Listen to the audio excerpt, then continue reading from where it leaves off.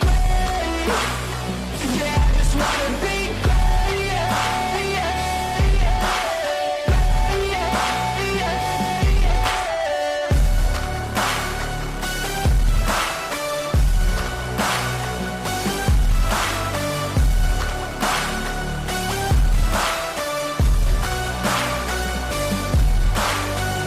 This is a statement to appreciate all that is vacant.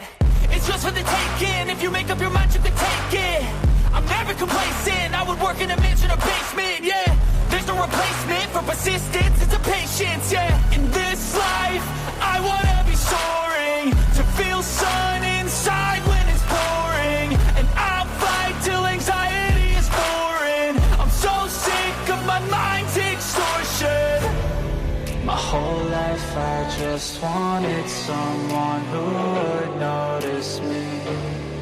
My whole life I just wanted to be somebody to be. Yeah, I just wanna be great. Yeah, I just wanna be great. Yeah, I just wanna be great. Yeah, yeah, yeah. I just wanna be great. Yeah, I just wanna be great. Yeah, I just wanna be great. Yeah, yeah,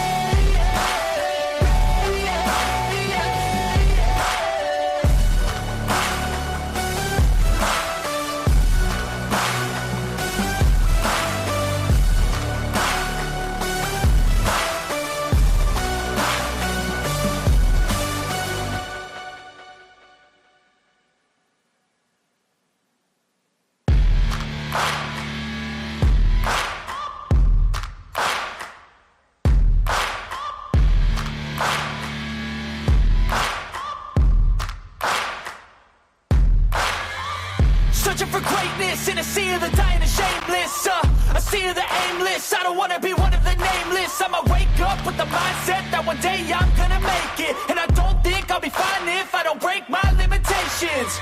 Don't try to stop me, I exist to write my own story. I'll make a decision if I want some peace or if I want the glory. Yeah, don't want a life that is complacent or possibly boring. I just want a life that is worth every day exploring. My whole life I just wanted someone who would notice me. My whole life I just wanted to be somebody to be. Yeah, I just wanna be great. Yeah, I just wanna be great. Yeah, I just wanna be great. Yeah, yeah, yeah. I just wanna be great. Yeah, I just wanna be great. Yeah, I just wanna be great. Yeah, yeah, yeah. Yeah, yeah,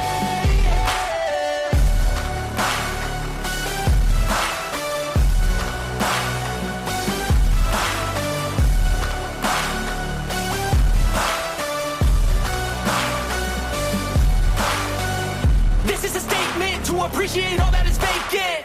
It's just for the taking. If you make up your mind, you can take it. I'm never complacent. I would work in a mansion or basement, yeah. There's no replacement for persistence, it's a patience, yeah. In this life, I wanna be soaring, to feel sun inside when it's pouring. And I'll fight till anxiety is foreign. I'm so sick of my mind's extortion. My whole life I just wanted someone who would notice me. My whole life I just wanted to be somebody to be. Yeah, I just wanna be great. Yeah, I just wanna be great. Yeah, I just wanna be great. Yeah, yeah, yeah. I just wanna be great. Yeah, I just wanna be great. Yeah, I just wanna be great. Yeah, yeah,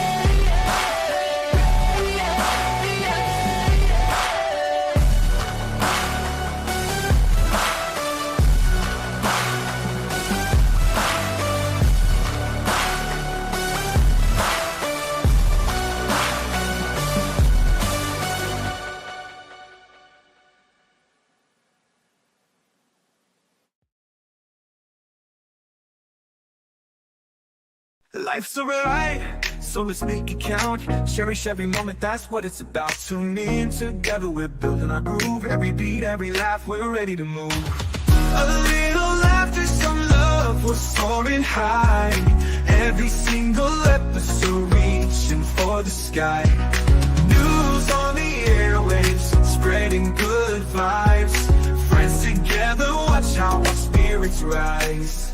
Kick back, unwind, leave the troubles behind. This podcast is gold, a treasure you'll find. With every word, we'll light up your day. Join the conversation, let's laugh all the way. A little laughter, some love, we're soaring high. Every single episode reaching for the sky. News on the airwaves, spreading good vibes. Friends together, watch how our spirits rise. Kick back, unwind, leave your troubles behind. This podcast is gold, a treasure you'll find.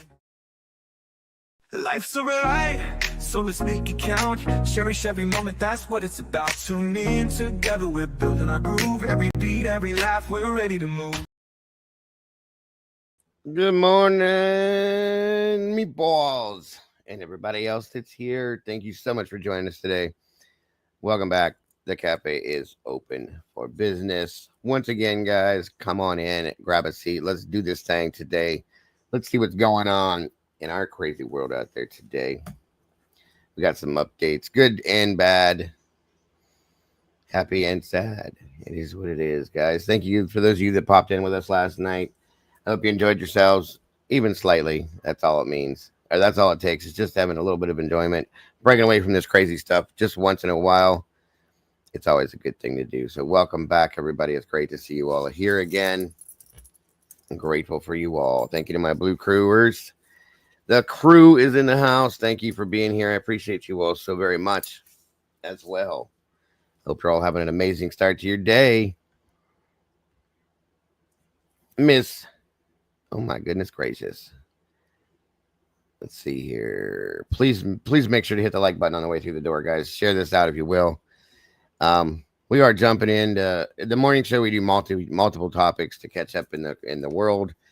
Sometimes a lot of it's true crime. Some of it is other things out there just to get everybody in touch, keep everybody in touch with what's going on around us. So it looks like this morning we got Miss Donna Salamander with us, Tony DeWong, the lovely and amazing Miss Kiki Swamp Rose in the house. Thank you for joining us. Dago sent you here, huh? You tell him thank you for sending you here, Kiki. I hope you're having a great day today. It's great to see you. I'd like to get together with you too soon on some things I have questions with about, of course, the Idaho case. Brandy B, our OG in the house. Great to see you back, Miss Brandy. Jilly Bean. Always happy to see you, Miss Miss Jilly Bean. I can't talk sometimes, guys. I talk too fast. My mouth runs faster than my brain, and you know how that goes. Come on in, everybody. Grab a seat, if you will. Get comfortable.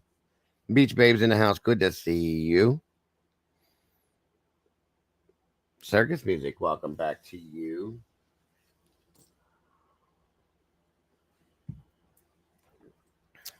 Good morning, good afternoon, good evening, good night, whatever it is. I hope it's good for you guys because it's great to be here with you guys. Wherever you are, it doesn't matter to me. Lucky to be here, guys. My internet got blown out at about 2 o'clock this morning along with my power. I didn't have no power till about an hour and a half ago. Something blew up last night. We had a bad storm and lightning struck something. And then there's a house behind me. I have like an easement that's next to my house that goes way back into the woods. Back there, I guess a tree got struck and it knocked the tree down and blew the transformer and it woke everybody in the house up at 2. And I've been awake since about 3 o'clock. So wired and ready to go. Congratulations, Miss Brandy. Welcome back.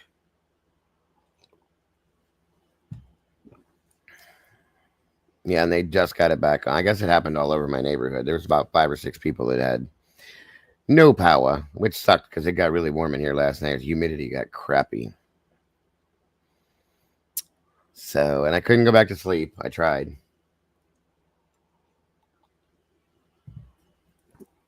But that's okay because we're here now. Summer Thunder, welcome back to you. Good to see you today.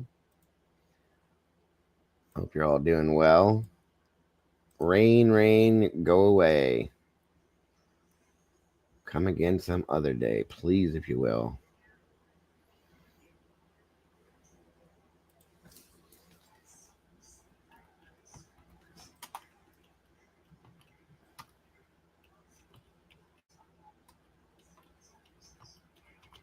And I'll be live this afternoon again on a solid topic, of course. Getting them emails. Thank you guys for sending them to me. I appreciate you very much. Let me see.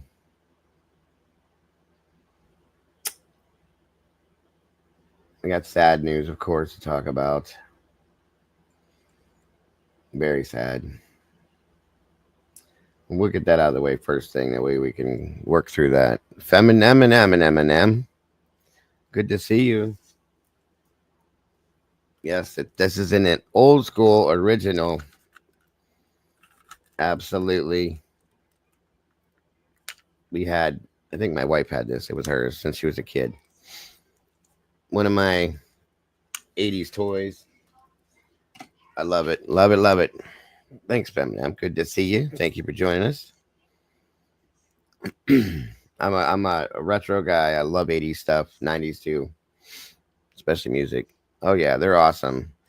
I have that, Fem. I have one of those. I have an Etch-a-Sketch still. Believe it or not, I do. And I even have, but it doesn't work. Does everybody remember the round? It was about that big a round. It's got the colored squares, and it's called Simon's. I have one of those too, and it doesn't work, but I think something happened to the circuit board. I was thinking about tearing it apart and trying to work on the board, see if I can get it working again, because I loved Simon. It was a fun game. But yeah, I still have that packed in a box. I have an Atari packed away somewhere. I love 80s stuff, guys.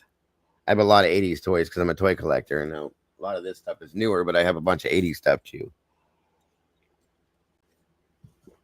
Oh my God, Merlin, that's awesome. I remember that's the red thing, isn't it?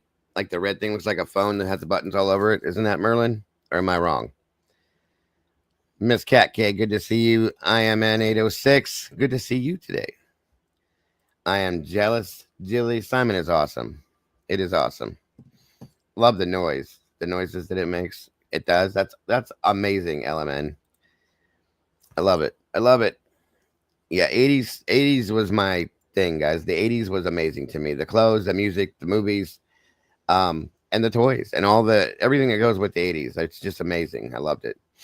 And so I definitely collect memorabilia from the 80s, and I have photographs, I have posters from the 80s that eventually I'd like to put up in this room if I can. Movie posters, original movie posters from like Friday the 13th and things like that I've had that long. They're all put away in a nice little drawer. I want to get frames for them and put them up. I have, like I said, toys, things like that. I don't have any 80s clothes because God knows they ain't gonna fit me. I wish they did. Good old 80s clothing, folks. Z Cabarici jeans, I had plenty of those. IOU sweatshirts.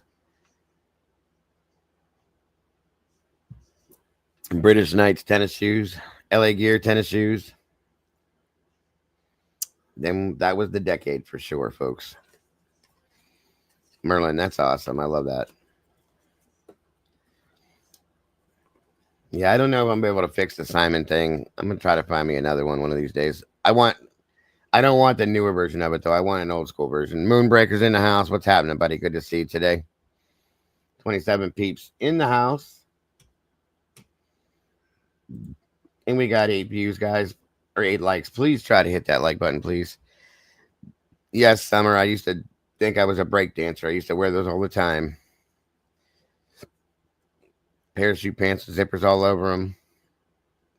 Remember when guys used to wear half t-shirts? Painter's hats? Yes. Hemisphere. 80s was the best decade ever. 90s wasn't bad, but the 80s was the best. Saturday morning, get up every Saturday morning and get a bowl of cereal and sit down in front of that TV at 7 a.m. and watch my cartoons all till about noon, and out the door I would go. And then the next day, weekends were amazing back then. Sundays, if you were lucky enough to have cable, Sundays I would watch cartoons on the USA Cartoon Express from 7 a.m. to noon, and then wrestling came on at noon. Great stuff, folks. Great weekends. Crimped hairspray. and Blue Eyes Shadow. Oh my God, yes. Those were the good old days. Jelly shoes. What are them leg warmer slouch sock things? Yes. Tina Gobley, hello. Don One, welcome back to you. The 80s was absolutely the best decade ever for everything.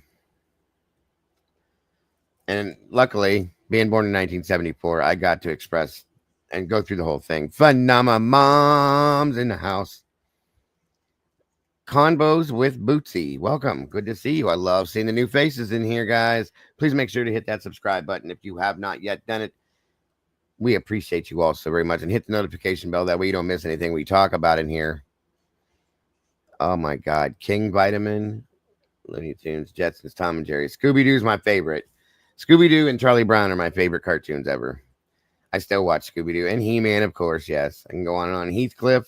Used to watch Heathcliff every day after school at 5 p.m. It's Boots. Oh, what's happening? Good to see ya. The Jetsons was great. The Flintstones. Good old-fashioned Bugs Bunny and Looney Tunes. Miss Noni's in the house today. Good morning, dear. Speed Racer, yes. That was the first, what do you call that stuff, you guys? My kids all like it. The anime. Speed Racer was the first anime cartoon to come out way back then, even. P. Fox in the house. Tom and Jerry, yes. Tom and Jerry, that damn cat. I always wished he'd have caught the mouse. Just like in Bugs Bunny, I always wished that the coyote would have caught the Roadrunner and just got him one good time. Jelly shoes and China shoes. Yep. Dinosaurs. Amen to that one. Feminem. That was a good one. And the TV shows were the shit back then too, folks. Loved the TV. The A-Team. I just watched the whole series of that again. Greatest American Hero. That was one of my favorites. Mighty Mouse. Remember Underdog? Flipper. What's up, Baco? Here he comes to save the day. Mighty Mouse. I don't know if I'm even talking 80s or 90s. I was born in 89. Oh, you're young. But yeah, you're right. You're right. Voltron. Yes. I actually have pieces of Voltron Hemisphere I'm collecting. They re-released it. I have a couple of them. I have to get the rest of them so I can put the whole thing together. And then you guys will see it. It's about that tall. Love Voltron. My G.I. Joe is my favorite in Transformers, of course. Yep. Etch-a-Sketch. I still have the Etch-a-Sketch. It's actually my granddaughter's now, but those were amazing. Magnum P.I. Yes. Yes. Love it. I have a mini air guitar with arms to flap. That's awesome. The Rubik's, yes. And your Barbies. You can't go without the Barbies. Light Bright. Yep. They redid the Light Brights and they're smaller now and they're like crappy made. They're garbage. Hasbro sucks now. They do. They suck.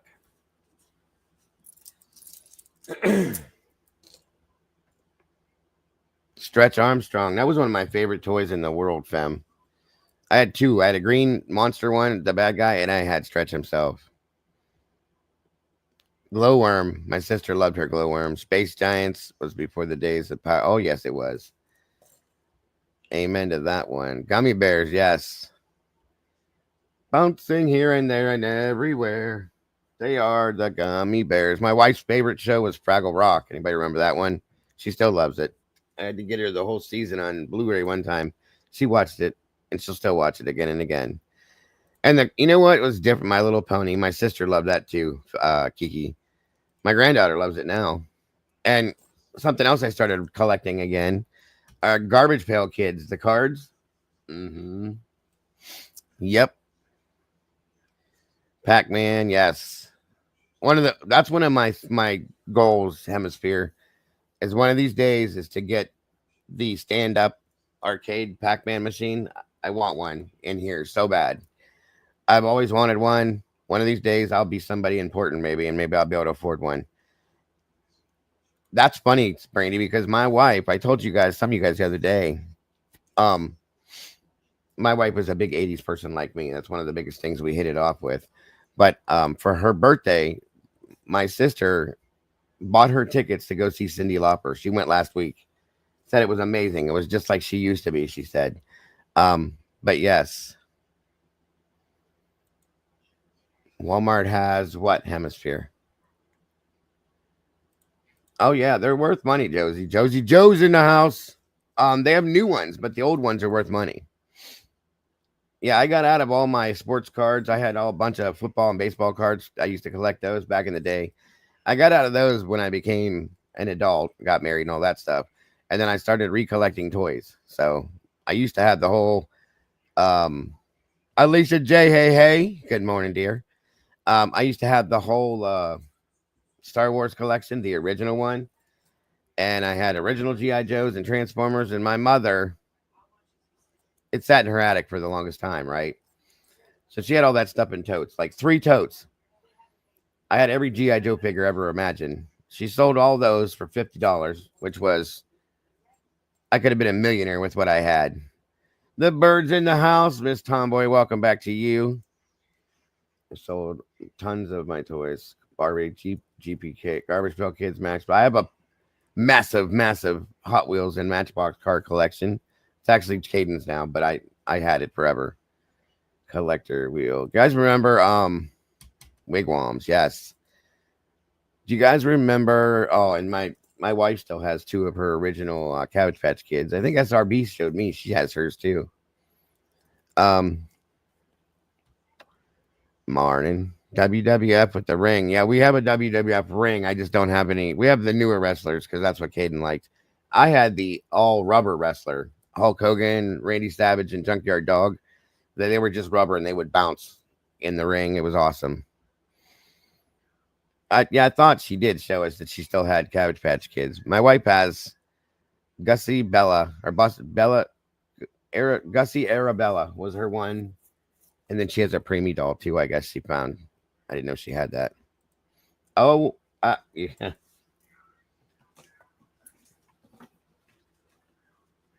I'm a big old nerd, folks, just so you know. A big old nerd. I still have comic books too, folks. I collect comic books still. And of course, they're G.I. Joe, because that was my favorite everything. I have boxes of comic books underneath my desk. Oh, yeah. Alicia, she's a collector too. And her husband collects sports cards, and he's got an insane amount of sports cards, guys. Action Stars. Yes. Action Man. I wish I had it right now, but back in the day, if you guys remember the $6 Million Man, Steve Austin, the original Steve Austin, who was, I can't remember, the Bionic Man.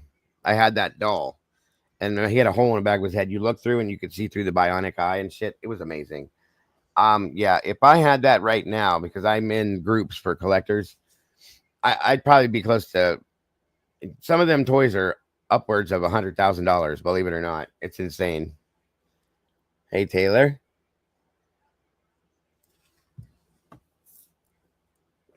Yeah, I could definitely. I want a pinball machine too. I love pinball, folks. But I want a pinball machine in an arcade game system. I want him back here with me. I think that'd be awesome. Yeah, the Bionic Man, he came in a cardboard space shuttle type thing. And I wish I had that. That's worth so much money right now. The Beanie Babies, my daughter had those, my 31-year-old. And she got rid of them all. I'm like, you're crazy. Creature double feature. I watched that on YouTube. There's a creature. It's called it's the same type of show, Beach Bay, but I can't remember. It's something creature feature. There's some dude on there named Vincent Van Dahl, and he puts out the cheesiest old school shitty ass scary movies, and I love it. Here in Ohio, we had a thing called Big Chuck and Little John. And they would do that on the weekends too, and it was hilarious. They'd put out scary movies. It was great. My sister ruined my strawberry. My wife had those. She loved those. They came back out with them, but they suck now. And Hasbro just re-released Gem and the holograms. Remember those dolls? My sister had all that. Good morning, Moonlit. They just re-released that. Elf dolls would get. Oh yeah, the troll. Remember the troll dolls calls with the crazy hair? Those are worth money too, and I didn't know that.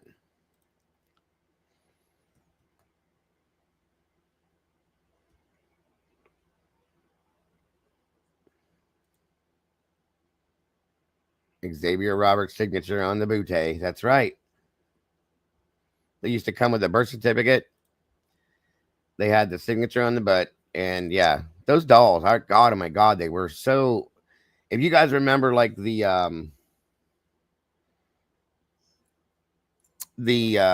Touch Me Elmo, Tickle Me Elmo, Touch Me Elmo, my God. The Tickle Me Elmo doll, when that craze happened, the Couch Pets thing was just like that too. Just got my sister. She's 41. The old school gem videos. I liked the show myself. My sister watched it. She has the blinking synergy. Yes, my sister has those too. That's hilarious. T2014, good to see you. Well, we got the whole crew in here today, guys. It's great to see you today. That's awesome, Josie. Touch me, Elmo. I know. Tickle me, Elmo, is what I was trying to say. Carla, welcome. Good to see you.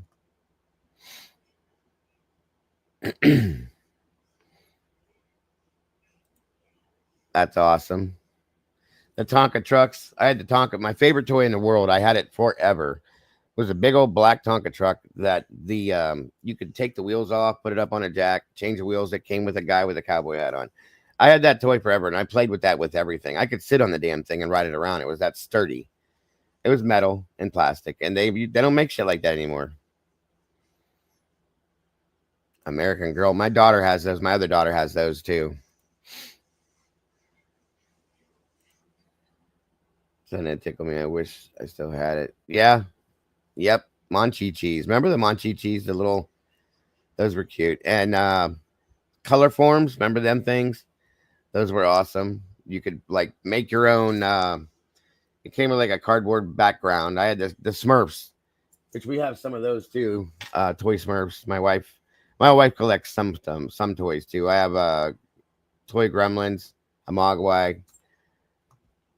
Color forms were the shit. I'm telling you. You could get different backgrounds, and then you could stick the little things wherever you wanted to create your own scenery. And color forms and Shrinky Dinks. Those were awesome too.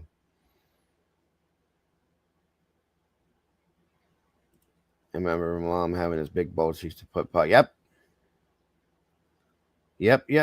I still make homemade popcorn. I don't do the microwave stuff. Howdy doody puppets. Holy shit, Tony. That would be awesome. That would be awesome. They don't make any of this stuff like they used to, you guys. None of it. That's right, Tony. That's right.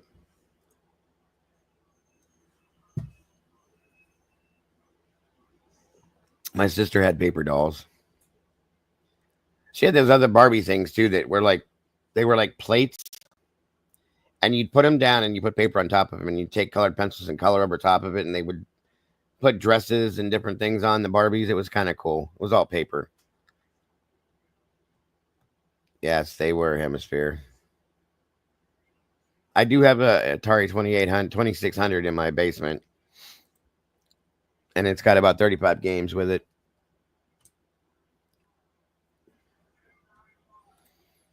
My hubby has his grandfather's Tonka. Oh my God, those are worth a lot of money, Noni. Those the original Tonka trucks. I had the Tonka fire truck way back in the day. If you have any of those, look into it. They're worth a lot of money, even if they're all rusted out. Magnetic dolls, I remember those too. Hell, I even had a doll. I had a Barbie doll back in the day. It was bought for me because I thought it was neat. I was little. I was like 5 or 6. But it was a Ken doll. And you used to draw on his face with a brown marker. And he came with the little razor thing. And you could shave his face. Yep. I still have Duke. I think that's the name of the German Shepherd. Oh, yeah. That's awesome, Beach Babe. Pong. Best game ever came out. Yes. Same things, Death Valley. Good morning, SRB. There she is. She's the one that has she still has toys that she has kept too. Like I said, her dolls and some other things she had.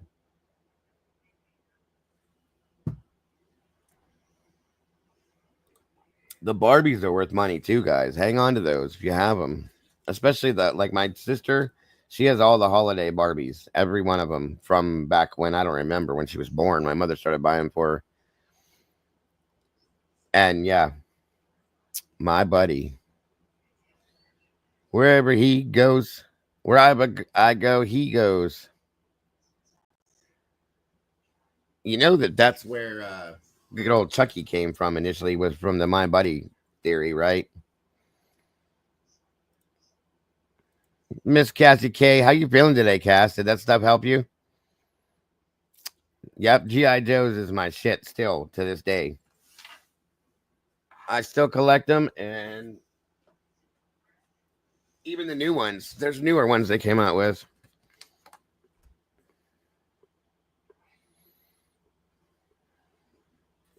They started remaking these like they did back when we were kids. I have a bunch of these, and they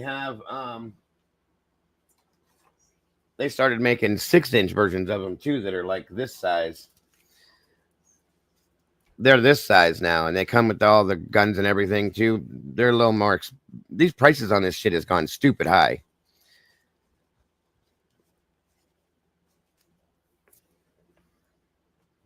I haven't been able to pick up any of these new ones lately because they're one of these back in the day used to cost $2 or $2.99. Take a guess how much this costs now. Just a guess. For one. And that's all it is. It's cardboard with one little figure. These are $20 a piece, folks. $20 a piece. It's crazy. And toys are not made for kids anymore. Not these toys. They have turned all of these toys into adult collector toys now.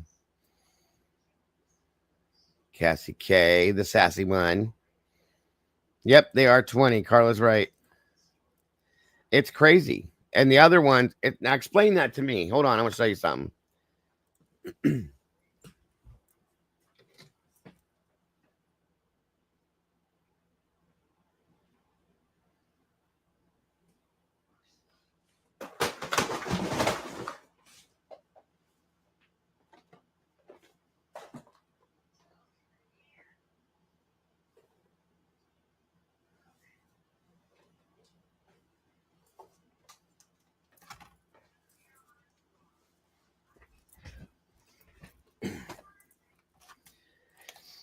So these ones are 20, right?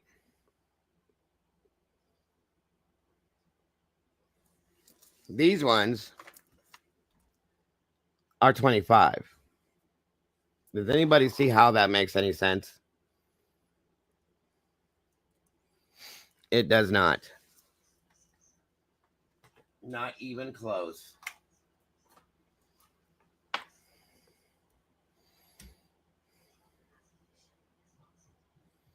They're very cheaply made now too, SRBs, right? The old school GI Joes, I could jump up and down on them. We used to drop bricks on them, blow them up, do this and that. You can barely even turn them now and they break.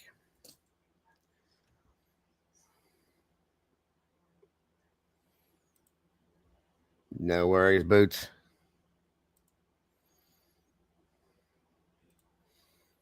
I have a ton in the garage, 10 cents and 20-cent comic books. Oh, wow. That's awesome. I got some old school ones too. Original Pong. We've got 2 Ataris. Oh, I had the 64 too. That was awesome. Yeah, they're doing a movie right now, Hemisphere. It's a crossover movie. They started remaking the crossover toys too, where the Transformers and the GI Joes are together. So they're making a new movie. They're coming out with it, and it's the Transformers and GI Joe together in the movie. I can't wait to see it. Legos, that's another one, P. I love Legos still to this day, but they are stupid expensive. You are not lying.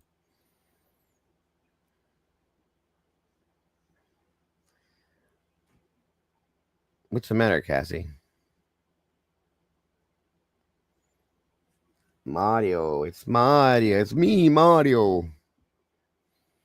That's still the best game in the world, Mario Brothers. Do. James Mullen, welcome, my friend. Good to see you today. Eddie. I know. We were buying Caden because he loves those. even the cheapo little boxes at the dollar store of just like the car with one figure, they're like $20. Are you kidding me? But if you want something that's my daughter-in-law, she collects those and builds those. She bought the it's the Death Star, the Star Wars Death Star. It's like $300, you guys. The Diagon Alley thing, yes. I want the Hogwarts, but it's stupid expensive. But I would love to sit down with Caden and put Hogwarts together. I think that'd be really cool. It's really expensive. Inside your bones. What's up? And Clifton Mayo, good to see you today. Bootsy Boots. Yeah, exactly. Exactly, Boots. Warthogs. Oh, yeah, I remember them, buddy. I have 10 Lego Munstrom kits at home. Oh, yeah, they're not cheap. Listen, I watch the YouTube videos for the collectors and stuff. Like, there's some guy out there there's a couple of them that have built entire Lego cities, like, that takes up their whole basement. And they're still building onto it. It is crazy. Bomb toys in the house. The Hogwarts 3D. Those are cool, too. I like the 3D puzzles. They're neat. That's awesome, Josie.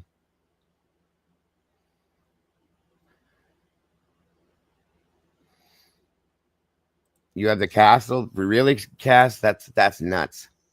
You have to show me that one day. And then here's the other problem, folks. Unless you live in a mansion, you need room for this shit. A lot of room. See? I get it. They are stupid expensive. Caden Tyler, one of my other kids, when he was younger, we got him the Millennium Falcon because he loves Star Wars too. We all do. And that thing was, I think that was like $250, something like that. But it was stupid expensive. And it's really cool when you put it together, but very, very interesting.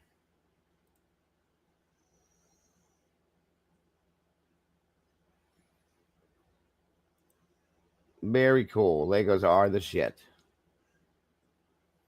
Oh, damn, Cass. Yep. See? That is awesome. Check it out, y'all. Oh, I see you got the Nightmare Before Christmas stuff, too. We collect some of that stuff, too. How long did it take you to put that together, Cass?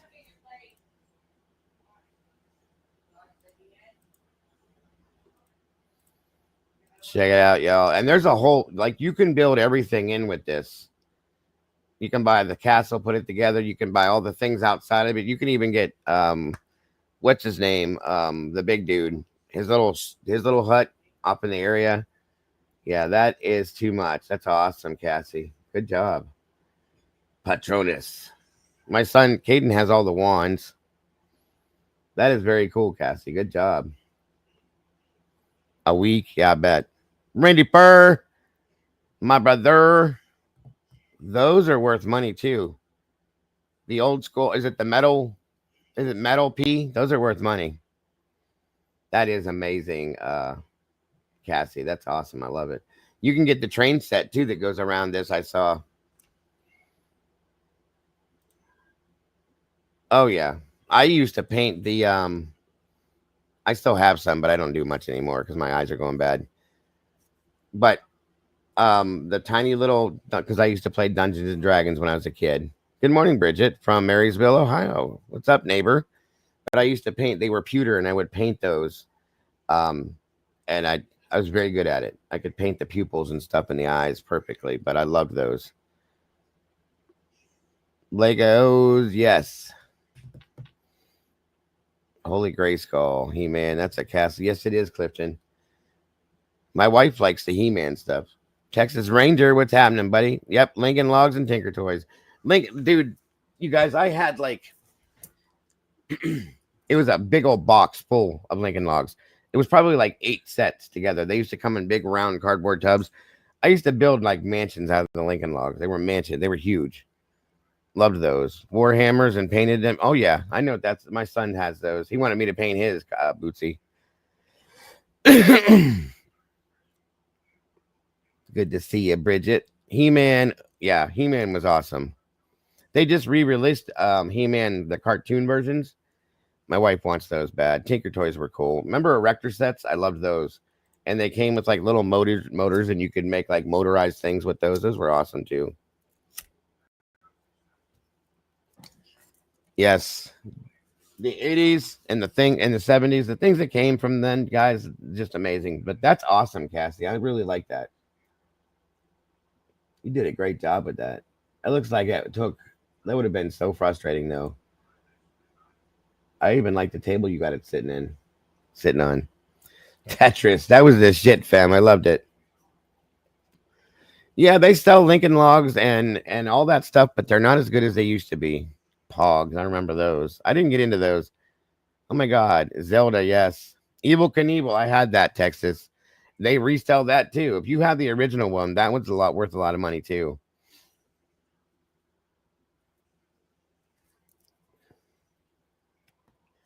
Oh, okay. That's awesome, Cassie. It looks really good. I like that a lot. Does it come with the little Harry Potter Lego figures too? The little ones? Because I collect those too, the little Lego figures.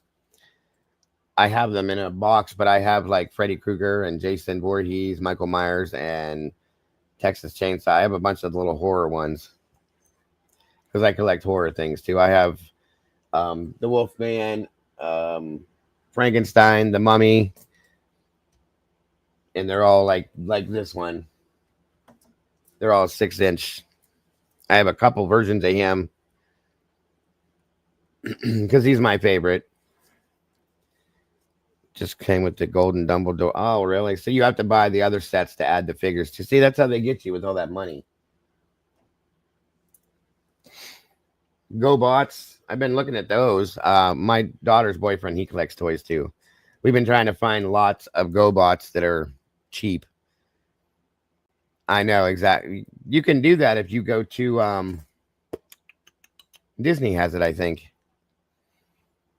It just came with this one here. Okay. Yes, Death Valley. Those were amazing. The electric vibrating football games. Uh, it was. It was definitely. Where the little handheld electronic sports football and baseball. Lo siento. Now I am bionic one with on. I got you, Boots. I got you. Yeah, I got it in my head. There's so much hiding in the castle too. Really? That's awesome, Cass. Can you get like take the top off without destroying it and get inside the castle or no?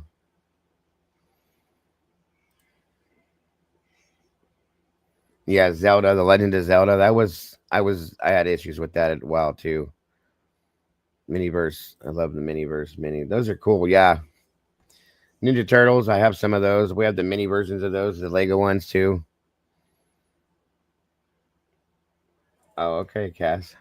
Well, don't mess it up or anything. You don't have to do all that.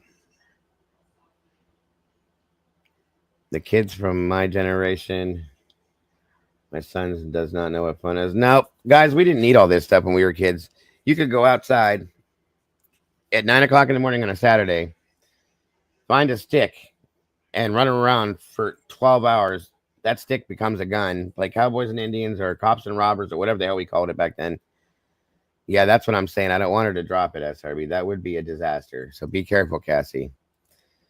Um, yep, ride bikes all day, all over the place.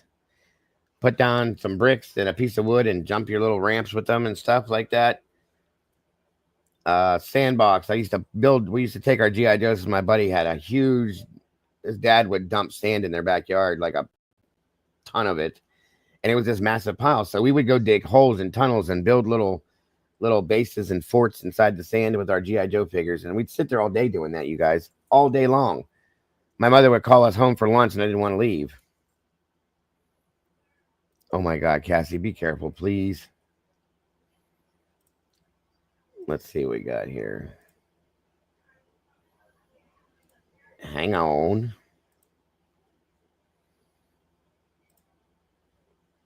Okay.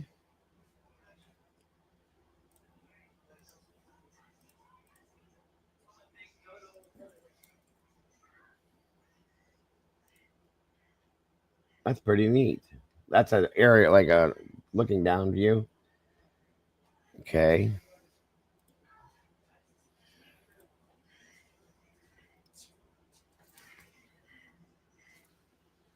You leaving?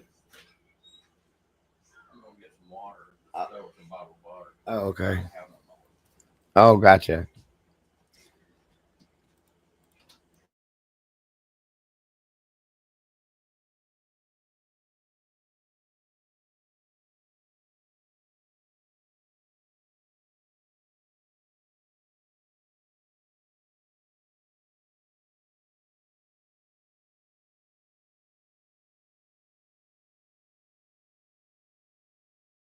Okay, that's another good view.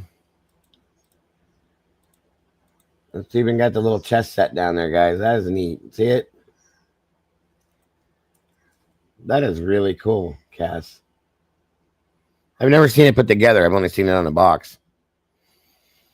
You have to excuse me, guys. I'm losing my voice. I think I have laryngitis coming on. That is so neat. I am jealous, jealous, jealous. Let me see. And then we have. Okay, there's that view.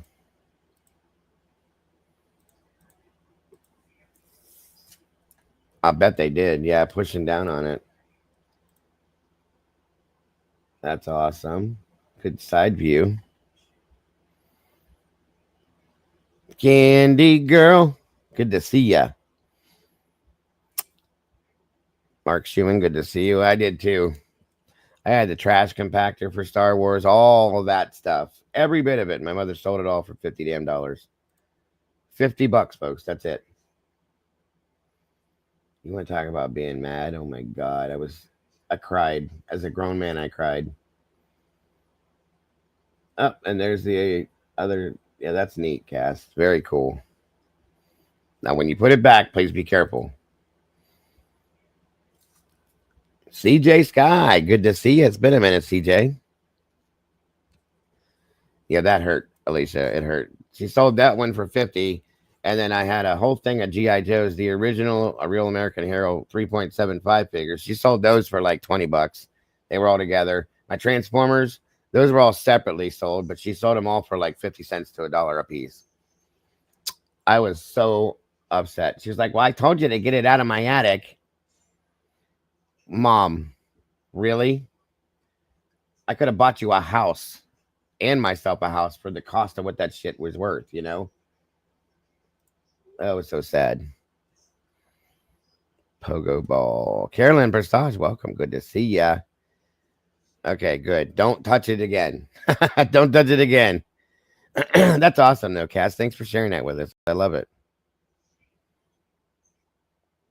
Yeah, we're going to start playing them games. I like that. It was a lot of fun last night. That game, SRB, the secondary one, you'd have liked that a lot.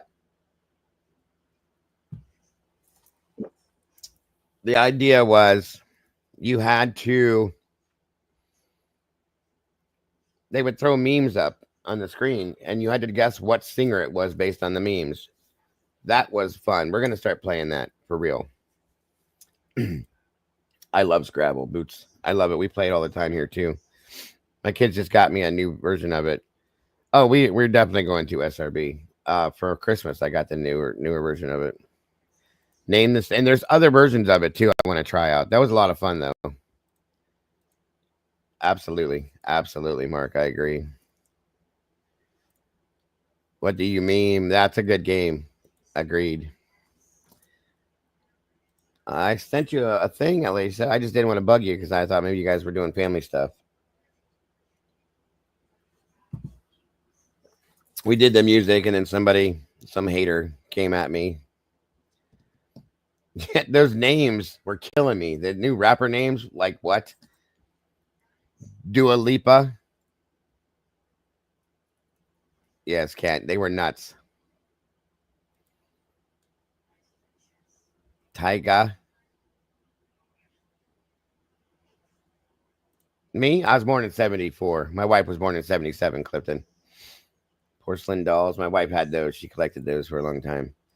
There's a ton of them on YouTube. The kids and I will spend. Oh yeah, there's a lot. They're pretty cool looking too. I don't know how you say it. I don't even care. I just couldn't understand some of the names. Like you could be called anything nowadays and be a rapper. That's what I was saying. Like there's somebody else called Juice World. What? I was like, Jesus Christ, I could call myself Apple Dirt and be a rapper, and that'd be okay. It's okay, Brandy. Lil Wayne, ugh, yuck. Oh yeah, I'm not too old. I might look like it, but I'm not. Yep, that's what they kept saying, Clifton. I kept naming these people, and they're like, he's dead. He's dead. He's dead. It's like 4 or 5 of them. I'm like, Jesus. Typically unique. Welcome. Good to see you. What I heard last night was, I wasn't real impressed, but so be it. I like the older school rap type stuff. I can't get into this new stuff. I can't stand Lil Wayne. I can't. I can't do it. Megastar, Meg P, good to see you, dear. Thank you for being here. But for those of you that were here, I hope you enjoyed what we could do last night, guys. It was nice to break away from the world and what we do and detach a little bit and enjoy ourselves, I thought. So I'm grateful to have you guys there. Yeah, that one there, I couldn't figure it. It just came up on screen with 3 big X's, and I'm like, triple X, 3X, X3. I don't know what the hell it was. Triple X Tentacion, whatever his name is. Yes. Me too. After that, yes, it did. It went shitty. It's not. There's no talent in it anymore. It's crazy. Mumble rap shit. That's what it sounds like to me. It's just and you're done. CJ, it's great to see you. Dua Lippy. T-Pain at Lollapalooza. That's cool. The dancer and crown was Michael Jackson. Yes. Got King of Pop. But there's many different versions of those. So we're going to start doing more of that stuff in here too, you guys. SoundCloud rappers. Right? Probably SRB. The Arctic, what the hell was that one called? Oh, Arctic Monkeys. And I'm like, what the hell? It showed up as a snowflake and 3 monkeys. And I went, or 2 monkeys. And I'm going, snow monkeys, flake monkeys, monkey flakes, monkey snow. And then it came out to be Arctic Monkeys. And I was like, that's a real name. I'll be damned. Oh, yeah. I'm a big fan of Ice Cube. NWA, I love. Ice-T. I love Ice-T. Dr. Dre, I'm a huge fan of Dr. Dre. Of course, Eminem. I think everybody loves Eminem. If you don't, I don't know.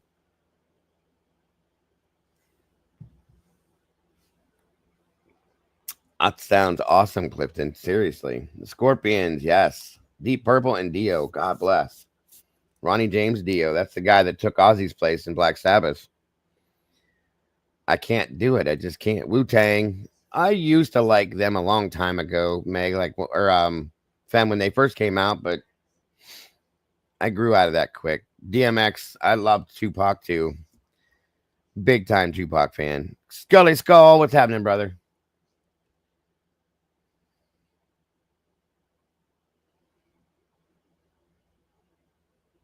What are we talking about, buddy? Did you say something up here that I didn't see?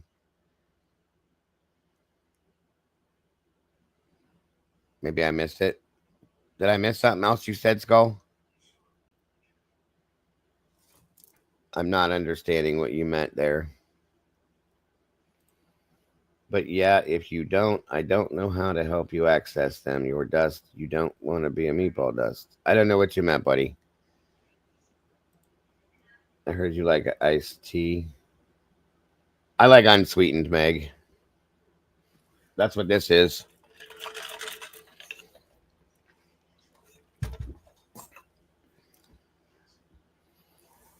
I knew that one. Nope, I haven't, Cass. I'm stuck in my. Oh, Eminem. Gotcha, buddy. Gotcha. Okay. I'm a metal fan. For those of you, that's my favorite genre. Slipknot is my favorite band. Slayer, of course, Metallica, Megadeth, all the old school shit. I love those.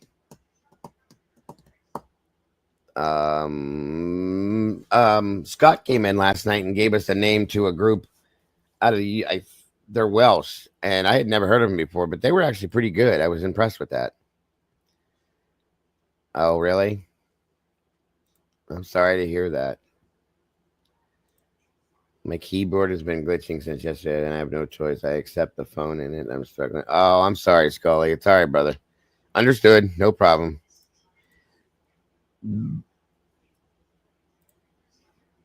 What is that? Jay-Z? Hard enough.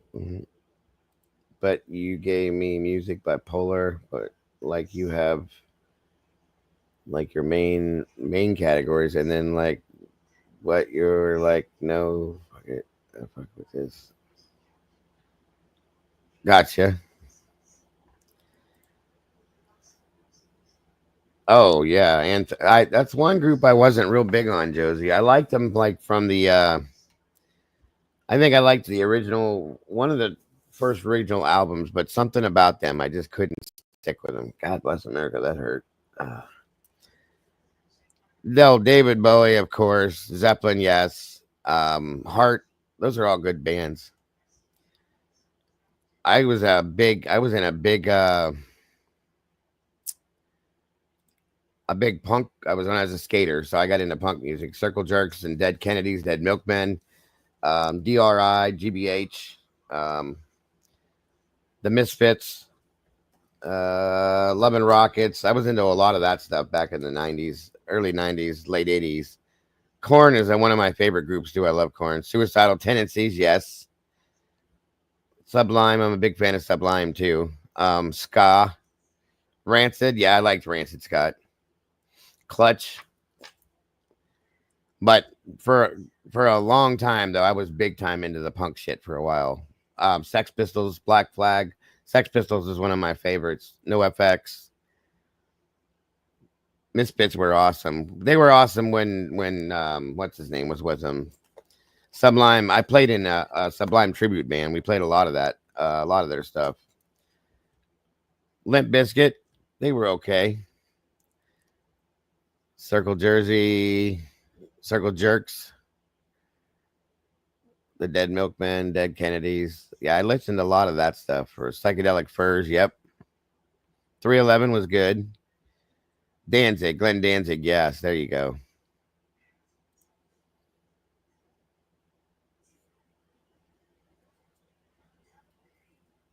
No, I can share music. I have no problems with that. I used to DJ, so I have massive playlists.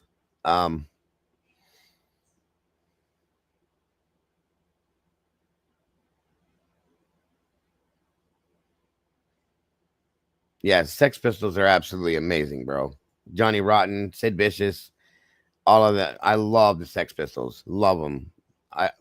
The movie Sid and Nancy, yeah. Love the Sex Pistols. I was a massive Sid Vicious fan. I used to wear the dog chain around my neck with the lock holding it together. Offspring.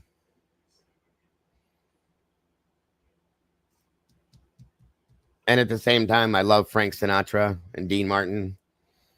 Pet Shop Boys, the West End Girls. Good stuff. Gigi Allen, yes. There you go, William. The Ramones. Yep. Offspring was the shit. What's the other group I'm really...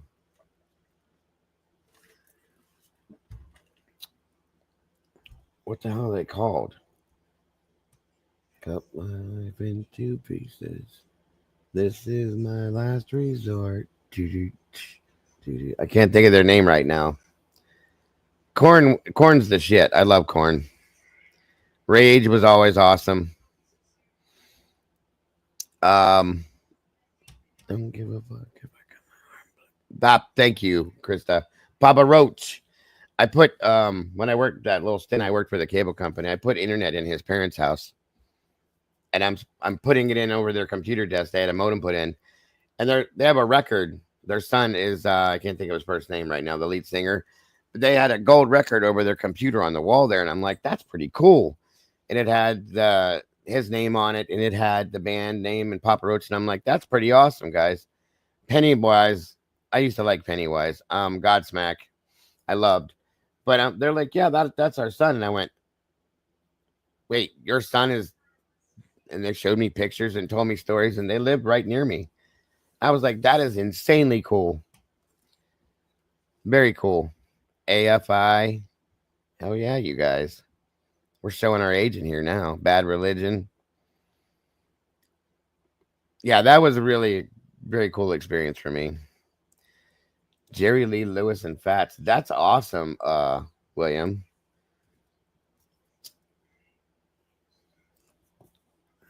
I didn't care for Hole because I don't like Courtney. I think she killed her husband,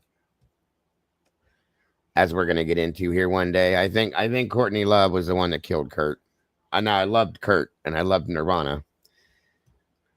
Alice in Chains is one of my absolute favorites. Van Halen, Beastie Boys, Thin Lizzy. The boys are back in town. Yes. Van Halen, 1982. And I know I'm gonna get slayed for this, but truly, it's weird because when I was younger, I was a Van Halen fan with David Lee Roth. After I got older, I became a Van Hagar fan. I don't like David Lee Roth. I can't stand him. PH. What are you talking about there, Skull? Of course, Ozzy was amazing. I like a little bit of country. Chevelle's good. Sum 41, Blink 182. I listen to those guys too. I love them. Aerosmith, of course. Ozzy was very good. I can't drive 55. Tool. Oh my God, Tool. Their music is so complicated. We covered a couple of their songs in the one band I was in. Like Sober. That one, of course, because it was very popular. You cannot do the drumming on that and get it right on because their drummer's so particular, so weird. I never could get it. This is another full circle because, bro, for the love of God, I cannot remember those three letters. AFI. That was like emo kid in the big. I got you, bud. Gotcha. I do not, believe it or not, guys, and I'm going to get slayed for this too. I don't like AC/DC. I never liked AC/DC. AFI was awesome, though. I do not never have liked AC/DC. They were so mainstream and so boring to me. I just didn't like them. Dire Straits is good. I like everything. Mike and the Mechanics, The Cult. I even like some of the glam rock shit from back in the day, folks. Warrant, Skid Row, Poison, In Excess. There you go. I didn't care for U2. Motley Crue, I liked them back then, but I grew out of them. Metallica is probably one of my favorite groups ever in life. Out of everybody. The Cure, yep, I loved The Cure. My wife loved Bad Religion, good one. Pantera was another huge favorite of mine. Sepultura, Entombed, Obituary, Monolith, Metal Church, Corrosion of Conformity. Linkin Park was good. I was at Duran Duran was good. Great White. I knew some people from Great White. White Snake was good.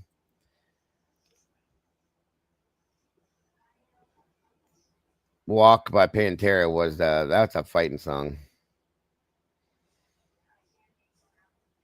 Metallica is Metallica, yeah. They're the shit right there. Of course, Kiss. You guys have seen some of the shirts I wear. Bono blows. Agreed. 45 hit that thumbs, people. Thank you, Scully boy. JD Fortune is from the same community, pretty much as where Jack and Lily go to school, Salt Springs. That's awesome. Kiss Kingdom, I tell you, that's awesome. When the Children Cry by White Lion. Def Leppard. Rick Allen was a very Rick Allen. If that guy really moved me, okay, because he had gotten a bad accident, lost his arm, and built his own drum set and played better than most two-arm drummers do. If he can do that, anybody can do anything, in my opinion. CCR, of course. You guys are killing me. You guys are really in like amazing stuff you're throwing out here. I tried that, guys. I tried playing like him with like I tucked my arm inside my shirt and tried to do what. There's no way in hell. I mean, he made triggers and he uses an electronic drum kit, which is what I'm going to get one of these days too, because I'm too old to play an acoustic kit anymore. My joints kill me, my back, everything. Slipknot is still my favorite right now. I love Slipknot. No reason to be sorry, Josie.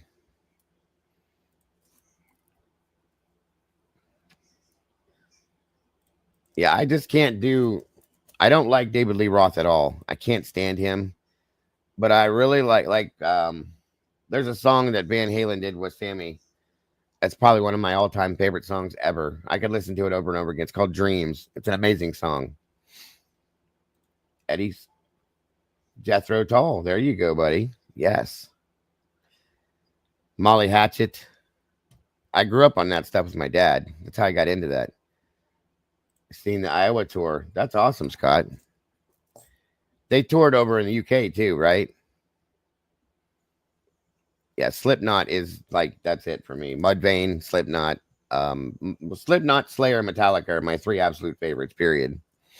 Dropkick Murphys, holy shit, the Lemon Drops.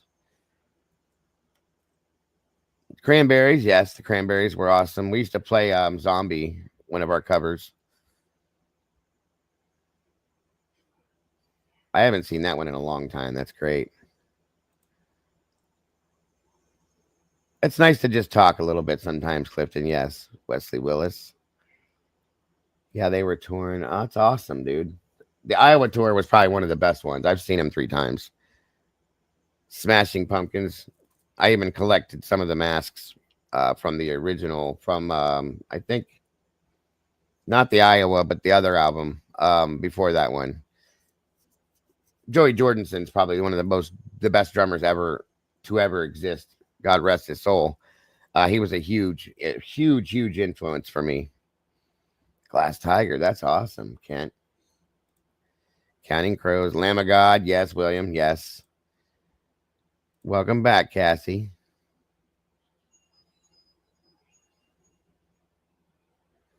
Iced Earth. Okay. I'm a big Evanescence fan too. And I love Alanis Morissette. I like things you guys probably wouldn't expect. Kansas is an amazing group. Blue October. Of course, Queen, Meg. Of course. Anybody that doesn't like Queen, you're an alien. Sorry. Or you're not from this world. Yes, Amy Lee. I have my wife even knows that I told her, I said, that's the only woman I would ever leave you for is Amy Lee, which would never happen, of course. But Amy Lee is just her. As soon as she starts singing, like I get goosebumps. I love Amy Lee. Yes, Alicia knows too. I have no hold barred. I have no qualms with telling everybody. Amy Lee is just amazing. You know what? I never got into Judas Priest. Believe that or not, William. She is. She's beautiful. And her voice is like an angel. You know what I mean? She's amazing.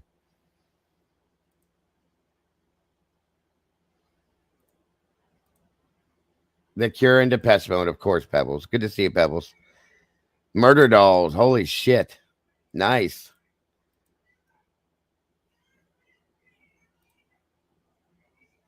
What's his name? Billy Idol. I'm a big Billy Idol fan.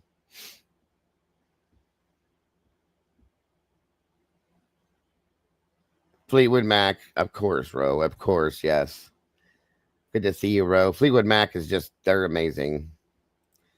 Wait, who's Queen? Who's Queen? Oh my God, who the heck? Freddie Mercury? Bohemian Rhapsody, Fat Bottom Girls, every other great song in the world by Neil Peart. Neil Peart was another amazing drummer for oh shit, Tom Sawyer, um, Rush. Sorry, Rush is another amazing band. Johnny Cash, of course.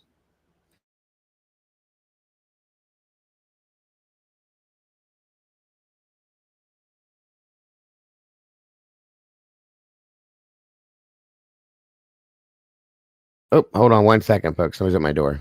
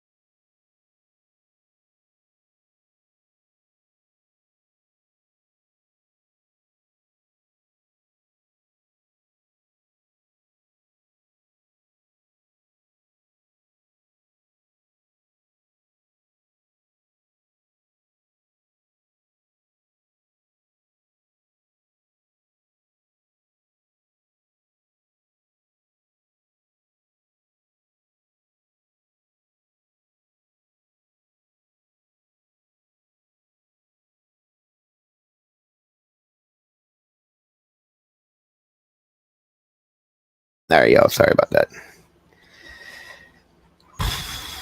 Red Hot Chili Peppers. I like them, but they've gotten weird. Anthony Kiedis is like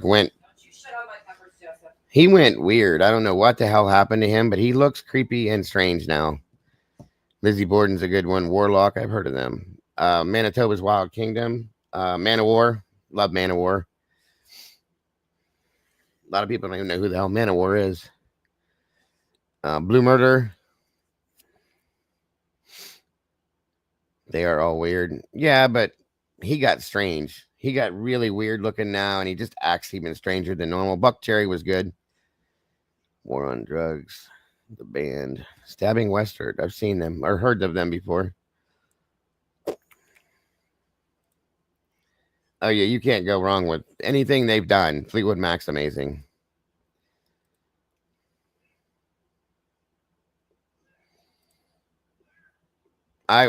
Everybody likes, the Under the Bridge song. I think it's overplayed. Simple Minds, good one, Pebbles. Tears for Fears. Hee Haw. Nothing wrong with that show either. I like country too, folks. Hank Williams Jr. Let's see. George Strait, George Jones. Big Toby Keith fan. Rest in peace, of course. Chicago was amazing. Boots. Yeah, I like country too. My wife loves country. She's from Alabama. That's her thing. She loves it. Tears for Fears was the shit.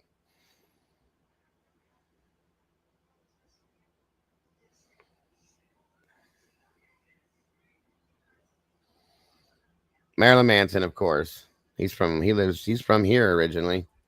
Canton, Ohio. Suzanne Vega, Tom's Diner. Flock of Seagulls, yes. All of those 80s bands were awesome. I love Dave Matthews. The old shit, yes. Foreigner. Steve Perry, Nina, 99. 99 is the Zoppaloo's. Thompson Twins, yep. Men Without Hats, Devo. What the hell is that? What's that group? Our House in the Middle of the Street. I can't think of them. I'm not a fan of Dwight Yoakam, Eddie, but my sister likes him. The Eagles. Who doesn't like the Eagles? One Republic. Awesome. Fish. We could go on for days, you guys. You guys are throwing some really good shit out here, too. I'm really impressed. Creedence Clearwater, of course. Dexy's Midnight Runners. Amen to that one, buddy. Come on, Eileen.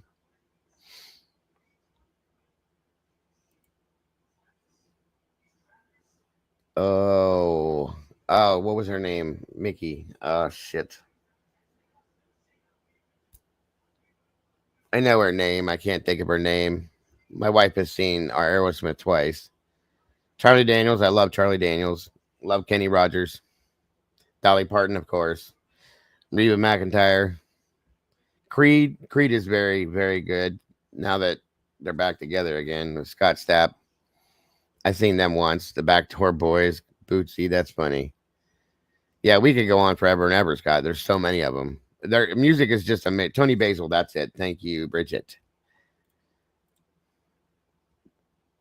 And then, of course, we have Earth, Wind, and Fire. I love the Commodores. Lionel Richie. No, we'll get to it. We'll get away from it, SRB. Sorry. I don't like Bruce Springsteen. Sorry. I don't care for him. I don't know why.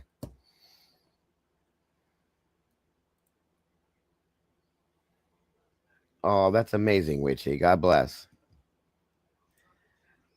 John Cougar Mellencamp. I love him too. And Jethro Tull, of course. I know SRB. Don't worry about it. I like Neil Diamond too, very much so. Hell, I even like, believe this one or not, Barry Manilow. I got that shit from my mother. England Dan, John Ford Coley. Yeah, I'm not a fan of his at all. I just couldn't get into him. I tried. Well, that was weird. We saw him afterwards, P, my wife and I both, but the change was so dramatic. It wasn't even the same person to me.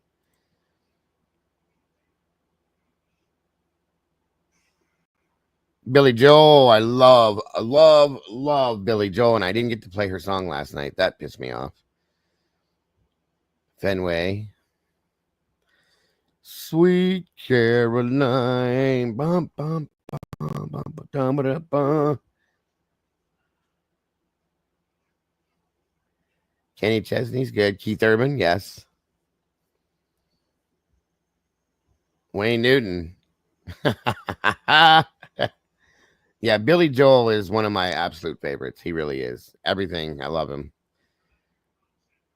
I suppose I owe that to SRB. We didn't start the fire. I didn't get to play it. Tesla. Good one, Krista. Absolutely. Modern Day Cowboy. Love Song. Mr. Big. Breakfast Club. There you go, Scott.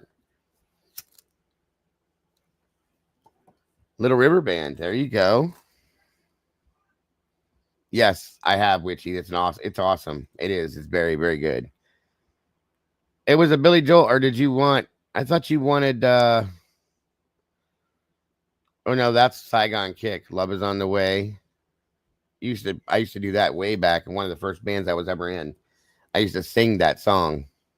I was the lead singer for that band. What song was it that you wanted, SRB? Because that's what Tandy said was we didn't start the fire. Or is it Uptown Girl? Bango Tango, Gwen Stefani, Black Eyed Peas, yes. Yeah, that when I was the singer instead of the drummer in the one band, that song we did, Love Is on the Way. I'd never heard of Leatherwolf. Jerry Lee, yes, absolutely. Tim McGraw, Faith Hill.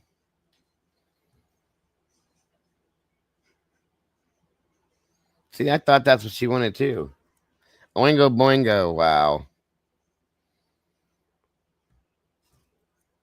Well, hey, baby.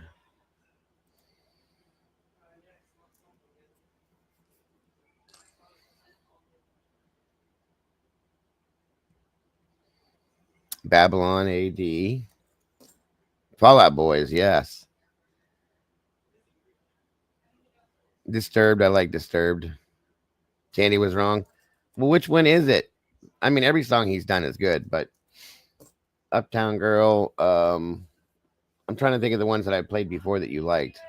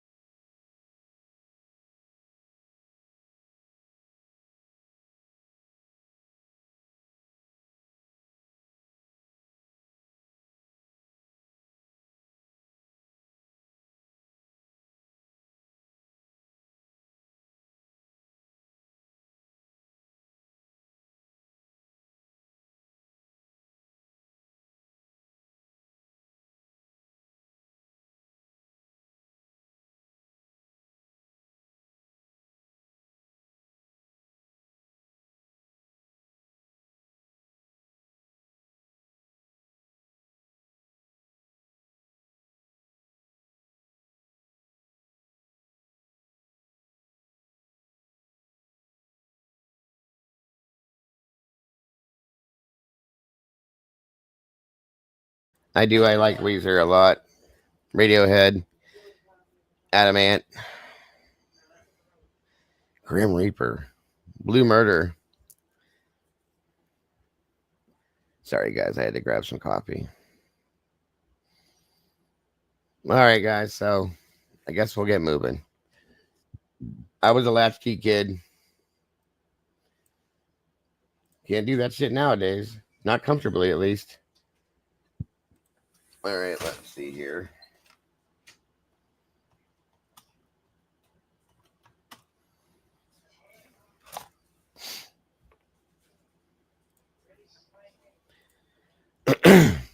Brian Adams, yes.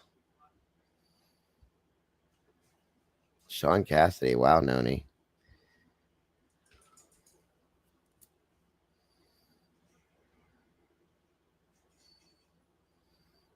Stone Roses. Another one I'll probably get slayed for is I cannot stand Guns N' Roses. Oh, let me put it this way. I like Guns N' Roses. I don't like at all. I don't like Axl Rose. I can't stand him. Never did like him. What was my high school proms? Oh my god.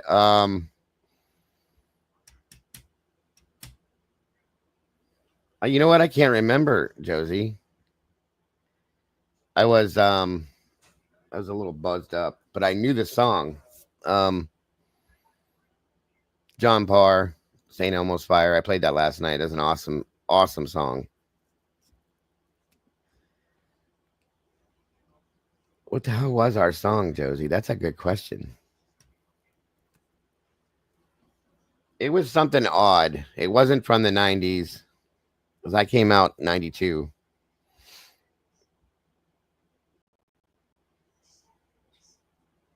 Oh, you're good, bro. I knew what you meant. Billy Squire, yes. Love Billy Squire. Miami Sound Machine. Yacht rock type of songs. Gotcha. Godsmack is amazing. I love Sully. He's another one. Drummer and singer. Phil Collins. I am a huge fan of Phil Collins. Lonely as the night. What the hell was our song, Josie? Jesus, I'm so old now. I cannot remember. I'll have to look it up. Or give a couple of my friends a call and see if they can figure it out. I can't remember. It'll probably come to me later. Yes, Rush, of course, is amazing. Neil Peart was a god.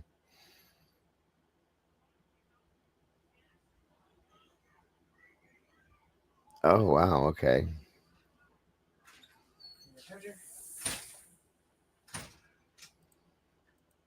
Forever by Alphaville. Okay. Yeah. Anybody, again, anybody doesn't like Journey, something's wrong with you. Sean Cassidy. That's so funny to me. I love that. The Judds, Winona, and Ashley. I want to say that ours was Journey too, Bootsy. It's weird. I swear it was something that didn't fit with us because I remember thinking how odd it was that we had all picked that song. It was not from our time. Oh, Luther Vandross, Marvin Gaye. Nothing wrong with that. Faithfully? Nope, it wasn't Faithfully. Oh, Separate Ways. That's what it was. That was our class song. Separate Ways. It was no, that's not it. That was for something else. I remember that. Angel D. What's up? No, it was not that. That was a different song we used for something else. I can't remember. I think it was for a different dance theme that we had one year. Nope, wasn't Open Arms. It is a great song though, Separate Ways. Speaking of Winona's Big Brown Beaver. Anybody know who that is? Damn it, Josie, you're gonna have me thinking all day on this now. What the hell was our class song? Brady, do you remember our class song? I know you were a year behind me, but what? Nope, she don't remember it either. Jerry was a race car driver. Les Claypool is one of the, if not the best bass player in the world. I'm about to call a friend, yes. I can't think of it right now. Damn it. Ministry.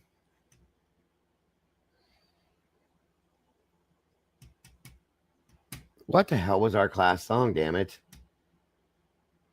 You know what? It might, oh my God, I know what it was. It was Paradise by the Dashboard Lights by Meatloaf. There we go. Sorry. Prong. I remember Prong. Benny Mardone's Into the Night. Another okay. I still didn't figure out what that was our class song. Don't ask me why, Josie. I can't. It was not fitting, but it fit. Everybody wanted it, so we had it. Perfect World by Huey Lewis. That's awesome. Huey Lewis is awesome. Yep, Meatloaf. Paradise by the Dashboard Lights in 1992. How about that? Our class was strange. We also had 375 people in our graduating class. Separate Ways is one of the best songs. Men at Work, Men Down Under.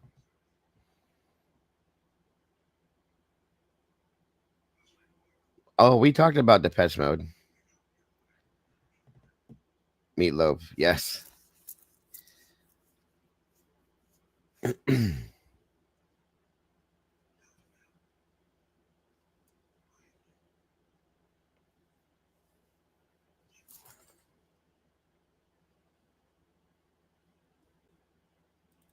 I can't. Guar. I saw Guar twice. Hall & Oates. The Cure. Yep.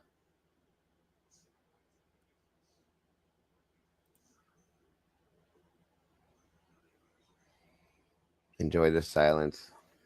Depeche. Midnight Oil. That's another Australian band. Love them. I've seen Primus 3 times. I saw Primus, Suicide, Suicidal and Primus, Suicidal, and there was one other band there I saw. Who the hell was it? I can't think of it right now. They weren't that impressive, but the other two bands were great. Suicidal was awesome.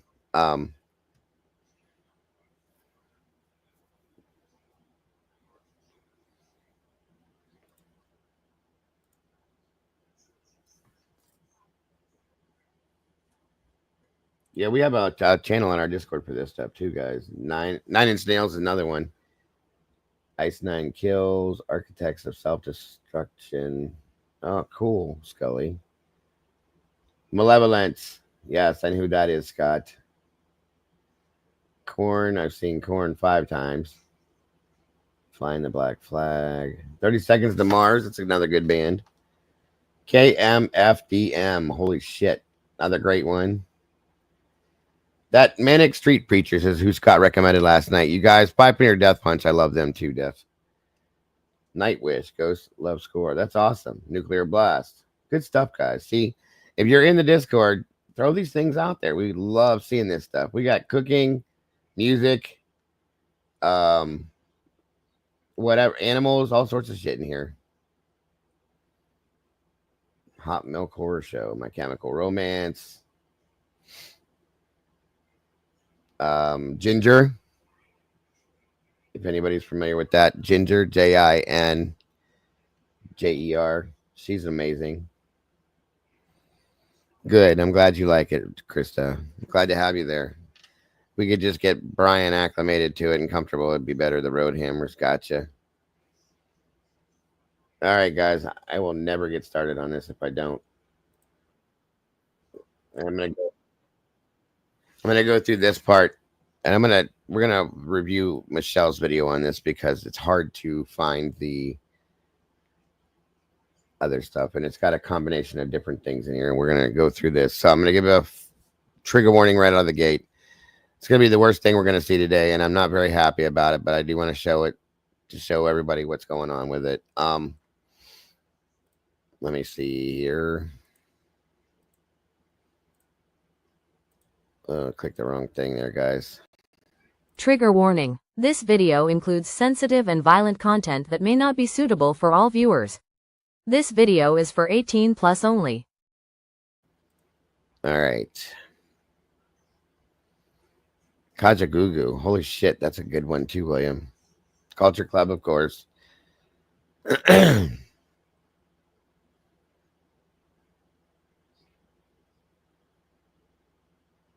Five Fingers is pretty awesome, Scott.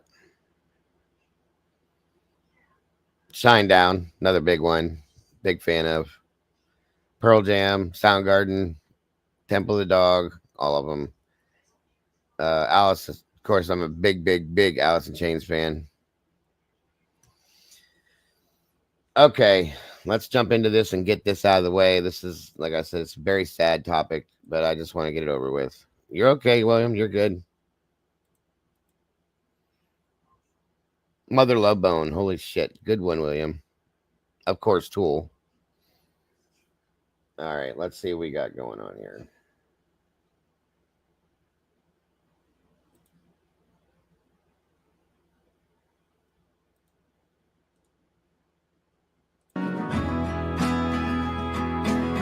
Last few hours, I'm not sure that the rumors, any of the rumors, are true, other than Jaden has been found deceased, and his mother, Felicia Gross, and she really is gross, she is now in custody.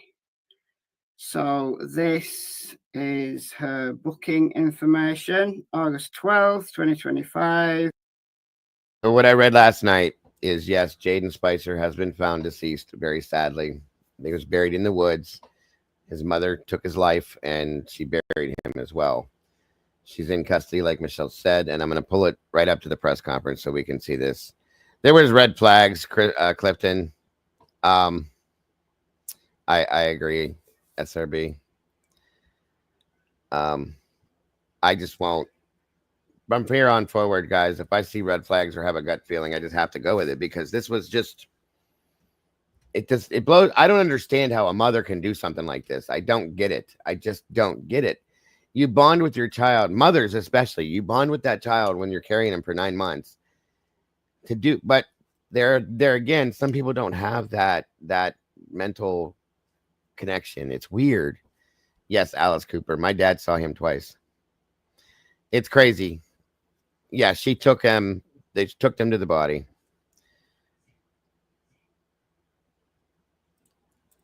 Well, it could have been that she hit him, was spanking him or disciplining him and was too rough or something. I don't know. I'm sure at some point we'll find out, but still, you buried him. You know what I mean? I don't know. Anyway, let's check it out. And she's in custody in Kentucky River Regional Jail in Hazard. So she is. Well, and that's a good point, Fem. But this child was 10 years old. She never raised him. He was with his great grandmother. She didn't raise him. She had a child endangerment charge from years back. The guy she was with was charged. These were the red flags that I should have looked at and said, okay, we got possible issues here. But he's 10.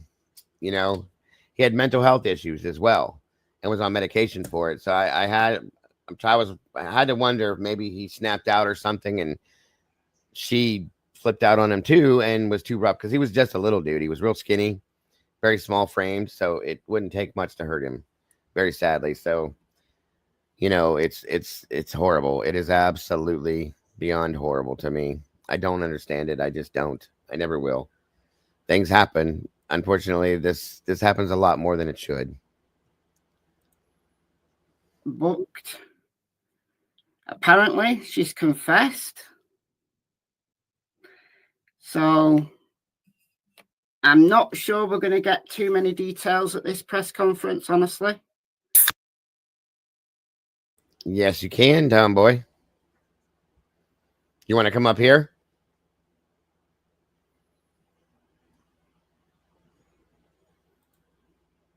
You're more than welcome to join me up here. Hold on. There's a link for you.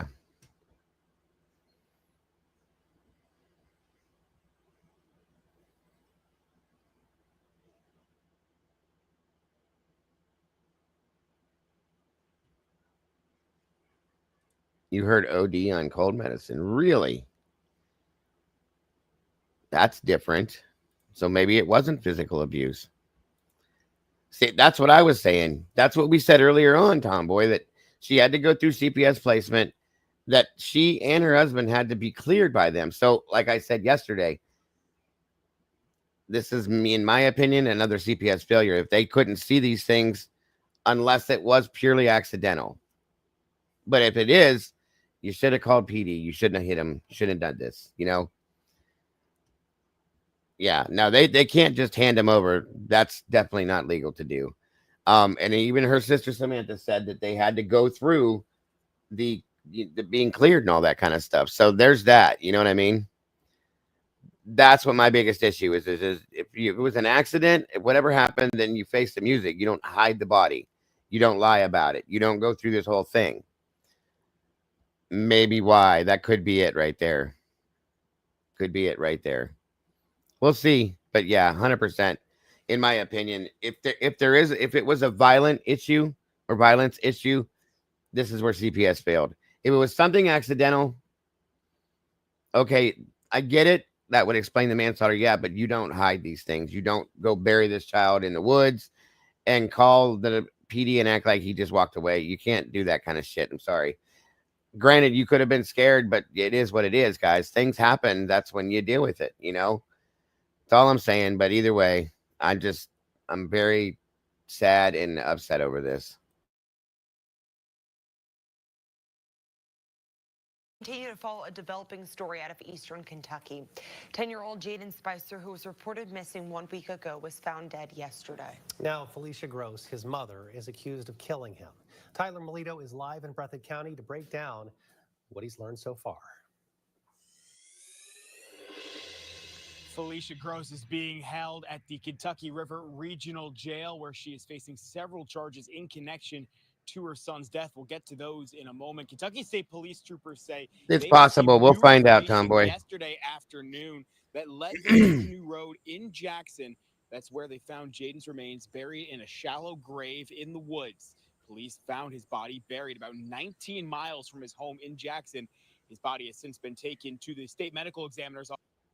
Yeah, that was because of the burying in the woods thing. See, do you remember the original story was that they buried, when we first heard it, that she buried him in the same grave or next to her grandmother or some shit?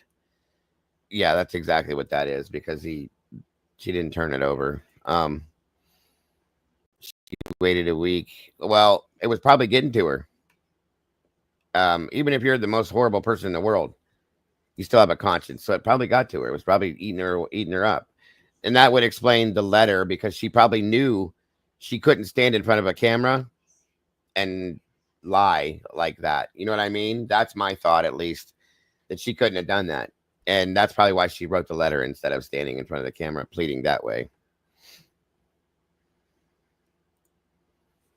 Some are saying that he hadn't been seen since early July. Well, see, that's what I'm wondering. How long has it been?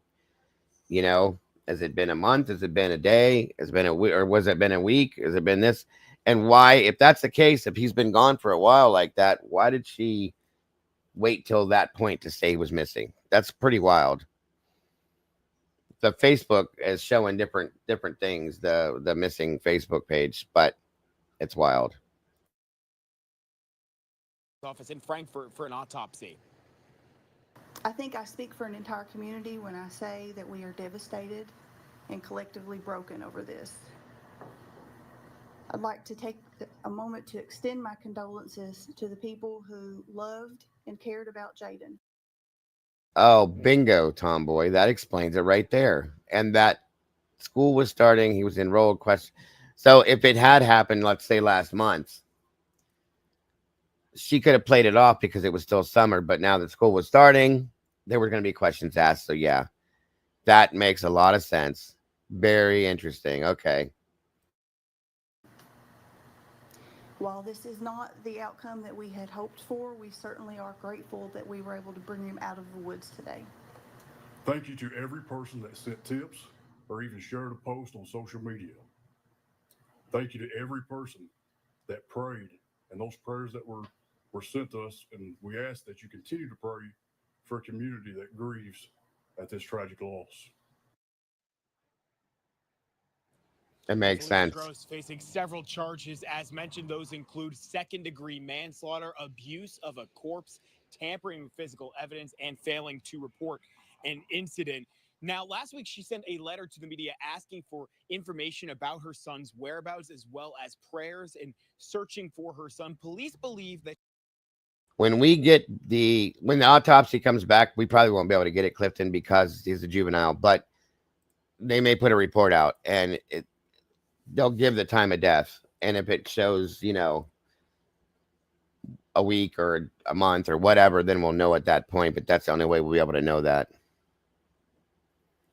Certain family members said they hadn't seen him since mid-July. Okay. No problem, typically. she sent that letter and knowing where her son was at the time. You see the letter up on your screen now. Felicia Gross, formerly Felicia Spicer, has a long criminal history. In 2017, she was convicted of endangering the welfare of a minor and sentenced to a year in jail.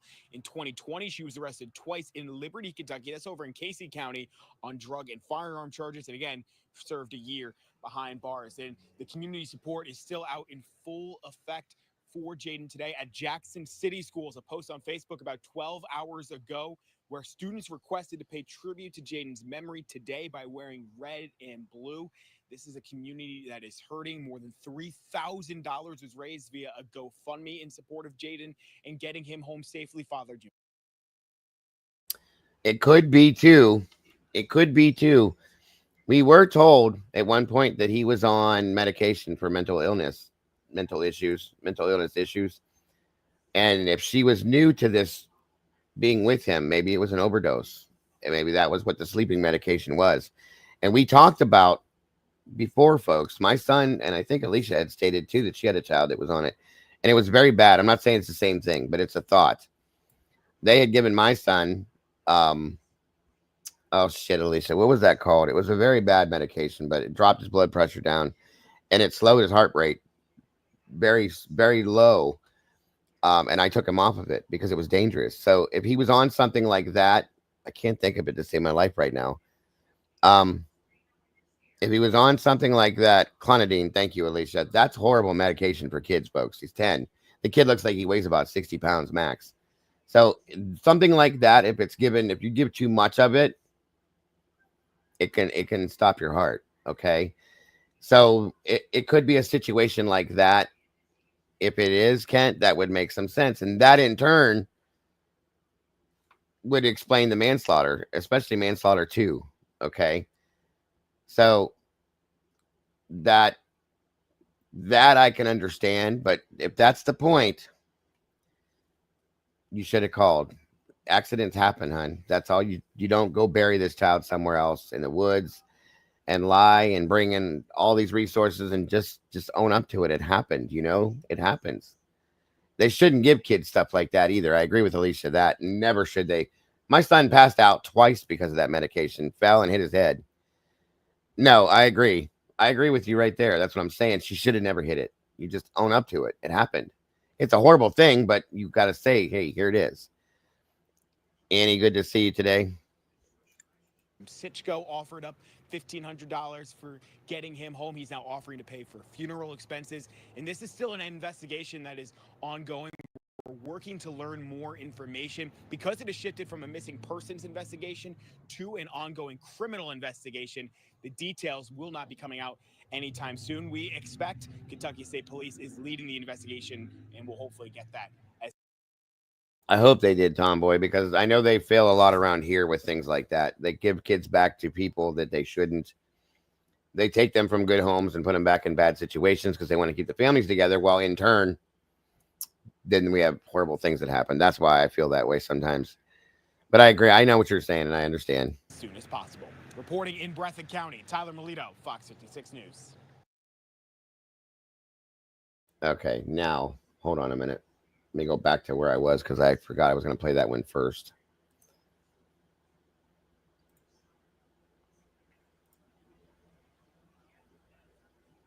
Here we go.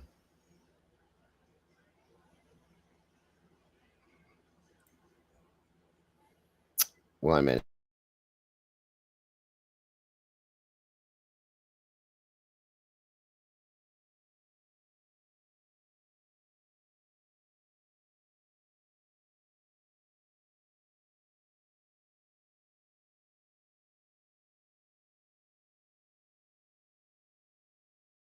All right, here we go.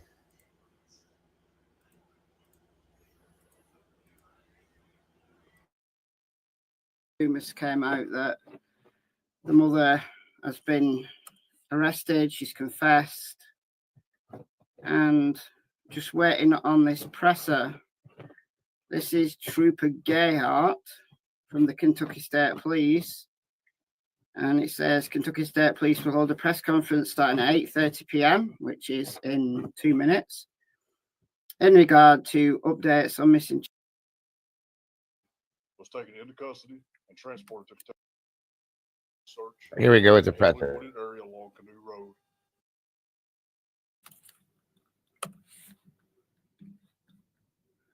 Oh, here we go. Here we go. Here we go.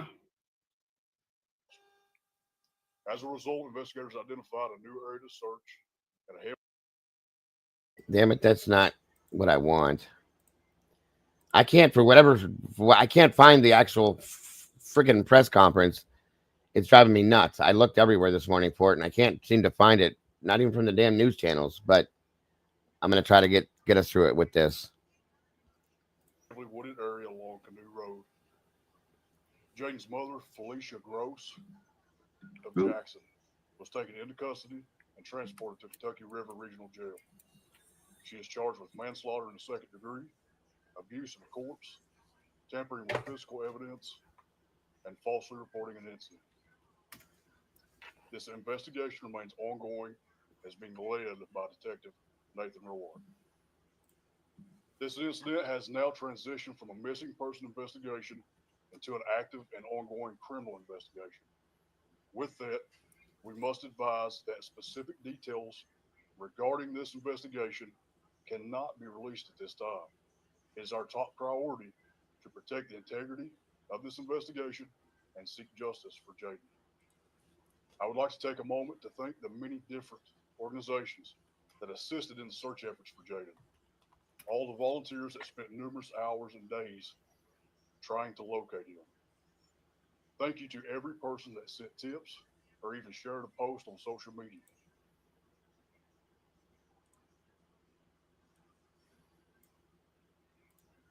This should be better. All right. Here we go. All right, guys, let's go with this. Does everybody have their audio equipment already set up, ready to go? Yeah. Perfect. One more here. Do we need any more extra room back there? Stadey's a big dude. Thanks for asking.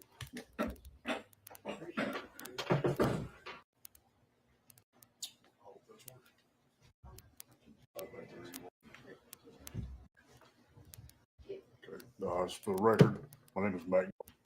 Okay. Earlier today, detectives with Kentucky State Police, Post 13 Hazard, received new information related to the disappearance of 10-year-old Jaden Spicer. As a result, investigators identified a new area to search in a heavily wooded area along Canoe Road in the Jackson community of Breathitt County. Detectives responded to the location and initiated a search. Shortly thereafter, approximately 3 p.m., the remains of Jaden Spicer were discovered buried at the scene. The Breathitt County Coroner's Office responded and pronounced the child deceased. The remains will be transported to the medical examiner's office in Frankfort for an autopsy. Jaden's mother, Felicia Gross, 33, of Jackson, was taken into custody and transported to Kentucky River Regional Jail. She is charged with manslaughter in the second degree, abuse of a corpse, tampering with physical evidence, and falsely reporting an incident. This investigation remains ongoing, as being led by Detective Nathan Roark. This incident has now transitioned from a missing person investigation into an active and ongoing criminal investigation. With that, we must advise that specific details regarding this investigation Welcome, Aquarian. cannot be released at this time. It is our top priority to protect the integrity of this investigation and seek justice for Jaden. I would like to take a moment to thank the many different organizations that assisted in the search efforts for Jaden.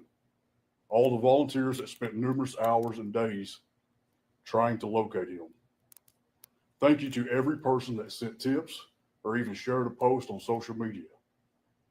Thank you to every person that prayed and those prayers that were sent to us, and we ask that you continue to pray for a community that grieves at this tragic loss.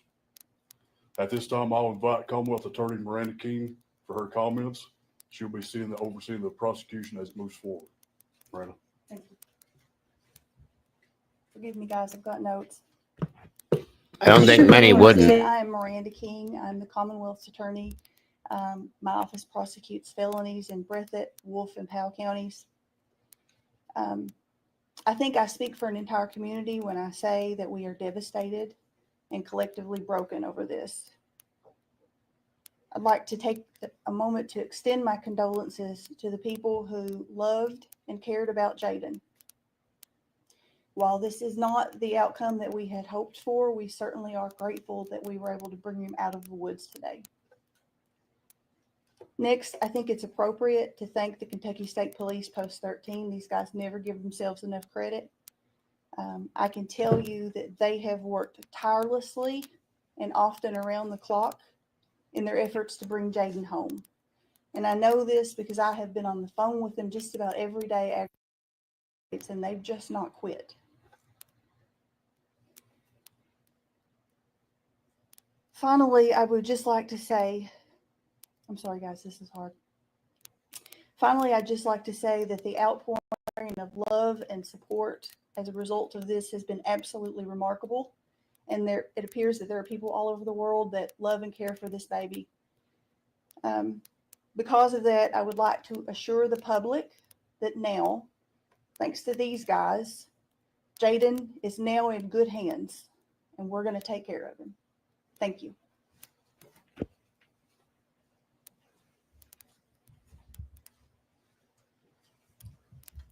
Thank you, ma'am, for that. At this time, this will conclude our press briefing. Again, this investigation is in the early stages. So unfortunately, at this time, we won't be open for any types of questions. I appreciate you all being here.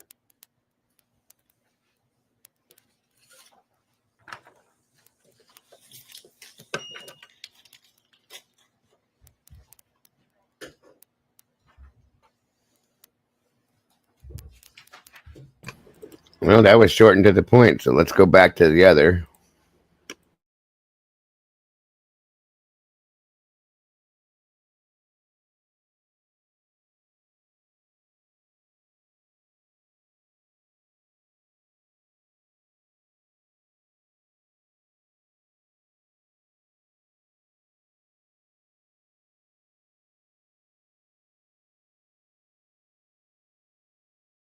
Fox News 56 put out, so this may be right.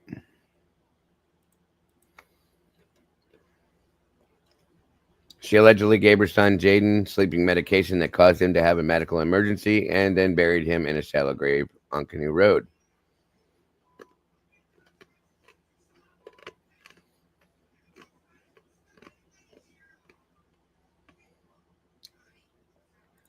Well, that again will be, I mean, it's a mistake. It's a horrible mistake, and God, that's horrifying. But to bury him, obviously she panicked.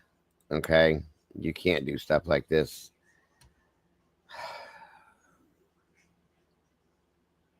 I don't know what to think at this point.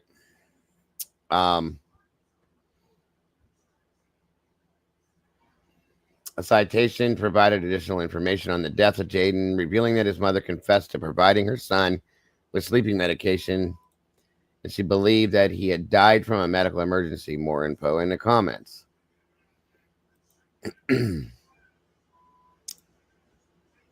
Let's see here.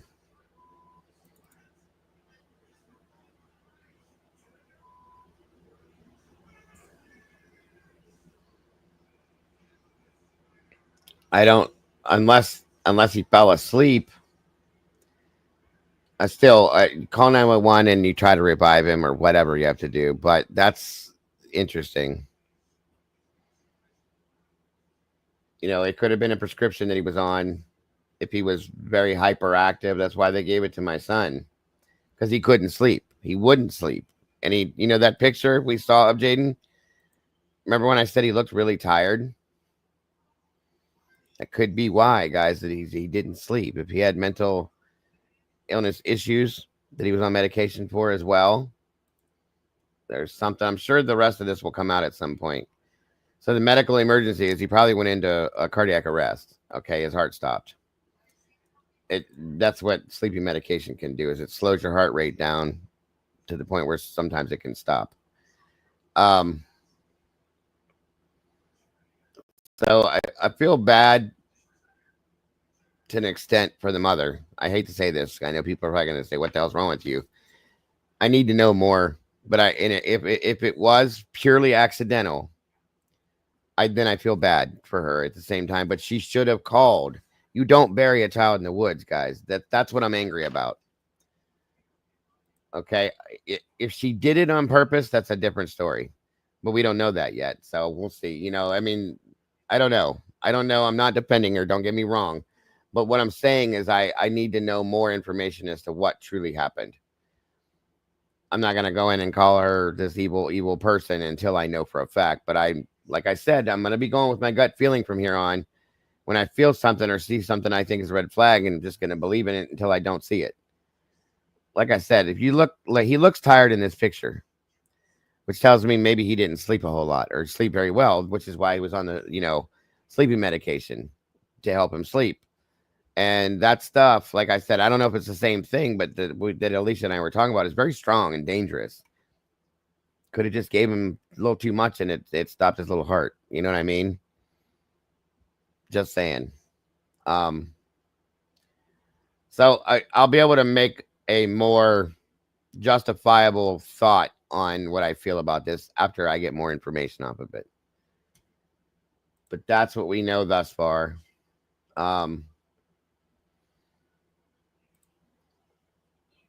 Either way, it's very sad. I was hoping to have a better outcome. I was hoping he'd show up. Maybe he got lost in the woods and that everything would be okay. But that's sadly not how that turned out. So, you know, he's in a better place and God bless him. I hope.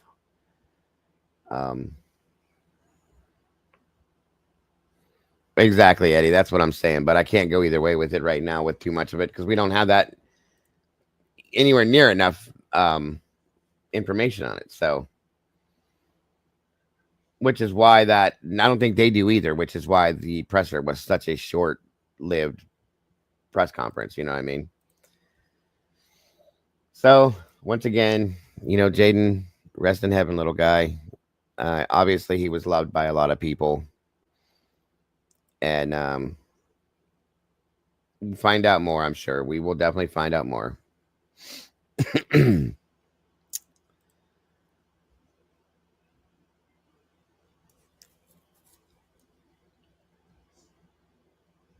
Like I said, I'm angry. People panic, guys. That's one thing, too. You know, and knowing that she was in trouble before in the past, she knows she spent jail time. She probably panicked and said, I don't know what. I can't go back to jail. I didn't mean to do this, maybe. Things like that. There's a lot that can come from this. So, that's all I'm saying. Okay, so moving forward.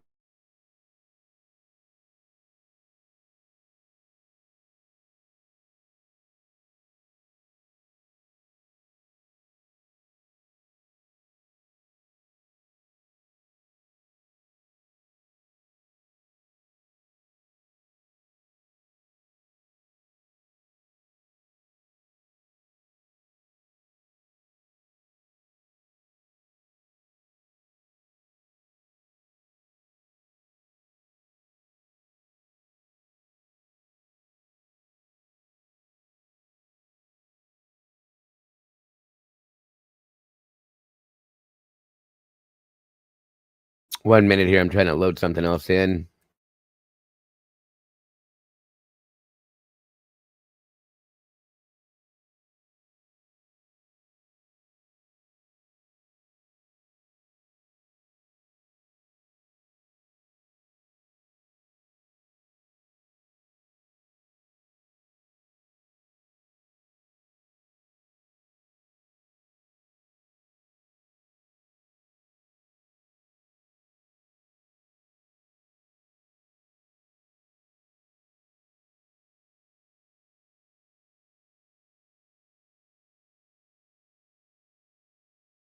All right, let's move on to an update on Jack and Lily.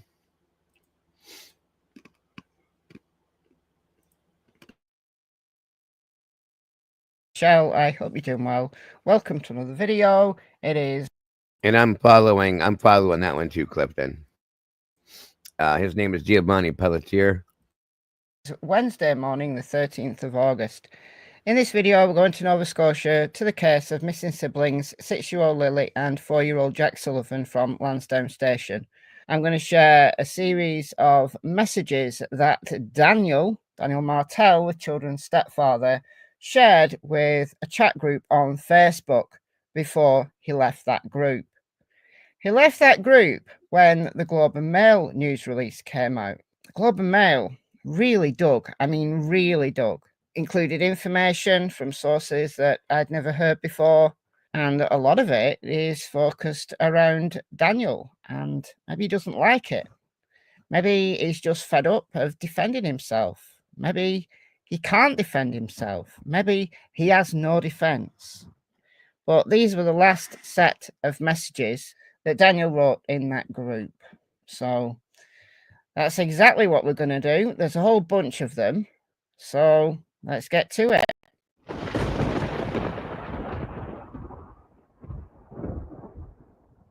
Before we do, you know what I'm going to say. Please help me get to 100,000 subscribers so that YouTube will send me a lovely silver play button plaque to put on my wall. There's a bunch of people watch my videos who are not subscribed. So don't be one of them. Click the subscribe button. It's completely free. All you got to do is click. That's all. Okay, let's start off here with this one.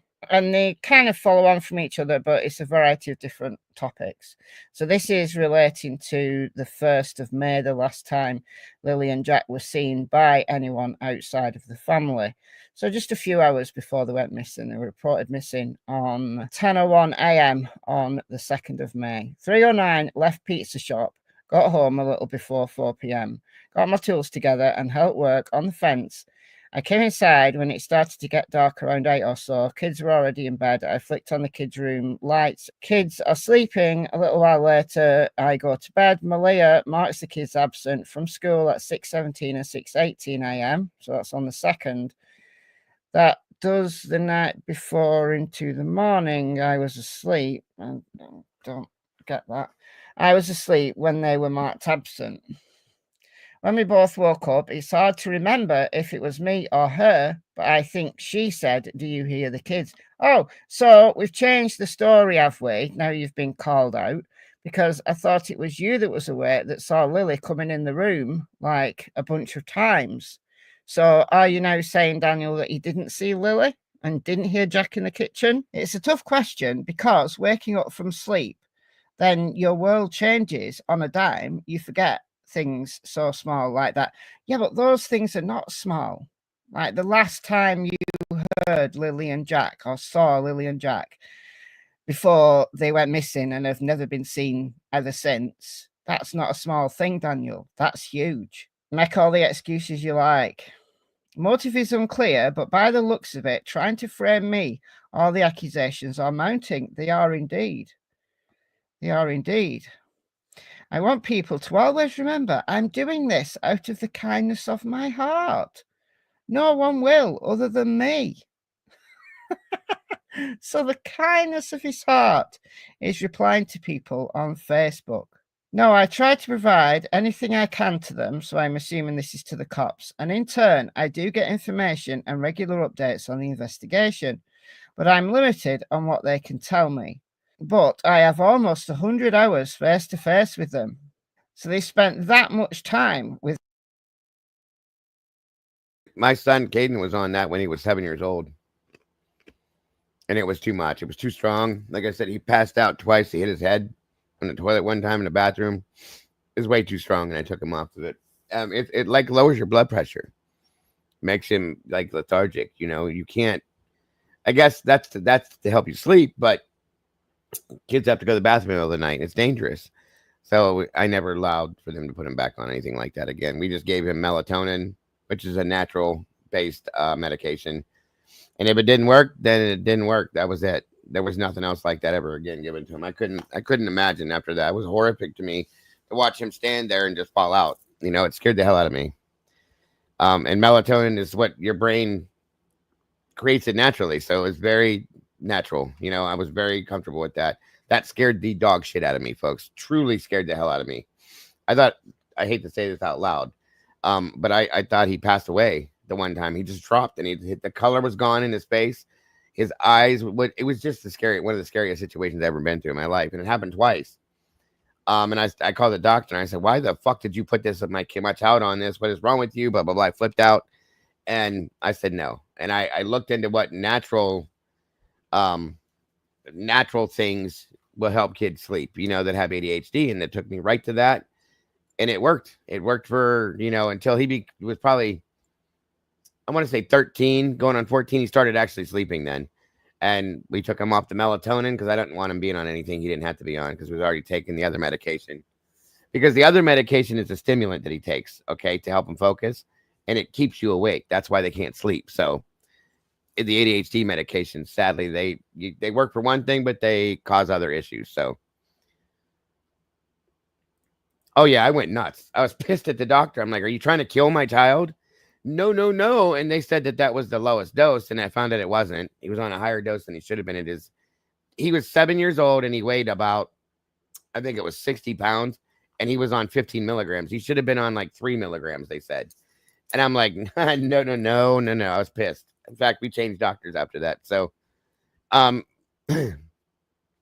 it just the problem. So if you have small children and they have these issues, don't ever allow them to put your child on clonidine, guys. It's dangerous, and Alicia can agree because she went through the same thing I did. It's scary and dangerous. No child, in my opinion, should ever be on that medication. I don't care what the reason is. It just doesn't make sense.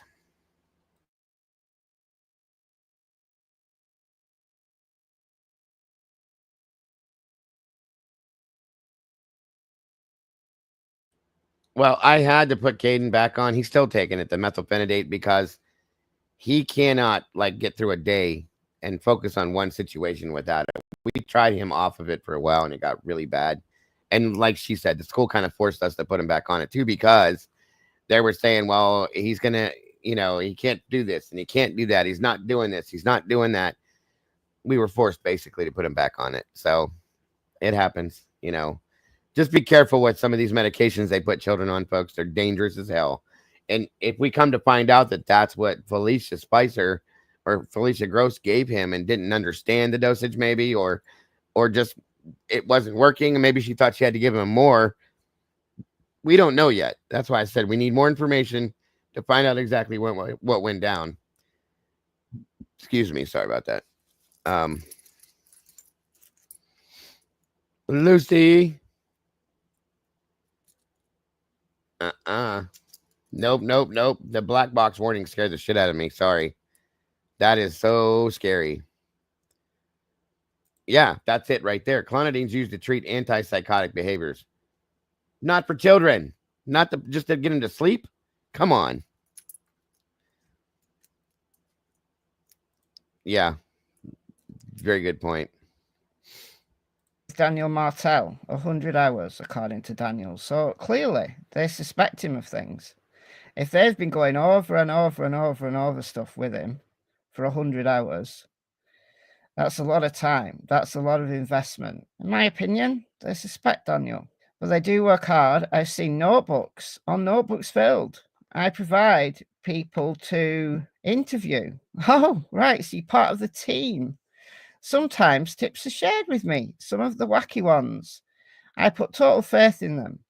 I've met so many of them. Have you? Loads of different people wanting to interview you. Yeah, that's should be a red flag to you, Daniel, that you're a suspect. I think one big break is needed to capitalize on the case, but it's a hard question to answer. I'm led to think involvement was by someone that was known to the kids, hence no abduction. No, that's not the definition of abduction. You can be abducted by someone you know. The dictionary definition, the action of taking someone away by force or deception. Nothing to do with just strangers. So Lily and Jack were abducted by someone that they knew. It would still be an abduction. RCMP also believe the same because that statement was released by them. What, that there's no evidence of an abduction? Yeah. RCMP, I think, are saying either Lily and Jack wandered off into the woods on their own, or there's foul play, not involving an abduction by anyone. But continue to push the abduction scenario, Daniel, because it alleviates you from any suspicion, doesn't it? I'm going to say on this, guys, those kids are not in those woods. I don't believe they ever were. That's one thing I'm very comfortable saying. It is my opinion, but I will not ever believe they went in those woods. I just don't believe it. So that's, again, just an opinion. Every inch was checked and checked again. By the end of the first day, $1 million was spent. $1 million? Almost $1 million on dogs alone. That's a lot of money. I don't know where he's got that figure from, but in one day they spent $1 million. Okay. We both woke up at the same time and proceeded outside. Malia was up beforehand, hence the kids being marked absent. The first thing Malia said to her mom when Iz arrived was, told your mom the kids were autistic. Not mom, the kids are gone or missing. No one is willing to speak but me. The first.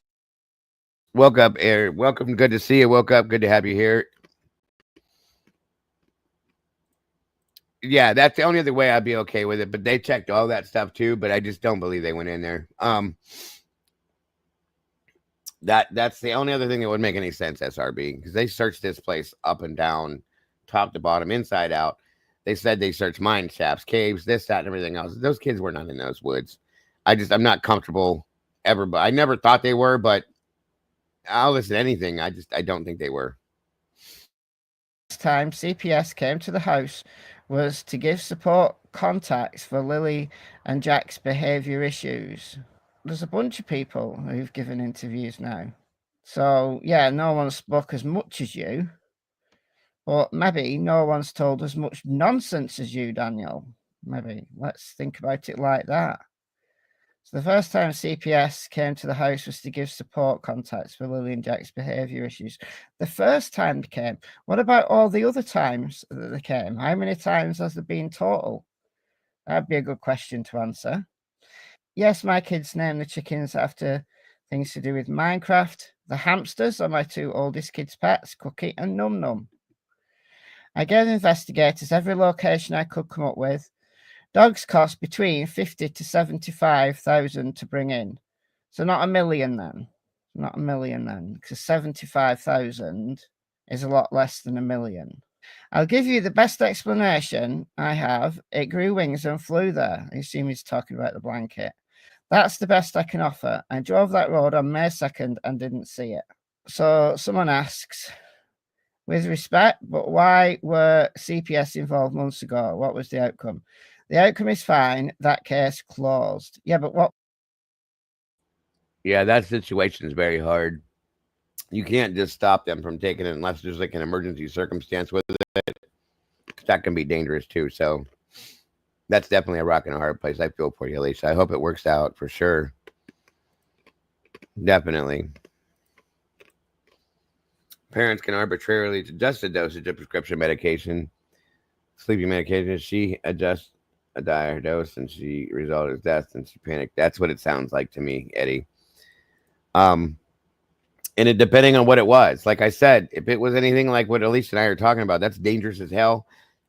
They're already dangerous even at low like milligram usage. You know what I'm saying? Very dangerous even at low milligrams. So to adjust it to a higher rate, and not maybe she didn't understand what it was or what it did, because again, this was new. He'd only been there since May. So, you know, that's something to know. Like, and it just, like, it sounds to me, if it was something like that, that it may have stopped his heart. He went into cardiac arrest, passed away, maybe in his sleep. Okay. Because it worked. It put him to sleep. And then she tried to wake him up and it didn't happen. And all hell broke loose at that point, sadly. We don't know, like Alicia just said, we don't know how much she gave him and what it was. Knowing the medication would change things for us all. We would understand a lot more, I think. So,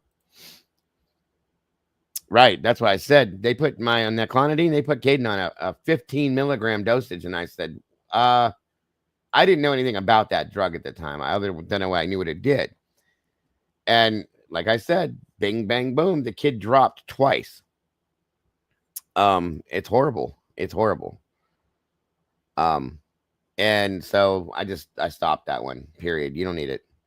It was a whole lot, Alicia. And that's what I got so pissed off at the doctor and went nuts. And I said, that's insane. When I looked up, like then, way back then, it was a long time back, but the usage that they give kids, and like she said, 0.5 milligrams, that's normal or less. They said that he should have been on 0.3 milligrams and they put him on 15 because he wasn't sleeping at all. I had a big problem with it. And I was starting to sue the doctor and everything, because at some point, who knows, that could have happened to my child, what she just went through possibly, okay? And I'm just giving this to my child to help him, and it was harming him. So I just took him off of it. I was done. What's the case about, and how many cases have there been? I called RCMP to retrieve the large portion from the garbage bin by the road at the house when I first heard about a piece being found in the tree. So presumably calling RCMP to come and take the trash. Well, I think they would have taken it anyway. He was buried in the woods, Lucy. It wasn't the cemetery. That was a misrepresentation yesterday. It was in the woods. It wasn't in the lot with the grandmother. That's what we were all told yesterday. It's not an abduction, meaning the individuals or parties involved knew the kids. That's not the definition of abduction. Again, abduction can be completed by someone that you know. I have to hold back on some things because I don't want to harm the case. As I said, everything, it's not fair, we want justice. Mom has a big pool, but the kids are not around this summer, so no point now. Not just Jack and Lily, but my kids too. Yeah, you're not allowed to see them, are you? I find that really strange.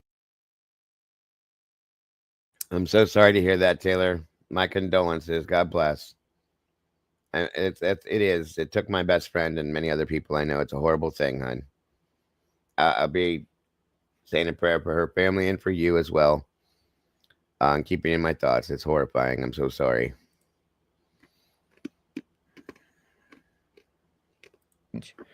Like, what kind of person or people destroys a kid's future? Videos are on the internet forever. My kids will see all this and say, Dad, WTF are all these people going on about? Jack and Lily will see all of this. None of it is their fault. It's sickening. Yeah, that's something I do agree with Daniel on. That, yeah, his kids, even if they're not old enough to understand it all now, they will in the future. That's really sad. So someone says, is your mum sure she heard the kids in the morning? And yes, she's sure. We want Lily and Jack found. Ron, who is Janie's brother, called Mom the morning of the disappearance because he was going to town. If Mom would have went with Ron, Mom would have never heard the kids.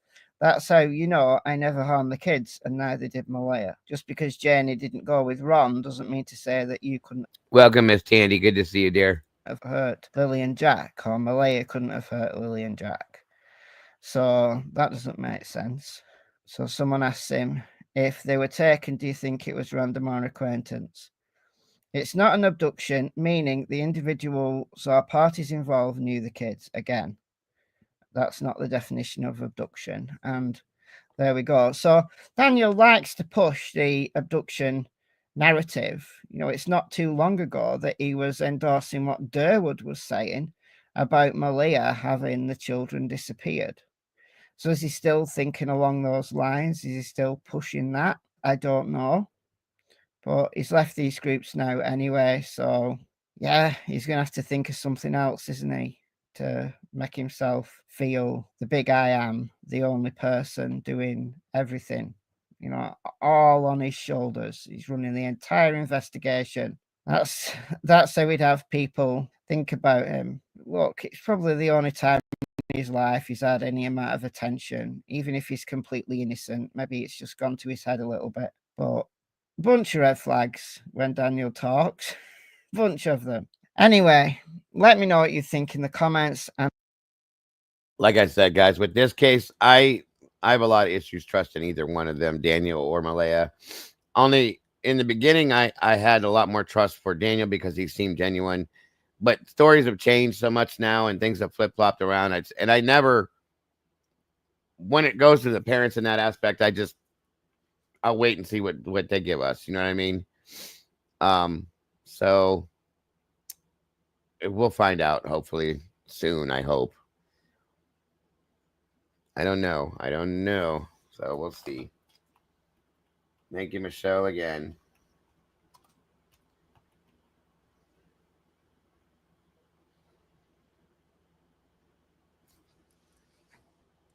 Another sad situation that's gone on way, way, way too long. It's enough. Enough is enough.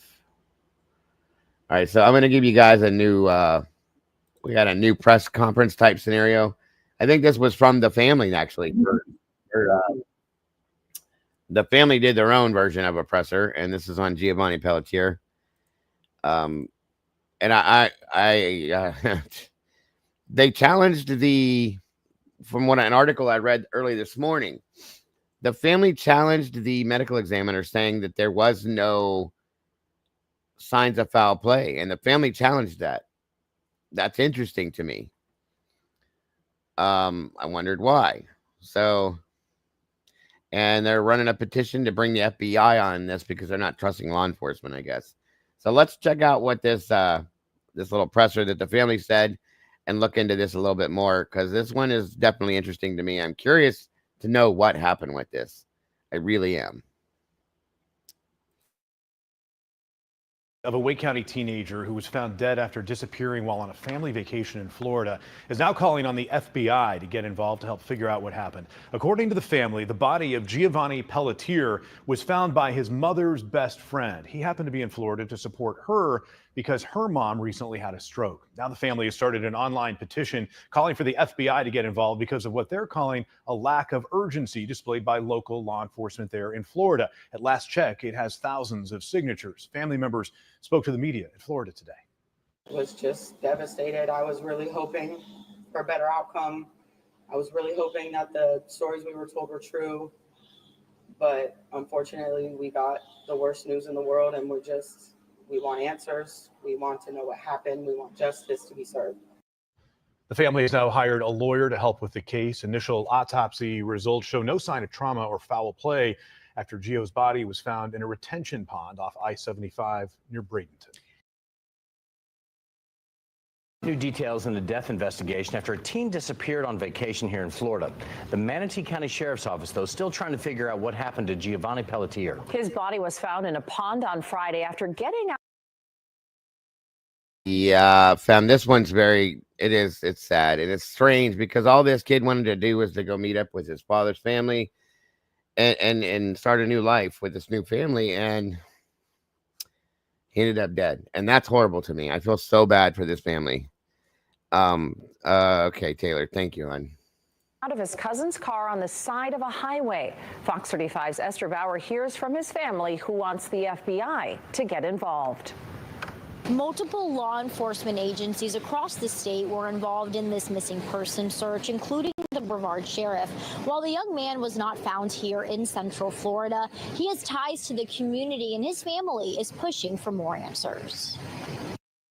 18-year-old Giovanni Pelletier went on vacation and vanished. People don't just end up missing. Something happened to them. His body was recovered in a pond at the intersection of I-75 and State Road 70 in Manatee County on Friday, a week after he disappeared. We got the worst news in the world, and we want answers. We want to know what happened. We want justice to be served. Investigators in Charlotte County initially said Giovanni was headed to Brevard County with his cousins. Those cousins told deputies he began to act erratically and got out of the car near State Road 70 in Manatee County around 1:30 in the morning on August 1st. His family says he sent a text to his mom saying, "Help me," and wasn't heard from since. If a 1 mile search would have been done thoroughly, there would have been a potential to figure out what happened to him. Giovanni's cousin, Morgan Hole, says their fight for answers is far from over. We want this investigation to be completely thorough. We don't want anything missed. We don't feel failed, but we're disappointed. We're super disappointed in the presence that we didn't get what we thought we deserved for our cousin. They want new eyes on his case. To get the FBI to take over. The Manatee County Sheriff's Office says in a statement, a dedicated team of detectives and support personnel is using every available tool and resource to determine the events that led up to the discovery of the body. The investigation is ongoing, and we are awaiting the final results of comprehensive forensic testing. Our priority remains finding the facts and ensuring that every aspect of the case is thoroughly examined. And at this point, Good point, none of the Noni. people Giovanni was with the night he disappeared have been named a suspect by law enforcement. Reporting in Brevard County, Esther Bauer, Fox 35 News. Yeah, I'm really interested. I think I'd like to see the FBI involved as well, because I think that they're a little lax on this, in my opinion. Okay, this kid comes from good families, and I think that they're not looking at what they should be.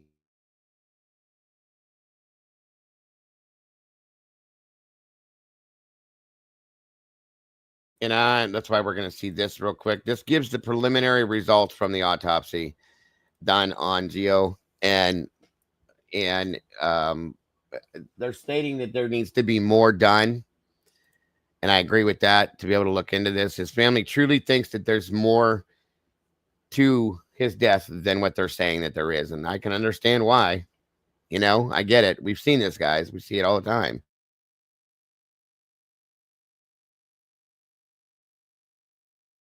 From the autopsy of an 18-year-old from Fuquay Varina who was found dead. The results are inconclusive. The Bureau's Kirsten Clark joins us live from Fuquay Varina tonight. Kirsten, what did the local sheriff say about those results? Eric, according to the results, there is still more testing that needs to be done to provide the answers Giovanni's family is desperately searching for. They're still wondering what happened to the teen, a former student here at Fuquay Varina High School, after learning of that shocking discovery in a Florida retention pond. This video shows Manatee County Sheriff's deputies at the scene where they confirmed Giovanni's body was recovered. But according to an autopsy, the medical examiner believes they still need more tests to be sure it's really Giovanni Pelletier. The medical examiner also says he found no evidence of foul play. The cause of death is still pending. This is what the family's challenging. The no evidence of foul play and so on and so forth. So that's what the challenge is. That's why they want the FBI to be brought in, and they're really challenging the Emmys results on this. Detectives believe the body had been in the pond for several days. We learned that a family member was searching for Giovanni when they saw what appeared to be a body partially submerged at the edge of the pond and notified deputies. Pelletier was last seen on August 1st in Mims, Florida. We spoke with Giovanni's aunt last week. She says the family was in Inglewood, Florida on vacation visiting with Giovanni's mother's fiance's family. Giovanni met up with his cousins early Friday morning around 1:30. Shortly after, Giovanni's mother received an ominous text message from her son that read, "Mom, help." According to the Charlotte County Sheriff's Office, the cousin said he suddenly began to act erratically before exiting the vehicle and walking away. The family tells us they have concerns about the cousins possibly changing their story. Giovanni's backpack and phone were also left on the side of the road. His phone was last pinged near a highway in Manatee County, Florida. Again, more testing needs to be done to positively confirm that it is Giovanni's body. We are still working to learn as much as we can about what happened leading up. You'd think they'd be able to just pull dental records on this kid, and it should give you an accurate reading on that, I would think. And I know that there's a lot of decomp because of the water and that he was in there for over a week. I don't know, Annie. I don't know. Did they say they still need more tests to make sure? Yeah, exactly, Lucy. That's what's crazy to me. Exactly. Pull the dental records. That should be it right there. That's all you should need. So something's strange with this. There's really something off with this. It's a little weird. I've never seen them struggle with identifying a body that for that long. You know, usually you can pull dental, boom, that's it. And it's just, this is beyond sad. I feel so bad for this family. Like I said, this kid just wanted to meet his father's incarcerated. And the rest of his family he had gotten in contact with on his father's side just recently. And they go there to visit because another family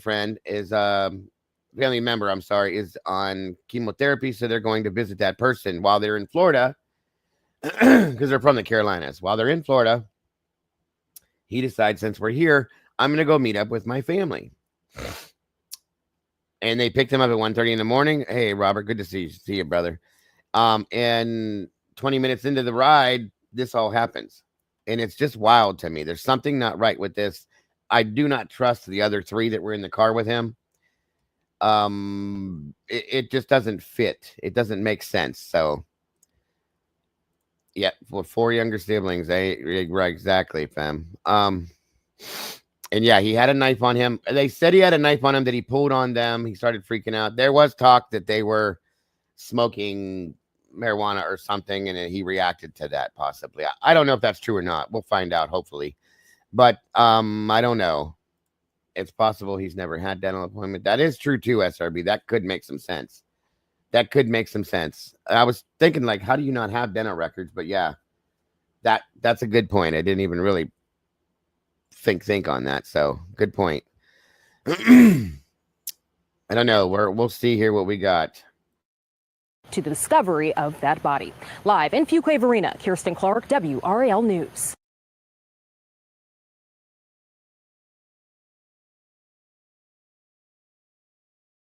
So it's going to be a little time on this one before we get any new, any new on here, they have to completely and fully identify him first, which I think is nuts, but hopefully they will soon. And more tests. And like I said, the decomp must be really bad. Like I said, I know I've pulled bodies out of water, guys.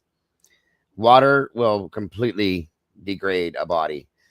It's pretty bad. So, and it does it quickly too. And it's hard to, the bloating and all that stuff, it causes a lot of problems. So hopefully they get that done. They can ensure that this family knows that that's their loved one and be done with it, So I did get, and let me throw this out here real fast for you guys.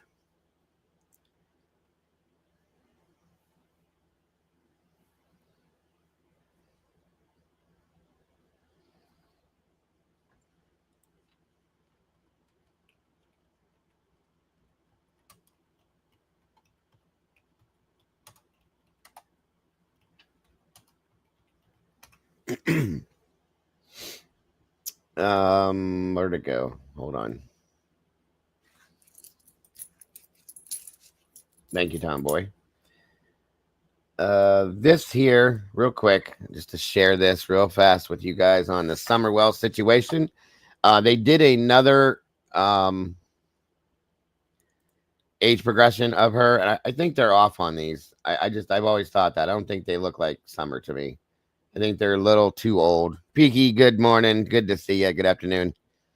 Yeah, that's the thing right there, is the parasites that feed on yeah, not to be gross, but yes, exactly. SRB, that causes more problems too.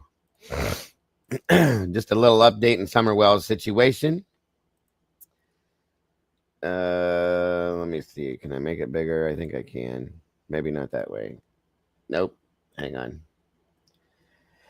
It says, today we're releasing a new age progression image of Summer Wells has been missing since 21. Remains the subject of an Amber Alert in the state of Tennessee. The image was created by forensic artists with the National Center for NCMEC and shows what Summer may look like today. We continue to pursue any and all leads in the case. Anyone with information is asked to call TBI Find, 1-800-TBI-FIND. Click the link in the comments to read more about this case. So this is what they're saying she may look like now. I don't think so. I don't know why. I didn't like the last one. I didn't like the last progression video or photo. I don't think this looks like Summer at all to me. I don't know who's doing it, but I don't like how they're doing it. Something's not right with the way they're making her look. I don't know, but this is new. That if you see a little girl that looks like that, guys, anywhere, I guess pay attention.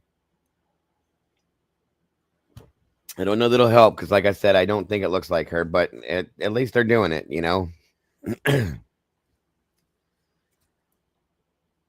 Yeah, I don't either. I don't like them. I think they're off, and it could lead people in the wrong direction. That's my problem with it. So, just saying.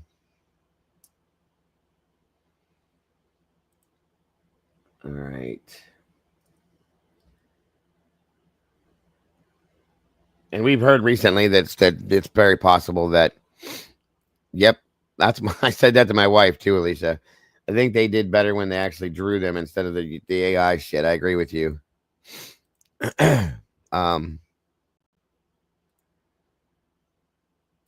Yeah, this one I think is worse than the last one, in my opinion, but so be it. Because she's a tiny little girl, okay? And I think they've probably added too much weight to her, in my opinion. That's just me. And they've aged her too far, in my opinion. That, again, these are all my opinions, so. So anyway, let me see. Sorry. And I hope that Giovanni's family gets what they deserve and what they need to get this. Hopefully the FBI comes in. I signed the petition for that, and hopefully they get that and they can get a true investigation done and get the answers that they want. All right.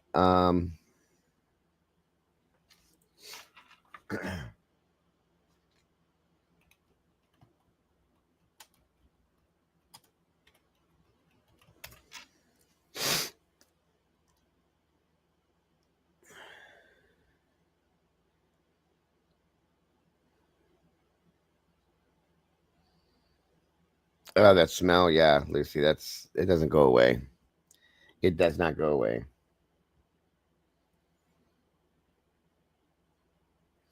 So, just in keeping up with some updates that I'm trying to follow along with, I got a couple little updates in the Madeline Soto situation. Before we get to the, we all know that the piece of garbage monster Stearns took the plea deal, and I'm just sickened by him and the whole situation. So I'm going to give you some of these updates that I have. I didn't get to run this one before. They ran a whole series on this case. This is one of the most disgusting cases I've ever seen in my life. Like, this made me angry to the point where I wanted to go physically hurt this person. That bad. So I'm gonna show you these couple updates that I guess Stearns changed his story before he even took the plea deal.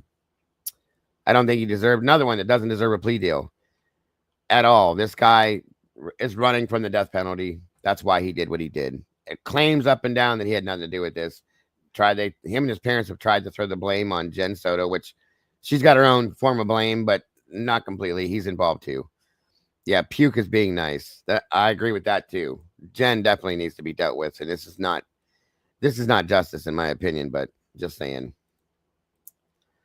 Another sickening, disgusting, gross ass case that this I don't understand how this person functioned in society as long as he did. That's what I don't get. So we all love Maddie Soto and hope to God that somehow there's real justice that comes out of this.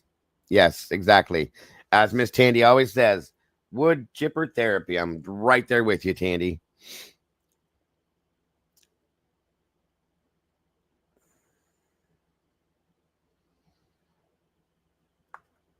Let's see what we got here. First-degree premeditated murder. As to first-degree premeditated murder of Madeline Soto, you are adjudicated guilty and sentenced to life in prison without the possibility of parole. Stephen Stearns is now being held accountable for the rape and murder of Madeline Soto. But long before Stearns changed his plea in court, Stearns changed his story about what happened to the 13-year-old. Do you have any idea where she may be? No. Stearns originally told detectives he dropped Soto off at Hunters Creek Middle School, never to be seen alive again. But while locked up in the Osceola County Jail, Stearns told his parents by phone that Soto died the previous night at home in this upstairs room where he and the teen had gone to bed together. She had gone to be with me. Hang on. I have to do this because I know if it gets to me, it's going to get Trigger warning. Trigger warning. This video includes sensitive and violent content that may not be suitable for all viewers. This video is for 18 plus only. Trigger warning. Trigger warning. Yeah, I want to know why this happened and how, and I want to know what the involvement was with both, because I feel like there's involvement from both of them. Sorry. She's a puke and he's just beyond that. So I'm curious to hear what this story is now. Earlier in the night, but I left her alone for quite a while. Oh, she was upstairs. Okay. Yeah, I left her alone there. Oh, okay.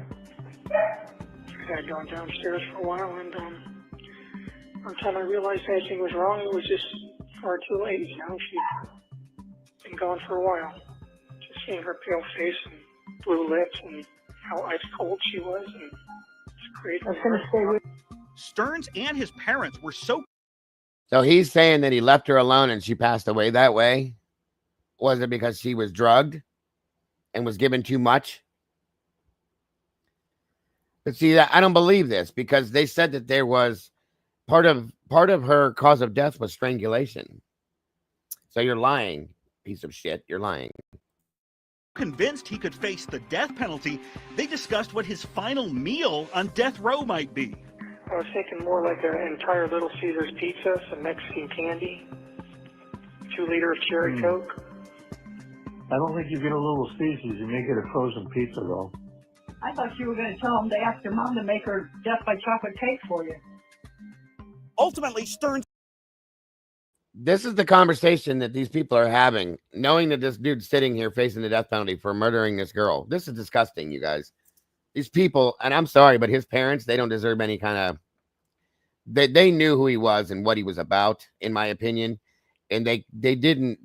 His mother admitted it in a call that we heard. Like, this is just sick.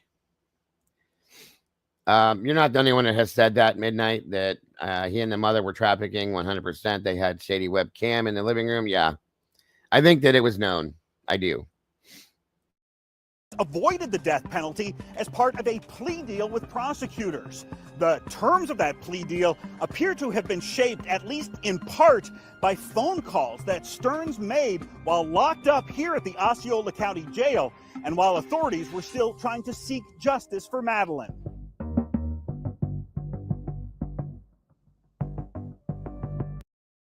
Bingo, SRB. That's all. This is another... This reminds me of a Brian Laundrie situation. The parents, Chris and Brian's mother, Laundrie, the same thing they did with him. It's sickening. They're coddling him like the baby, the man baby that he is and always has been, which is why he's partly the way he is. It's insane to me. Talking about your last meal. Get over yourself, dude. You don't deserve to even breathe the same oxygen we are, let alone eat food. Stephen Stearns now publicly admits he raped Madeline Soto for years. How do you plead? Guilty. While talking with his parents more than a year earlier, Stearns acknowledged that prosecutors had strong evidence of him committing sex crimes. The murder charge aside, I mean, you're pretty much on the other side. Potentially, yeah. Investigators say they found images on Stearns' cell phone and Google account that showed him raping Soto starting when she was as young as 8 years old. Strictly speaking, I'm not actually into younger people like that. As you know, I don't even like most kids, so it's just hard to give a generalized attraction towards any of them. Was it just her, or was it other people as well? I can't get into specific details, but no, it was not a thing with anybody. It was. Florida law requires authorities to redact the name of sexual abuse victims. That's why you're not hearing Madeline Soto's name in those jail audio recordings. Now, Stearns told his parents that the teen may have been attracted to him and that her mother allegedly knew about it. She was aware that she had certain feelings towards me. Yeah. Then why was she considering to sleep with you? She used to joke about it, call it an Electra complex. Electra complex refers to a female character in Greek mythology who competed with her mother for her father's affection. Jennifer Soto admitted to detectives she was worried her daughter might someday run away with Stearns. I told him that was my biggest fear and I don't ever want that happening. You can't do that to me. And they used to both ogle over me and comment on me and talk about me together and giggle and talk about how nice I looked, and it was... Jesus Christ. Hold on, guys. I think I'm going to throw up.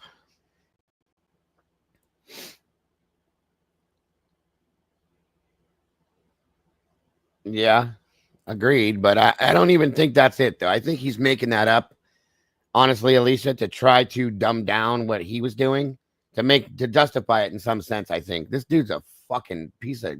Oh, my God. What a puke. What a puke. It was not an appropriate situation. No, it wasn't. But while Stearns now admits he raped Soto, he does not admit to intentionally killing her.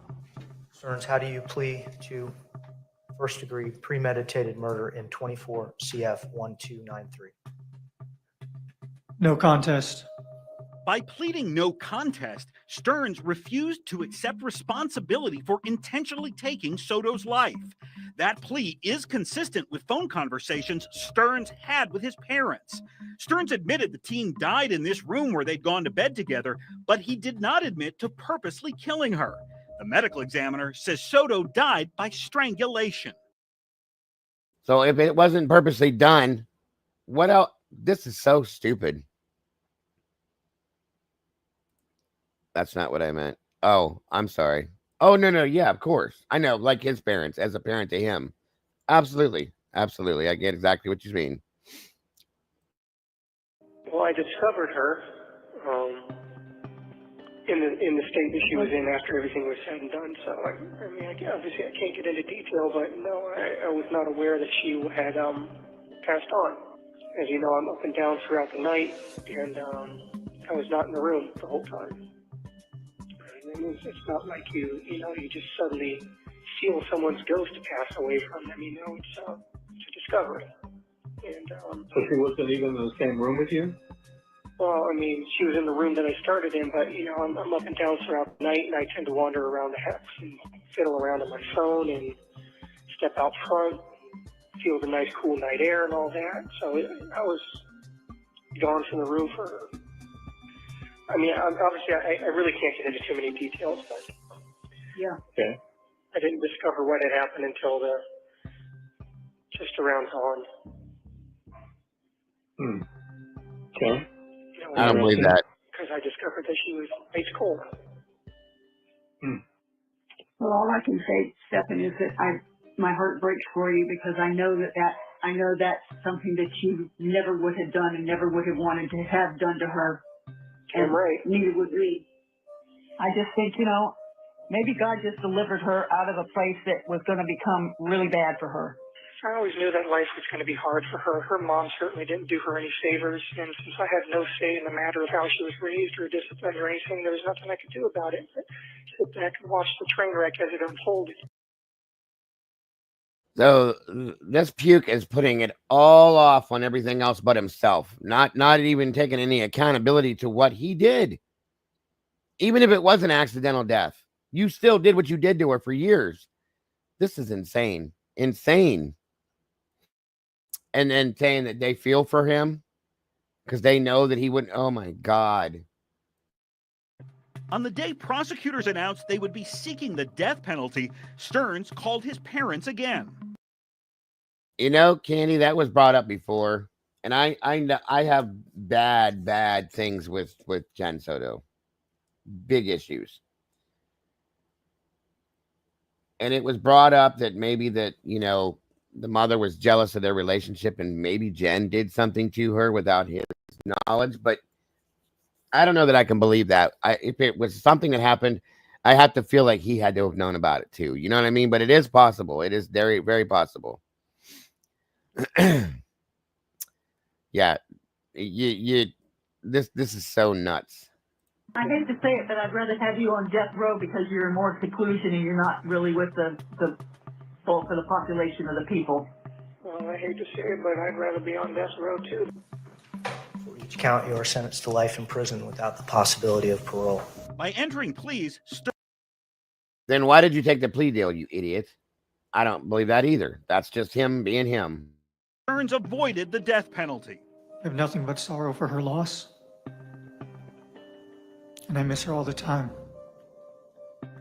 Her passing has torn me and my family apart as well. And she truly was a joy. Stearns' parents were not in the courtroom on the day their son was sentenced.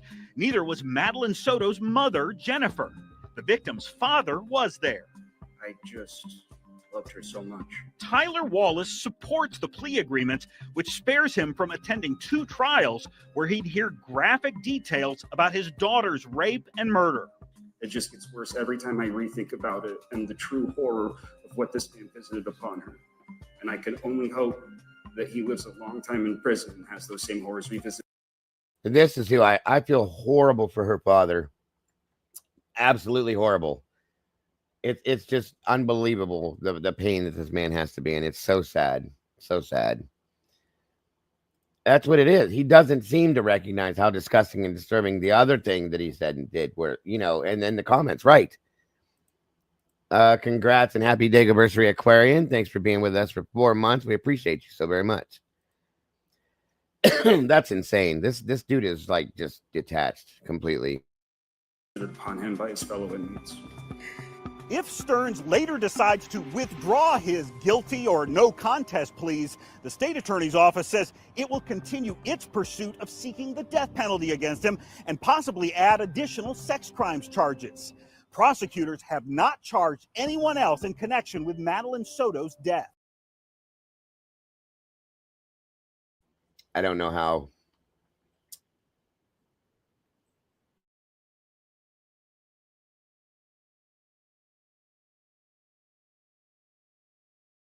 I don't understand the whole thing with the mother. Let's see.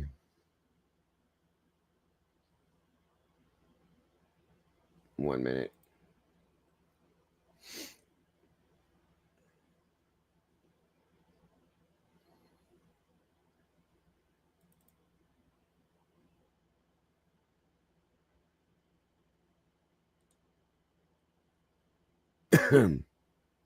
She looks just like her dad too. Maddie did.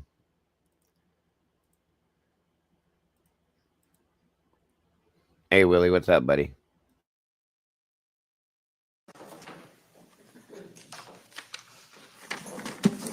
Can you let the court know your names? My name is Tyler Wallace. Tatiana Wallace. Tyler, what's your relationship to Madeline Soto? Madeline Soto was my daughter. Go ahead. Madeline Soto was my daughter. She was happiness. She was a joy to be around. She was quirky and intelligent. She was curious.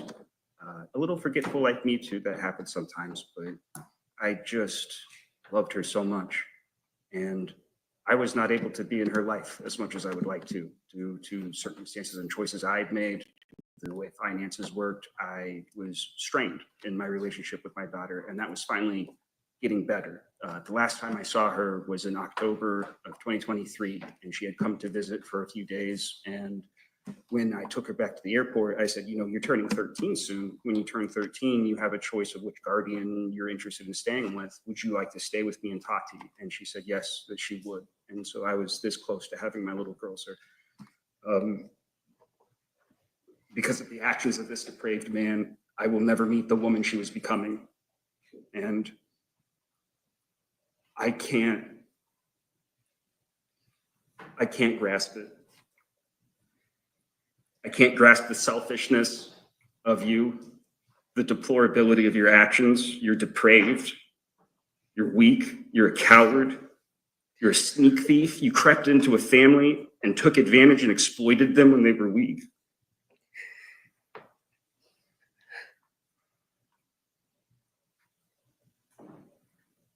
It's torn my family apart. It's led to arguments about who can go where and who can get what and who can help who, but we're all on edge because it doesn't heal with time. This isn't like other deaths that I've experienced. This just gets worse. It just gets worse every time I rethink about it and the true horror of what this man visited upon her. And I can only hope that he lives a long time in prison and has those same horrors revisited upon him by his fellow inmates. Thank you.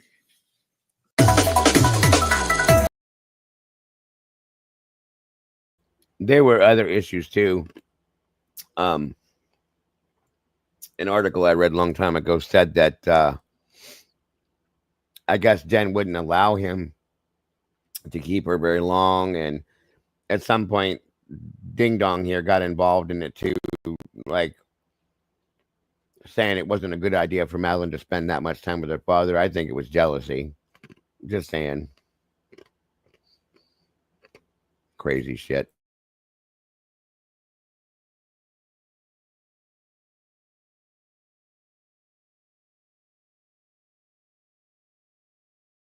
Okay. Let's see. I still had this other part of this, and then we're going to move on in a minute here.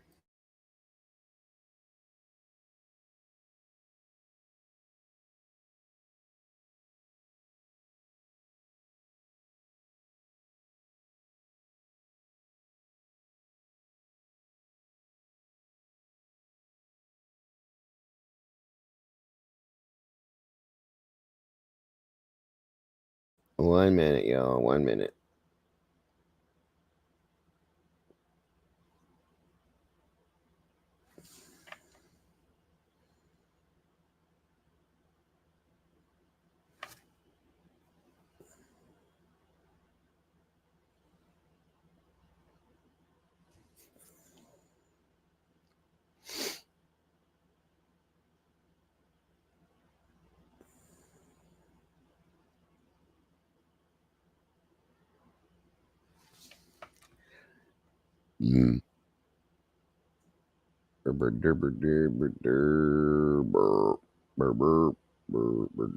Sorry, guys. Hold on. It won't load.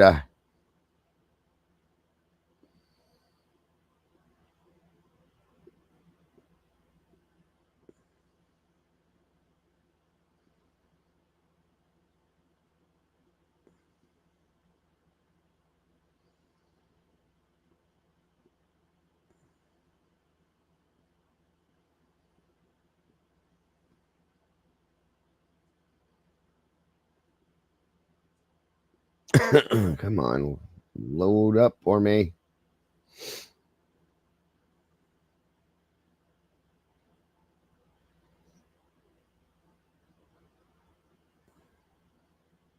Okay, here we go. 1 second.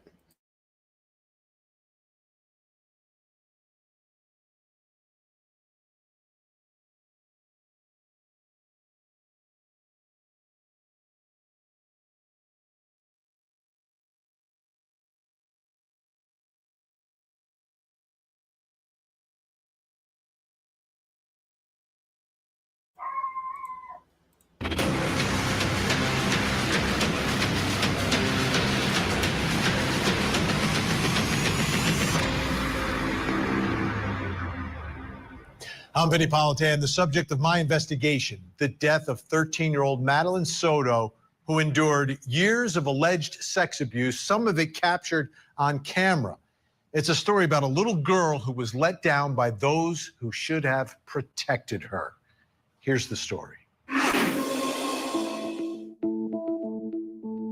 13-year-old Madeline Soto was murdered in February of 2024 in Kissimmee, Florida.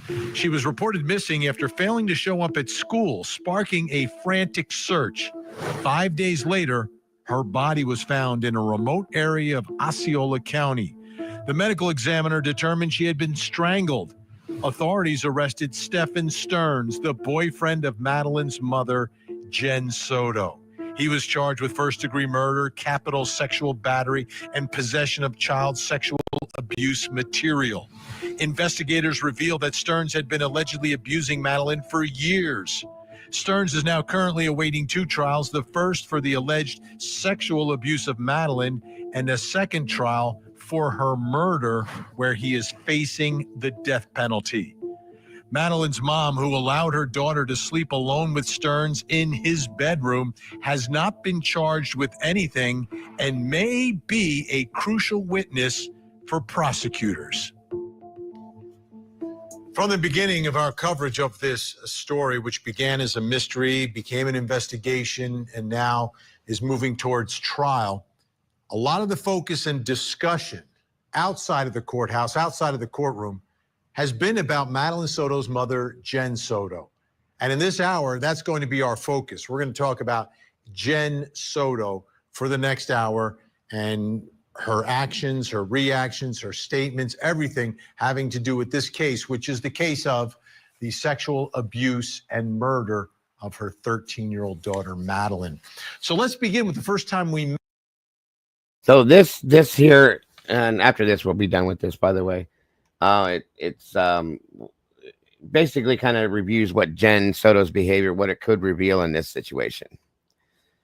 Met Jen Soto, which was when her daughter went missing. She reported her missing to police, but then also went on local TV and spoke to WFTV about Madeline. Let's take a listen. We dropped her off at school, close to school. She wanted to walk the rest of the way. She was spotted walking by the church, by the middle school on the cameras. They saw her hang out in the parking lot for a little bit and then get up and leave. They didn't see a vehicle or anything else. They just saw her walk away around 9 a.m. heading towards the school, but she never made it. And that was the first time we heard from her, the first time we ever saw her, and we were introduced to this entire situation and this mystery, this missing 13-year-old. And if you listen to that, she said, we dropped her off at school, and then they saw her on the church camera walking away. So it was like, okay, she was on her way to school and something happened to her. But that's not what happened here. And that brings us to the first question in our investigation. The first question about Madeline's mother. Where was Jen Soto during Madeline's disappearance and death? Where was she? Here to help answer that question is creator and host of Grizzly True Crime YouTube channel, Gisela K, and Paulette Lofton, Chief Public Defender for Oakland County, Michigan. Great to have you both here.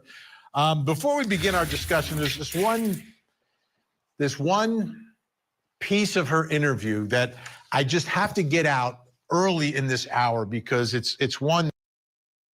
I definitely hope so, Moonlit, because I have a very strong feeling that there's. Not only did she allow this man to sleep in the bed, she knew something was not right there. Okay, he even said that. Now, whether or not he's telling the truth or not, but I feel like she did, and I feel like there may be more involvement by her. As far as the rest of the stuff, we're done with that. I hadn't gotten any updates on it, and I followed the case the whole time.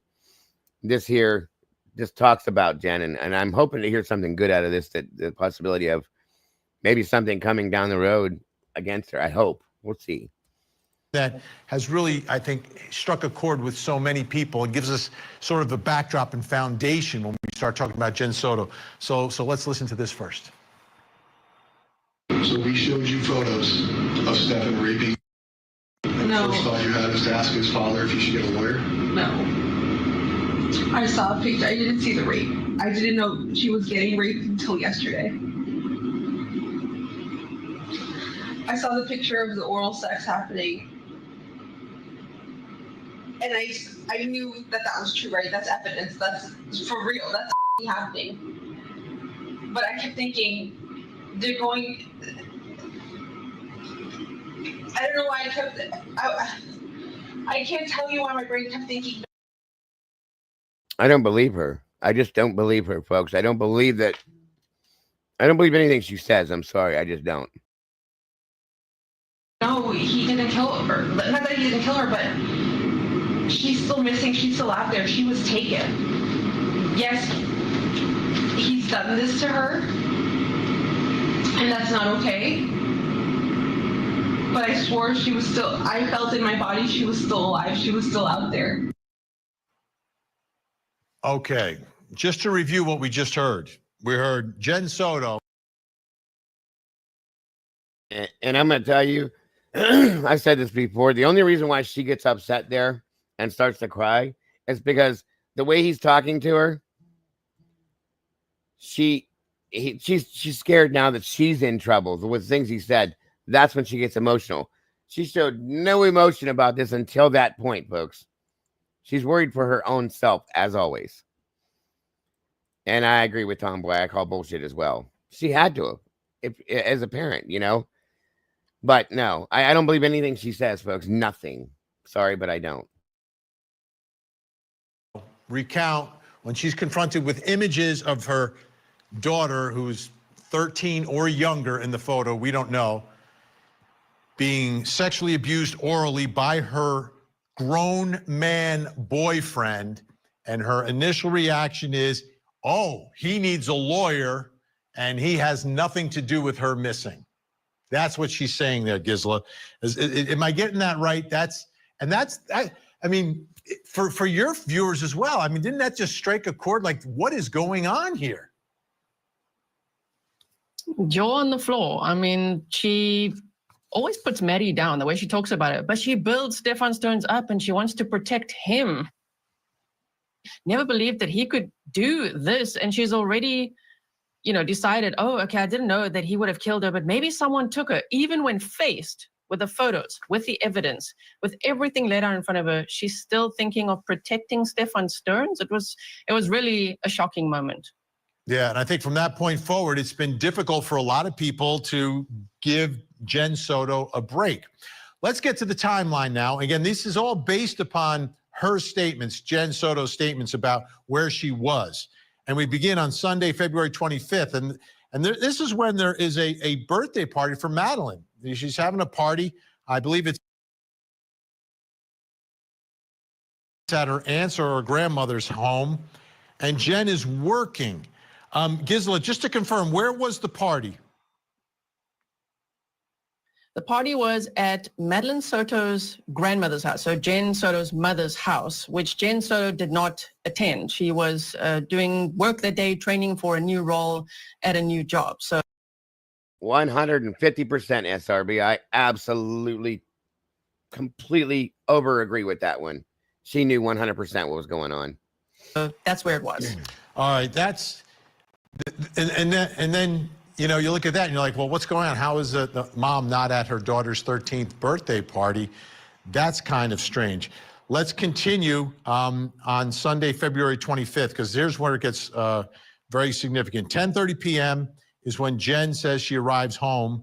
She speaks with Madeline for the final time, and then Jen believes everyone goes to sleep. Let's take a listen to her talking about that night, because this is crucial evidence. I got home around 10:30. I started getting ready for bed myself. I started eating and taking my meds because I have to take meds. I sent them upstairs. I think he may have come down at one point to pee before bed. And then he went back upstairs. He went back upstairs and they went to sleep. Or where I think they went to sleep. What was the last thing, I guess, the conversation that you two had, you and your daughter? We spoke about her birthday party. She had a birthday party on Sunday. She had a great time. I couldn't make it because I was working, but she had an amazing time. She was so happy. And that right there's a lie. She was miserable. The whole thing was bullshit. She doesn't even know her daughter. That's what makes me sick. With all her gifts, I told her good night, and yeah, that was it. One of the details that's left out of that part, Paulette, is the part where Jen, and she admits this, that she told Stefan and instructed her daughter to go upstairs with her boyfriend to his bedroom to be alone in that locked room upstairs while she slept after taking her meds downstairs. To me, that's like strike two against this mother, right? I agree. I think she said she needed some good sleep, which I don't even know what that means in that context. So you think it's okay to send your newly 13-year-old daughter to sleep with a grown man who you've not known for that long? Yes, a couple of years. But to me, that is so very strange. Obviously, she could have had her daughter sleep on her own. So I agree. I think that's the second strike. Also, she just missed her 13-year-old daughter's birthday. So she comes home, she has to eat and take meds, and she doesn't spend any time with her daughter. I know in that interview, she said, oh yes, my daughter had a great time at the party. You found that out in the 10 minutes you spoke to her before sending her to bed with your boyfriend. It paints a very negative picture of her, for sure. It's bizarre, Gisela. It's just bizarre. The nature of this relationship. She didn't like her. The way you can tell by the way she spoke about her beforehand, she didn't even like her, guys. Whether it was out of jealousy or she was always talking about how irritated she was with different things, this and everything else. She did not like her daughter. That's all I'm saying. And that tells me she didn't care about her. Nor did she care what happened to her. And the way she's describing this night. And this is the night. This is it. This is it for Madeline. This is her last night on Earth. Yeah, and Jen Soto didn't seem upset even at that point in these interviews, talking about the last time that she saw her only child, 13-year-old Madeline Soto. So to be like, oh yeah, she was so excited about her party. She wasn't. Madeline Soto's friend said in interviews with the police that she was really upset at her birthday party. She wasn't happy with her gifts. She didn't have the best time. So already there, Jen Soto's lying. So that's almost strike three for me already there. But to say, oh yeah, then I just sent her to bed. Really? After 10 minutes, pretending you watched a movie with her, pretending she loved her gifts. What did you give her? What did you do for her birthday? Oh, so many questions. Great point. All right, let's move on to the morning now. The following morning, February 26th. 9 a.m., Stefan wakes Jen up, and then Jen leaves around. That's a good point. Annie and SRB. Very good point. They should be tracking that. I agree. 9:30. Let's take a listen to her describing this morning. He came in to walk the dog, to put the leash on the dog and walk him. Was the dog in the room with you? Yes. So did he wake you up on purpose, or was it just kind of like the causation of him opening the door and you realizing somebody was there? Yeah, the causation of him putting the leash on the dog. Like, I have a doctor's appointment. I leave sometime between 9:30 and 9:45. I finished there sometime between 11:15. Then I headed home. When I got home, Stefan was there. I had talked to him a little bit earlier while I was waiting for my blood work appointment, and he let me know, oh, I'm so sorry, I left my phone at home by accident. School, everything went great. She got up super early, got up really quick.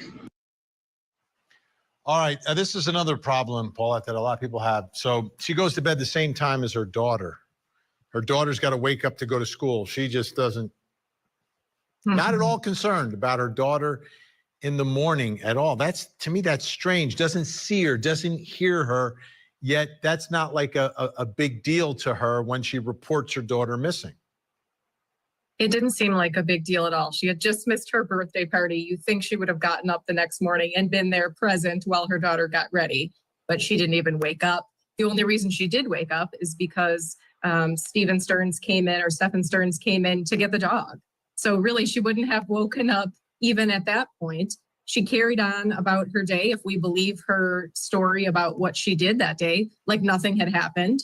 And yes, I think that's extremely strange for a mother in this situation. I'm trying to remember. I'm a little bit older, so I don't sleep as much, right? But I'm trying to remember the last time I slept 11 hours. Right? It took an 11 hours. It's 10:30. She's going to sleep. She's not waking up till 9:30, and she's woken up. She's lazy. She's not a good parent, and she's lazy. Up accidentally. Like it's 11 hours of sleep. Does that sound credible to you, Gisela? I don't know. Maybe she's a little younger. Maybe you can sleep more. I don't know. She's on meds, right?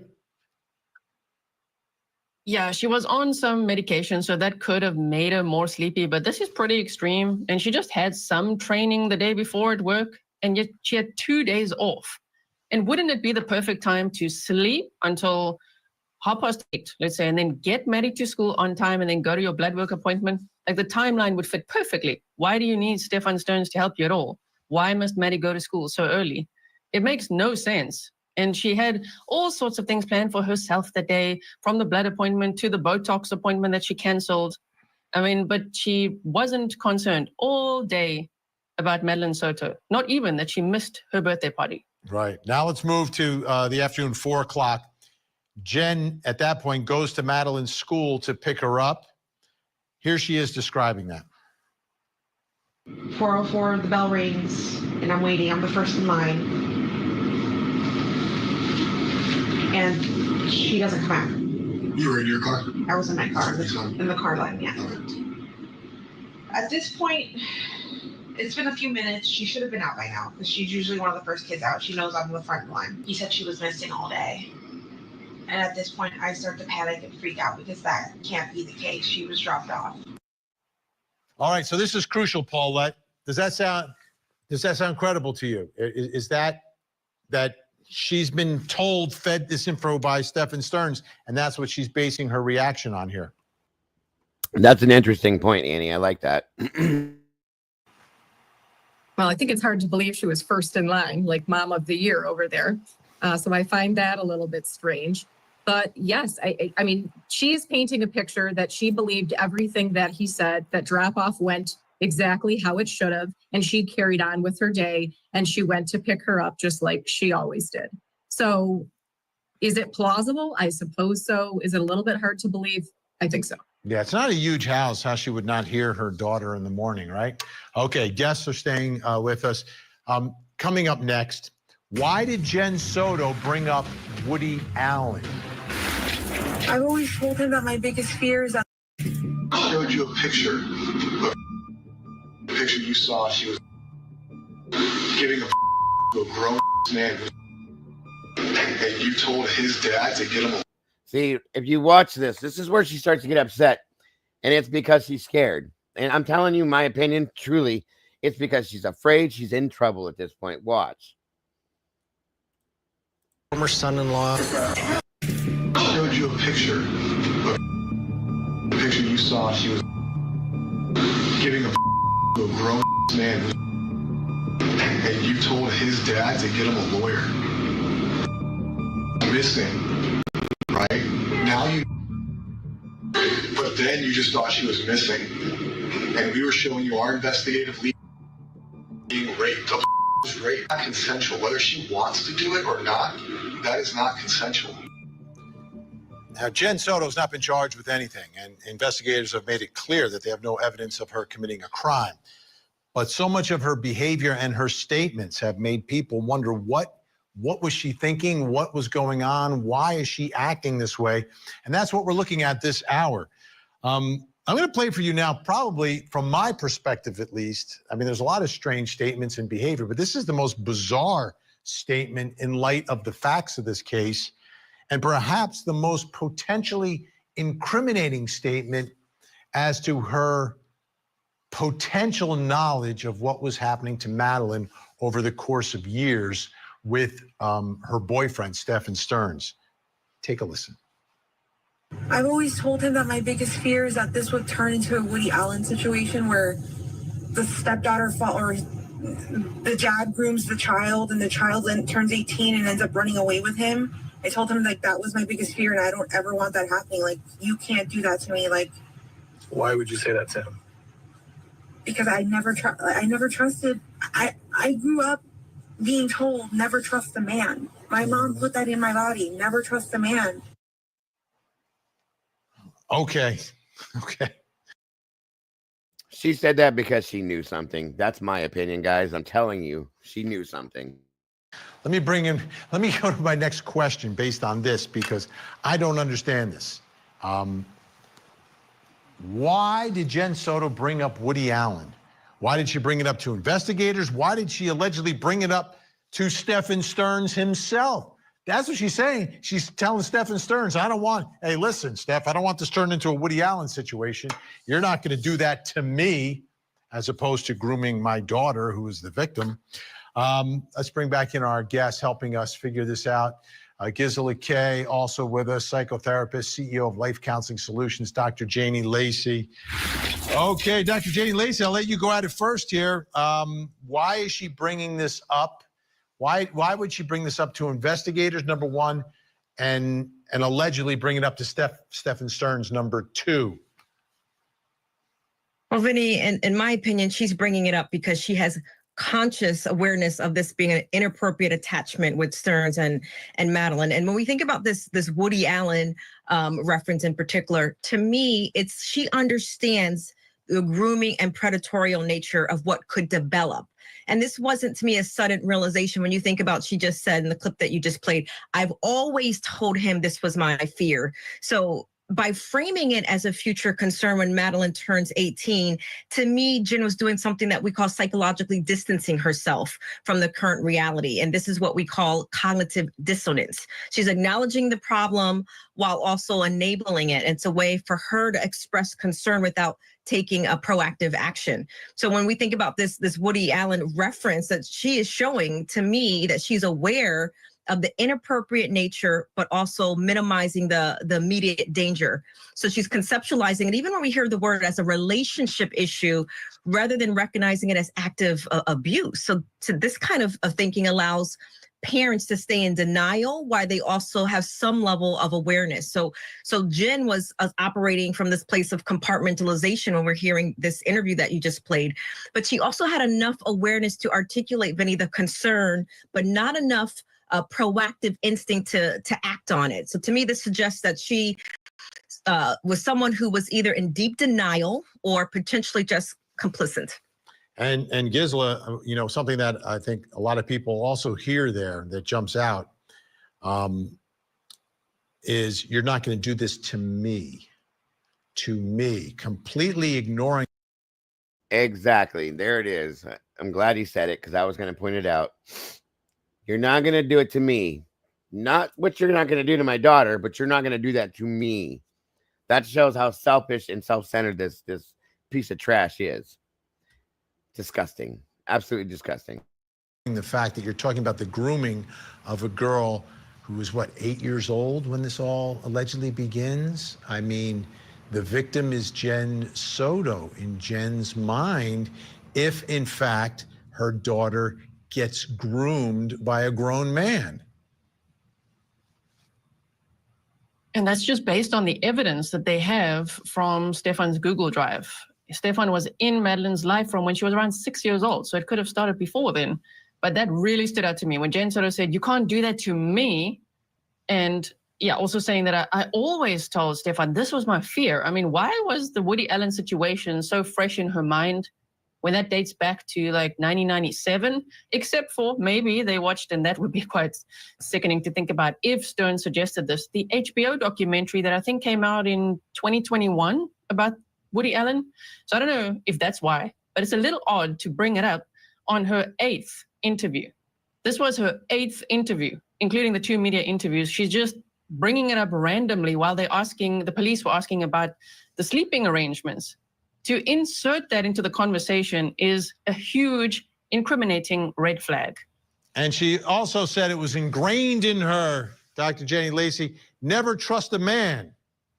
But you can have a man upstairs in a locked bedroom with your daughter. That makes no sense.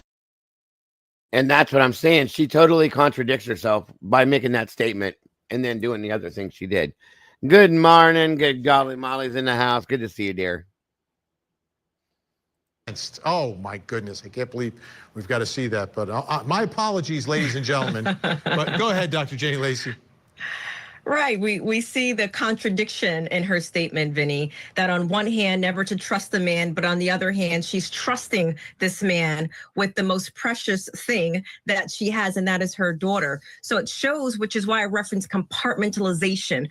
When we see that when people compartmentalizing, it's in the contradiction, the truth lies, which is why I would suggest that she had some level of awareness, consciousness of the inappropriate nature that was happening in her home, but potentially because her own unhealed self has allowed and enabled this and projected whatever may have been in her own background, which I would probably suggest there's probably a lot of trauma in her own background.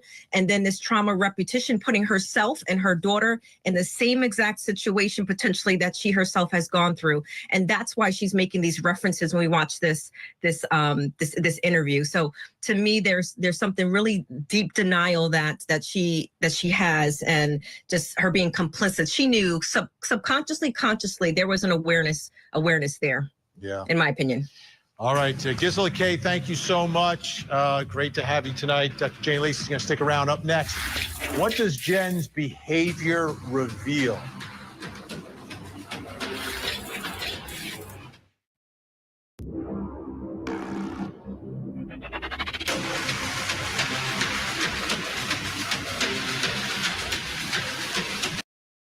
I fully agree, Summer. Absolutely. That's all it should have taken right there. That should in itself be a telltale fact right there, in my opinion. Excuse me.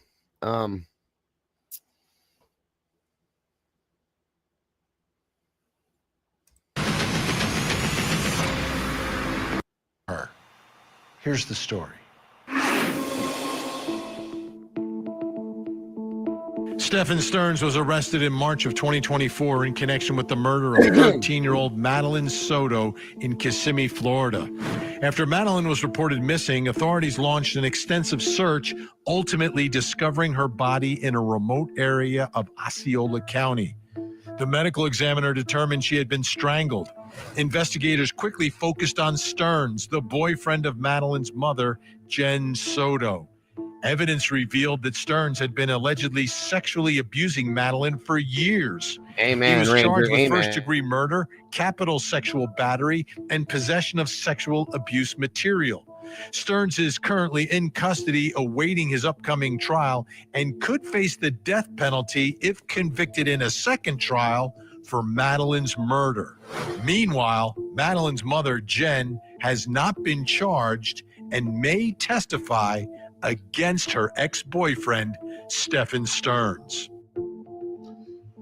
Jen Soto has spoken publicly. She's spoken on television and interviews when Madeline was first missing. She spoke in multiple police interviews. She never exercised her Fifth Amendment right to not say anything, her right to remain silent. She continued to speak. But a lot of things that she has said through the course of this have had people, myself included, scratching their heads trying to figure out what exactly is going on with Jen Soto. Why does she say these things? Why did she act this way? Why did she do what she did? Why did she allow to happen what happened in this case involving her daughter? So right now, let's take a look at some of the statements that have been made by Jen Soto during the course of this investigation. I feel like I can't breathe. All I keep thinking about is, where is she? Is she safe? Is she okay? What's her name? Madeline. Madeline. Madeline. Last name? Soto. S-O-T-O. S-O-T-O? Yeah. You guys are sleeping in the same bed together. You guys are all cohabitating. She's not sleeping in her room. But you felt the need to establish a rule. Amen, SRB. Amen. But when you establish that rule, for 3 years, she's already been dating him, essentially. Whether that's legal or not. I had no idea. If I knew anything, I promise you, I would tell you. Like, I am willing to take a lie detector test, whatever the you want, but I don't know anything. He's never mentioned anything. I've never seen any signs. I tried watching her like a hawk. I thought I was doing a good job, but I wasn't. I was a Watching her like a hawk by sending her up to sleep in the bed with him without you. That's such a contradiction of terms. A statement like, come on.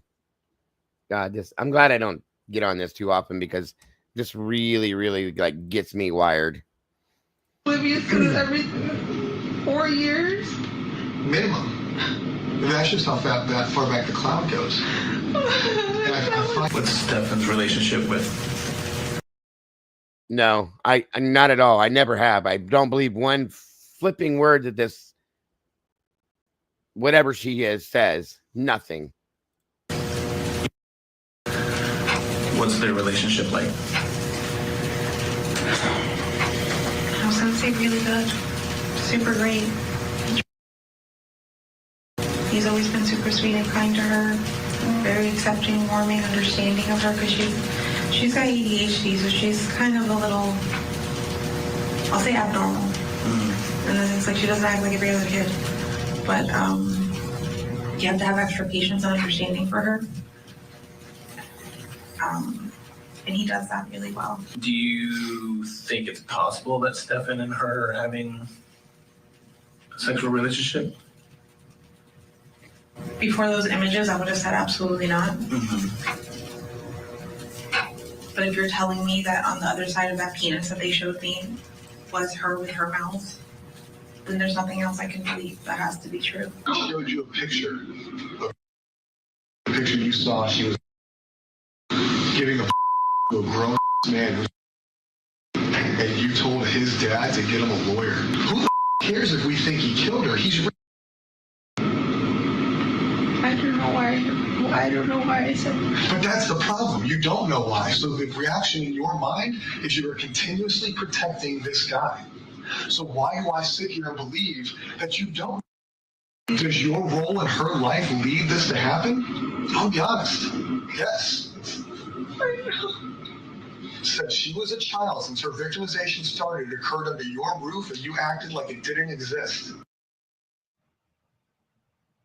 Her actions, her reactions. By the way, I love that detective. I absolutely love that detective. I think he was amazing with the way he interrogated her. Yes, Raquel, he did. And welcome, by the way. Her statements bring us to the next question in our investigation. What does Jen's behavior reveal here? What does it reveal about her? What does it reveal about what happened to Madeline? Here to help answer that question, Dr. Janie Lacey. Also joining us, former prosecutor Margaret McLean. She's also the host of It's a Crime with Margaret McLean. Thank you both. Margaret, I'll begin with you. As you see her and listen to her and watch her, what does it reveal to you about Jen Soto? Well, as a former prosecutor, I worked with battered women and, rape victims. I feel that this woman has such extreme level of self-esteem that she would actually gift her daughter to this predator and think that that was okay. And I noticed in the clips you played that she really does. She has fake tears, but I felt she lacked emotion. And I'd like to dig deeper into what this woman's past was to, allow this grooming behavior to go on for years and years and years. And I almost feel that she was maybe being praised by this, the predator. I hate to even say his name, Stephen Stearns, but maybe he praised her because she wouldn't engage in those types of sexual acts. She wanted to keep him. She was desperate for him. And again, that goes back to his severe low self-esteem and perhaps issues that went on in her childhood. No, it was the sheriff that got into trouble, Annie, because he had put information out, I think photographs out that he wasn't supposed to. And it was supposedly it was an accident, but I don't know that he got fired. I just thought he was reprimanded. But it's very disturbing and not normal Not at behavior. all. And I also think she may lack some intelligence. Dr. Janie Lacey, what is her behavior revealing to you? Well, her behavior, Vinny, reveals a lot. But if we look at even after being shown evidence of abuse, her initial response was to protect Stearns. And right, this is highly, we can all say, unusual maternal behavior, especially when a child is missing. And we think about her normalizing inappropriate sleeping arrangements and the casual way she described sending them upstairs shows this normalization of concerning behavior. And then we think about the interviews that you played, right? The law enforcement officer like immediately identified her credibility issues and so to me, there's some deceptive behavioral patterns that we can see. And it could be a couple things, right? It could be that compartmentalization, her ability to separate awareness from action because of her own past untreated trauma. And this trauma bonding with this attachment to Stearns, despite the evidence of that he's harmed her child. Like even her saying, well, you're showing me the video, so I have to believe it, which goes back to that cognitive dissonance. She's holding contradictory beliefs simultaneously. And perhaps this is maybe learned, making some assessments here, in my opinion, but maybe there's learned helplessness, this pattern of her not protecting due to her own trauma history. So, a couple of things that her behavior would tell me that her possible history of her own abuse led her to normalize a lot of dysfunction. We can all see this, especially our maternal instincts. And then as she mentioned in the interview that we watched, this possible substance abuse affecting her judgment and her memory. But either way, the severe disassociation from her trauma or conscious participating in covering up the abuse is just classic signs of someone caught between multiple loyalties, potentially from her own history. So, her behavior to me shows that she has awareness of inappropriate dynamics, Vinny, but yet doesn't protect her child, whether this represents her criminal complacency or just her psychological dysfunction from her own trauma, which even in the interviews that you showed, the investigators even determined that. Yeah, Margaret, we have about a minute left, a little less than a minute. As Dr. Janie Lacey referenced, the detective was very skeptical of her. Are you surprised that she has not been charged with anything? If I were the prosecutor, I would charge her with an accessory, at least to the sexual abuse. And I don't understand that because I don't see where they would even use her in this first trial, perhaps in the murder trial. But to me, there's just enough evidence against Stearns that, I would go ahead and charge her. It's disgusting. And I feel that as a mother myself, she really let her daughter down and she committed multiple crimes by allowing this poor girl to be groomed like that. All right. Awful. Margaret McLean's going to stay with us. Dr. Janie Lacey, thank you so much. Still to come, what do we know about Jen's relationship with Stephen Stern?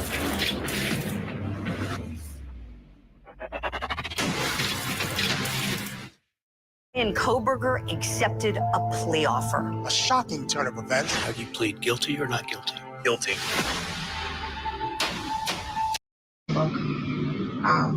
Or the clutter just gave me anxiety. So I asked him to go upstairs, and he did. And he lived upstairs until until December of last year. And then he moved to Northport, Florida with his parents, but they had promised him a job, but that fell through. So we were in the process of trying to get him to come back up here to get his job back at Disney and for See you him later, to move back Tandy. into the house for a little bit. I'm not sure long term. I know temporarily I was willing to accept him back. Was that something out of convenience for him, or because you? A little bit of both. We missed him, and I wanted to help him out. We missed him. Did you catch that? We missed him. Yeah, Madeline missed the molester in the house. She missed the hairy, flubby old man who would molest her and record her on video while doing it, allegedly. That's what she missed. Anyhow, you heard that description. He's messy. He's a hoarder. He was trying to get a job. He's out of work. Like, what's going on here? I want you to take a listen to Jen Soto's friend.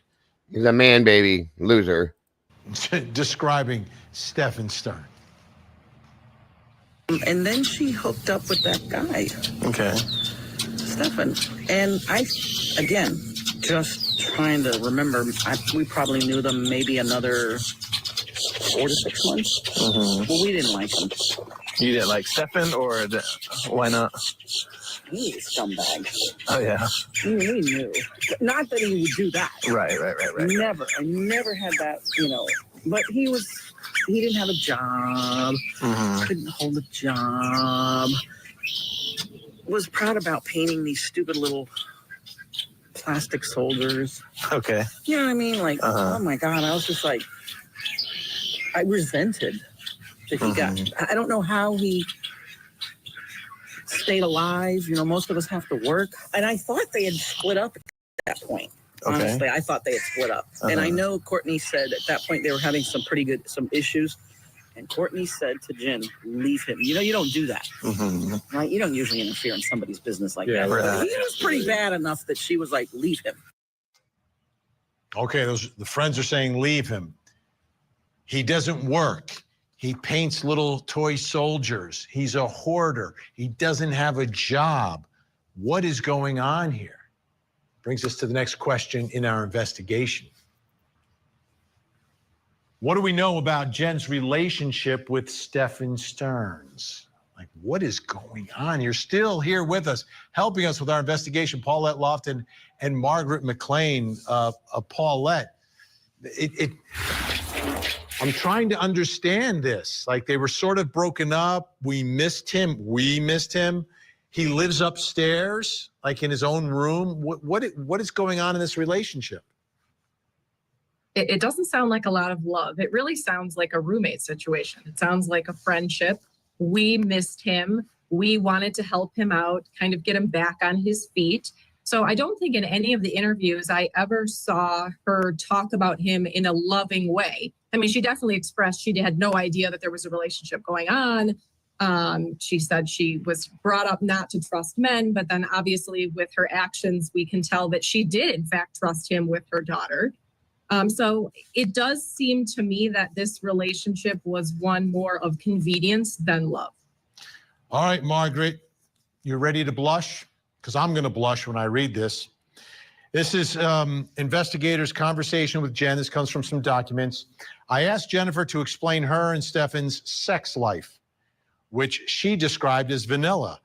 Stefan would want to have, shall I call it, alternative sex with Jennifer, but she said she didn't want to. And I definitely agree. It was convenience. He was her babysitter. He was her out to having to be a parent. Okay. Because he distracted Maddie. He kept Maddie away from her and she could do whatever she wanted. She didn't have to worry about being a parent. That's partly why I have such resentment towards her. But yeah, that's my thought on that aspect right there.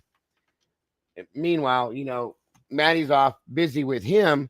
She could do whatever she wanted, whether it be being the lazy slob that she is and sleep and whatever, or go to her stupid Botox appointments. But that's what it was convenience for that aspect, but it was convenience on his part because he got something disgusting out of it too. And the whole thing just makes me sick. I got one more. This is Stern's friend. I asked Frank if he had any conversations with Stefan about his sex life. Frank stated no. However, they would be out and an adult female would be interested in Stefan, and Stefan showed zero interest. Frank said Stefan was talking about he and Jennifer ending their relationship, and Madeline's name came up during that conversation. He was more upset about the bond he created with Madeline than having a relationship with Jennifer. So what's going on here, Margaret? Well, I think Jennifer is just a desperate woman, and they broke up multiple times. She always took him back, and in my opinion, maybe in order to keep him, she gifted her daughter to him, and he was happy with that, as we know. So, I mean, the relationship was really, really screwed up, and this woman, Jennifer, was just, you know, despicable. But I do think that, and you know, my understanding too was when they were broken up, she still allowed Stefan to go up and sleep with Madeline, right? Which is just, you know, that to me, that really shows a very, very desperate woman with no self-esteem and a troubled childhood. Yeah, but Paulette, I think about these two, right? It seems neither one of them works that much. She had just started this new job. He was supposed to get a job, I think, with his father, and that didn't work out for him. Father's kind of smart. He likes to play with his toys. He likes to paint little figurines. No one seems to have money. They have people living in the house. Like Stefan Stern's got his room, and then there's boarders in the house too. It's not a huge house. It's not small by any means, but it's not huge either. This is just it's almost like they're living together in a flop house, and the daughter has her bedroom, which apparently she doesn't sleep in the living room. Like everything is just completely disarray, and so sad for Madeline. I agree. This is such an odd situation. And I really do think if this actually goes to trial, that's what the jury is going to struggle with. It's going to be really hard for them to believe Mom or Stefan Stearns, because who would want their young child living in this situation, especially with boarders or roommates that you don't really know? That's a threat to begin with. And then you add on top a mom who is leaving this impressionable child with this man who she's not really in a loving relationship with, and is allowing them to sleep together in the bed. I just feel like a jury is going to have so many issues listening to this and not be able to find commonality or understanding with the defendant, or if Jen testifies, with Jen, because this is so abnormal. Yeah, and I just hope that prosecutors are able to keep the focus on Stefan Stearns, the one on trial, because I know the defense will try to divert attention to Jen Soto, because that's where the audience goes. That's where all of us go. Like, what's going on with Mom? But we have to remember, Stefan Stearns is the one who's going to be on trial. Paulette Lofton, Margaret McLean, great to have you both with us. Thank you so much. Now, I don't know what Jen Soto was thinking while all this was happening to her daughter. What I do know is that her statements and reactions don't make sense to me. And there's a chance it may not sit well with jurors either. The question is, though, will that take the focus off of the accused sex offending murderer, Stefan Stearns? And none of that matters at this point because he took a plea deal, life in prison without the possibility of parole. I truly believe that, you know, he won't make it very long in there. Once they see and find out exactly what all he did, No, it's gonna be bad, and I can't say I feel bad, nor at all, and not even in a little bit do I feel bad for him, um, for what could happen to him. I think every bit of it's very well deserved in a situation like that. Um, like I said, guys, that's why I don't jump on this case very often, but I do want to keep it in the light with my channel because I've started on it from the beginning.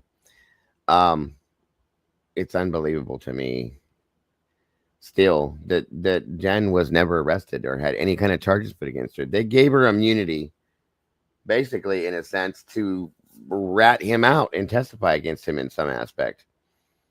And like I said, she showed no real emotion in this case at all with what happened to her daughter. And I'm very disgusted and like completely screwed over. Like, just that messes my brain up bad. I don't understand that. I don't understand people that are like this. I'll never get it. I don't know what to say. I'm beyond disgusted with this case. Probably one of the worst ones I've ever seen in my life in that this realm, you know. And it's horrifying. It's absolutely horrifying. I'm glad that my daughters are adults, but I have grandchildren, quite a few granddaughters, and I'm petrified always about anybody that's around them. I watch anybody that comes near them that I don't know because of stuff like this. It's just no. And I'm telling you, as a parent, buddy, no way would he have even made it to prison, in my opinion. Just saying. Just saying. It's some really sick shit, folks. It truly is. And he's so nonchalant. The thing that gets me is his parents. His parents are so nonchalant. And it's like, what are you doing? You're child or not? You would no. Nope. No. Sorry. Sorry. All right. Now let's get away from all these kids and all this crazy stuff for a little while.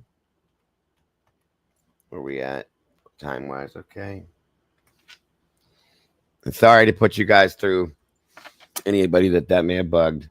I'm sorry for that. Like I said, I want to keep the story in the news, the whole story, because and from my channel, because I covered it from beginning to now. Thank you, SRB.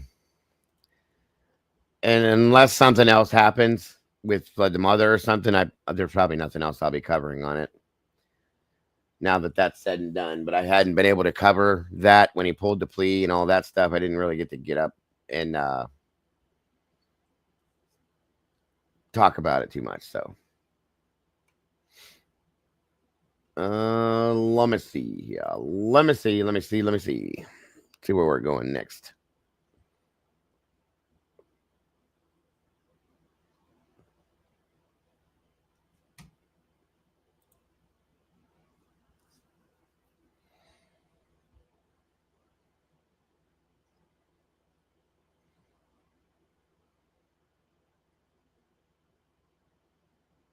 All right, 1 minute. Let me load this.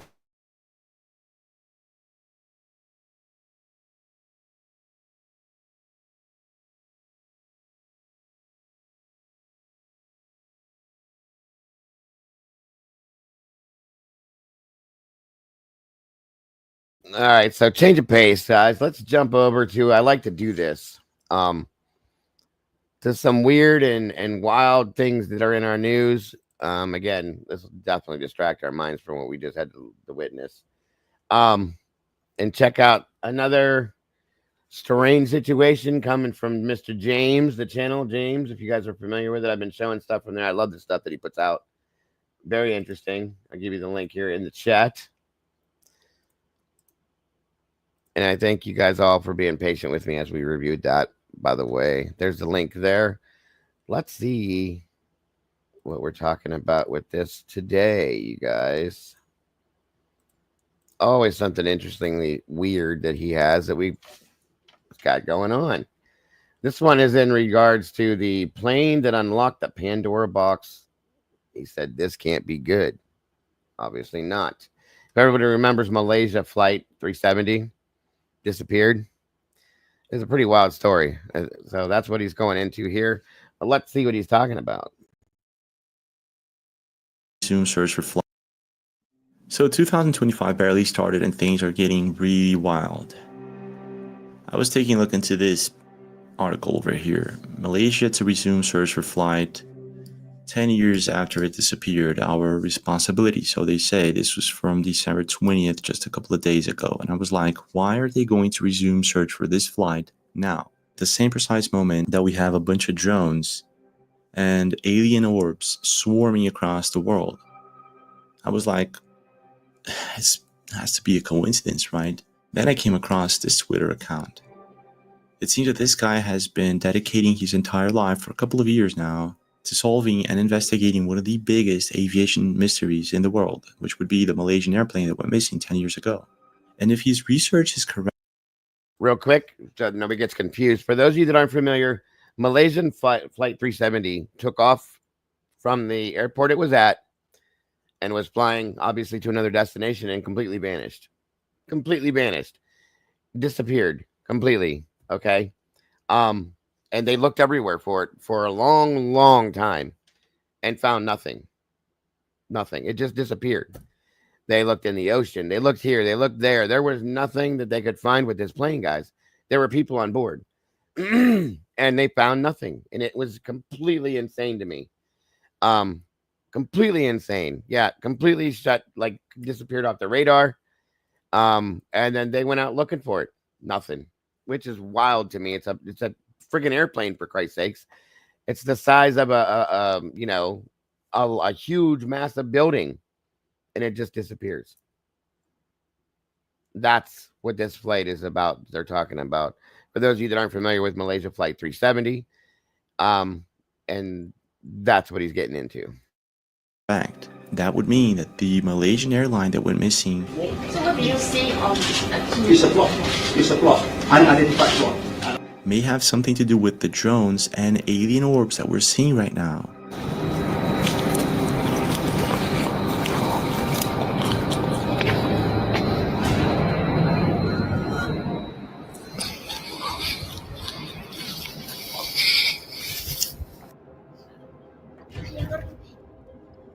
Mira, mira.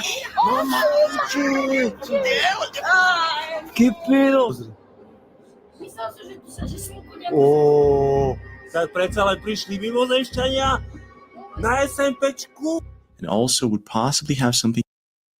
And mind you, this was a while back, but all the orbs that are going on, that everybody was seeing flying around, the drones that everybody was seeing flying around, it wasn't just happening here. It was happening in India, Indonesia, China, Japan, Slovenia, Turkey. They were seeing them all over the world, folks, which is kind of strange to me too. But just saying. And I'm not a big how can I put this? I'm into interesting, weird stuff. I am, but I'm a very big skeptic as well with things. So you got to show and prove to me things that are not in the norm for me to believe it. So I just want to give everybody the heads up on that. But this is interesting to me as to how this could relate, possibly, if it does, to Malaysia 370. I'm just curious. To do with the 20-something scientists that were inside that airplane, and they were possibly about to make some major breakthrough into some technology that's being hidden and kept from us. And there it is. I don't know if everybody knew that, but anybody that does know about the flight, there were 20 plus right there, highly intelligent IT engineers that were on that flight. That's quite an interesting coincidence, folks. And a lot of you know how I feel about coincidences, so just saying. All this time. And then they would have the UFO type craft which we built from technology we were given, and it runs, and the equipment that's there is run on free energy. Certainly aerospace corporations have knowledge in the UAP area. And of course, that would shift the world as we know it, maybe for the better, maybe for the worst. And this is possibly why it went missing. So let's dig deep into this, because this is wild. And let's start with the basic. So this is a video coming in from Random Facts The World on TikTok. It explains quite well what happened to the airplane that went missing. Most people don't know how this massive aircraft filled with 239 people mysteriously vanished off the face of the earth. The famous Malaysian Airlines Flight 370 took off from Kuala Lumpur in Malaysia at 12 a.m. in March of 2014 on what was supposed to be a normal 6-hour flight to Beijing. The plane had 2 pilots, 10 flight attendants, and 227 passengers on board. Things were going as normal for Flight 370 as it was traveling up the Gulf of Thailand. 38 minutes after takeoff at 1 a.m., the Malaysian Air Traffic Control told the pilots to switch over to Thailand's radio transmission as the plane was entering Thailand's airspace. Because this was the normal procedure, the pilots agreed and wished the Malaysian Air Traffic Control a good night. Shortly after this communication, the plane took an odd right turn and then an extremely harsh left turn. Before they ever got in contact with Thailand's air traffic control, the plane was... I remember what you're talking about, SRB, because I followed that too. I can't remember the name of it, but yeah. Midnight says maybe they didn't turn off the transponders at the change in the airspace, but cloaked it. That's interesting. That's a good point, Midnight. Very interesting. It reminds me, hey, Alicia, welcome back. It reminds me of that TV show Lost. It really, like, I said that to my wife years ago, like, this is just like the damn show. You know, it's wild. Did the main pilot turn the plane on purpose? I mean, anything's possible. Anything is possible. It's just so strange how it went down. Is now under neither country's radar, making it harder to detect by satellite. From here, the plane started heading southeast back over Malaysia without ever being detected by either the Malaysian or Thailand air traffic control. And then you got this quick analysis coming from Sinisterhood Podcast, which brings up some interesting facts about the plane when it went missing. These would be the last words recorded from the flight. It was 1:19 a.m. 3 minutes later at 1:21 a.m., the plane was near its assigned navigational waypoint when its transponder was turned off. Once the switch was flipped, MH370 disappeared from civilian air traffic control radar. This is a huge red flag. You want to be able to be seen by civilian ATC because they're the ones telling you, hey, where to go, what to do. If something, you need to be seen. That's a big part of it, is to be seen. If you want to be seen. Yeah. At 1:25 a.m., MH370 was picked up by military radar. The path it flew next deviated greatly from its flight plan. Even so, the path... And that was the big part, is it was going in that one specific destination and turned completely around. That's where it got weird. The path was neatly aligned, which indicated a highly skilled pilot behind the controls. Interesting. The plane had flown northwest above the Strait of Malacca. So, wait, so it's possible that either the pilot was very skilled, and this is, by the way, his YouTube channel, which is amazing. Community service. People actually found this. A lot from YouTube and forum. He's teaching people how to tune aircon to save electricity. So apparently this guy he knows what he's doing. He knows what he's talking about. He's an experienced pilot. So either this guy was flying the airplane at this moment, or somebody else with a lot of experience had taken control. Sharp left turn, heading south in what investigators later termed the final major turn. While the initial announcements of the missing plane were made by the Malaysian government on March 8th at around 7:30 a.m., the plane was still in the air. Yeah, what's really weird about this is that apparently Yeah, listen to this part, guys. This threw me. When I found this out, this threw me for a complete, total loop. This is nuts. One day after this happened, one day after the plane went missing, people's phones were still ringing. They were still working. Let's take a look at this.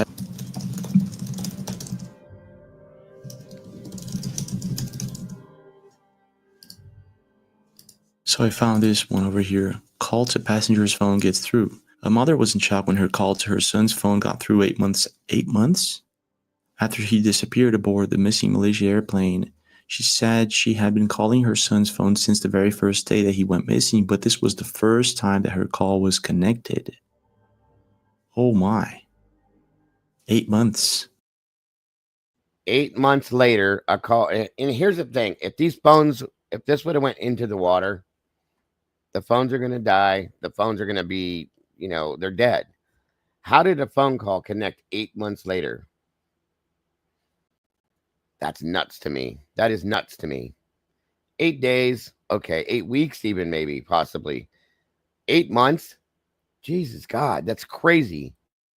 Later, that would mean that his phone was recharged, full battery. This is weird, but the deeper we go into this, the stranger it gets. A few days later, after the plane went missing, there was a press conference, and this is what was said during that press conference. Pay very close attention. And yes, he's right. Watch this and listen to everything that they say. It's kind of difficult because of language barriers to an extent, but watch this. This is secondary radar.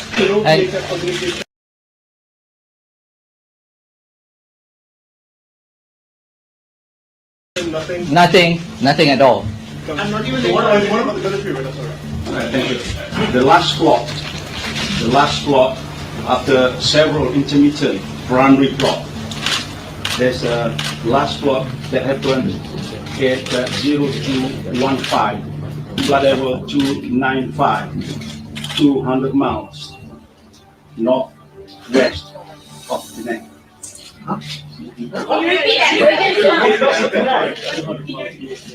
Okay, we are corroborating this, okay? Corroborating this. 0215. I'm not saying this is MH 370, okay? It is, we are still corroborating this. We are still working with the experts. So what are you saying it was? Sorry? I don't know what it was. No. So what do you say on It's a plot. It's a plot. Unidentified plot. An unidentified blob. And apparently he says it was more than one blob. So apparently whatever it is that they saw on radar, they saw the same thing that was supposedly portrayed in this video of these mysterious orbs surrounding this airplane, which a lot of people to this day believe it is fake because it was supposedly debunked because of a special effect or something like that, which is possible. Of course it's possible. But there seems to be new evidence that people are pointing out that maybe this video wasn't fake after all. But we're going to get into that and why this is possibly one of the biggest cover-ups. So this Twitter account says that he solved the case of this missing airplane. But before we take a look into everything that he has posted here and all the evidence, we must understand a video that was posted to the internet a few days or weeks after the plane went missing. So around May 2014, a user by the name of Regicide posted this video to YouTube and Vimeo. Check this out.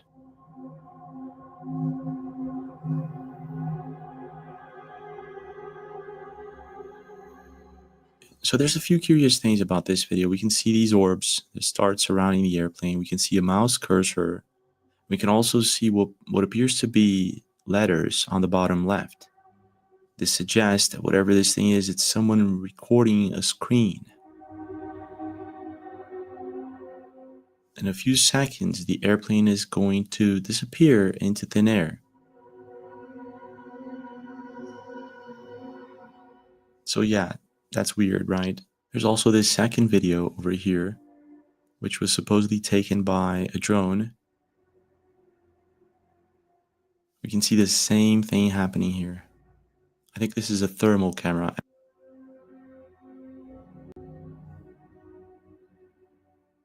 We can see the trail, the airplane's trail. It kind of suggests that it's possibly on fire, I'm not sure. And we can see the trail, the orbs trails.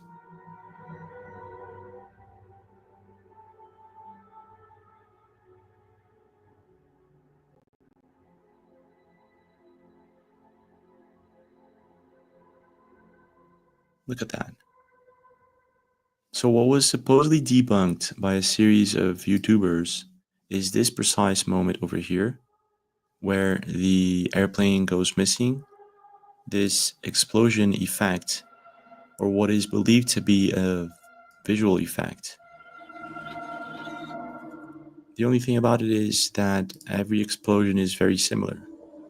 Of course, at the time, a lot of people thought that this was fake, that this was CGI, and so did I. I have so much technology nowadays, and why wouldn't someone make a fake video of it just for the views, right? But this is until all of these videos of these mysterious drones and orbs started popping up all over the world.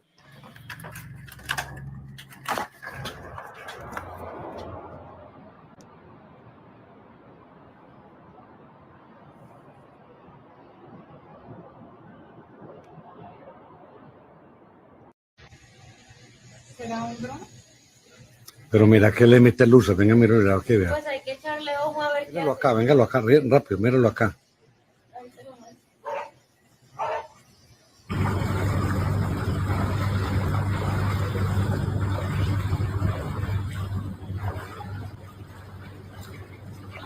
Wyskoczyła, zobaczyłem drona w końcu, chciałem.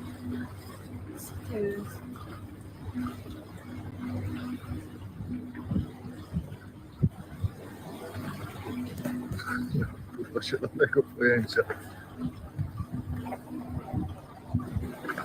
Look at the alien. No, there's no alien. There's the alien vision. What is it? Look at them. They moving in circles at the top. See, the formation on the right, and then they got another formation in the middle, and another formation on the left.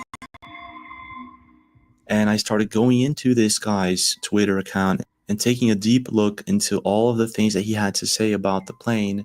And the deeper I went, the scarier it got. They show smoke coming out of the back of the plane, consistent with the fire.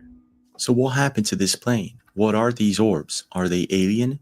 Are they human? Thing inside those orbs. I think they're autonomous balls of plasma.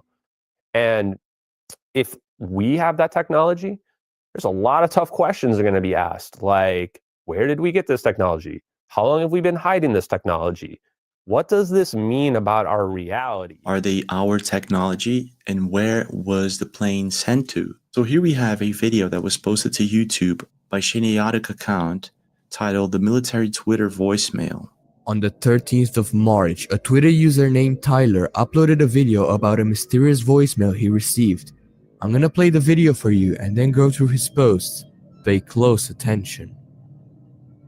Sierra, Delta, Alpha, November, Golf, Echo, Romeo, Sierra, Oscar, Sierra, India, Tango, India, Sierra, Sierra, Delta, Alpha, November, Golf, Echo, Romeo, Sierra, Oscar, Sierra. The message in the voicemail appears to be sent through something called the phonetic alphabet. It is often used by the military or police forces to spell out a message when talking over the radio when it is too hard to understand what is being said. Basically, taking the first letter of each word should spell out a message, and Tyler figured this out. So this guy, Tyler, he finds out that this is a code, a military code, and he says it literally translates to danger, SOS. It is dire for you to evacuate, be cautious, they are not human, SOS, danger, SOS. And then it gives coordinates, I am throwing my phone away. Then he continues, wait, what are the coordinates, someone asks. And he says, someplace on the coast of Indonesia, I don't even know. The thing is, up until this moment, he didn't know, or actually no one knew, that this had anything to do with the Malaysian airplane. Later on, Tyler receives a message from a user with a seemingly random name and in a different language. When translated, the message turns into, end the post you just shared about the recording on your phone. Tyler then posted, okay, I'm sitting in my car right in front of my house, in my car, and this guy started taking pictures of my house with flash. Then he walked away. Literally, what? It's 3 AM, I am going to tonight. Also, I should probably include that this happened a few days ago before I got that voicemail. I really am about to go into hiding. I would understand why. I'm not sure if this is real though. Let's take a look at what Shinayatic found out. Soon after, a user named Uzumaki came up with a pretty interesting theory. This is what it says. Pay close attention that there's an S right before danger, meaning that the recording is on a continuous loop. It's not a message set to play once it goes to voicemail. Also, someone pointed out that the coordinates given are very close to where the Malaysian airplane went down. What if you're hearing the black box recording? That's why it's an SOS and save our ship. It was trying to warn us. Okay, wait. This gives me really bizarre vibes, the same vibes that we got from that lady in the airplane. You right now, that motherfucker back there is not real. Okay, so this is one of the weirdest cases ever when it comes to strange things that happen in planes. So what's really weird about this video is that after it went viral, police released a body cam talking to her. She really seemed distressed and no one could find out who she was. Do not let that flight leave. Do not let that flight leave. Being dead serious. Do not let that flight leave. And then articles started popping up that she was Tiffany Gomez, the not real lady. But this would be her. A lot of people think that she did that as a viral marketing campaign to grow her account on social media, which is really possible. But there's a lot of people who don't see similarities between her and pictures of her and the woman on the airplane.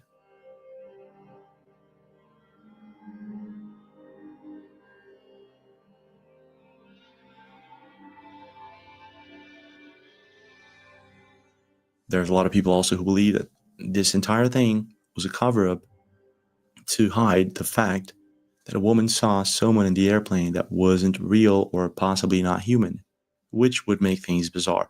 But anyways, after Tyler posted his strange voicemail to Twitter, he began receiving messages from people, and he wasn't the only one getting these strange voicemails on his phone. Another user by the name of Kai tweeted in response to Tyler, "I got the same thing when my boyfriend called me and he couldn't hear it, but I could." The message in Kai's voicemail translates to "not human," followed by a number and then SOS. A YouTuber tried calling the number and got this result.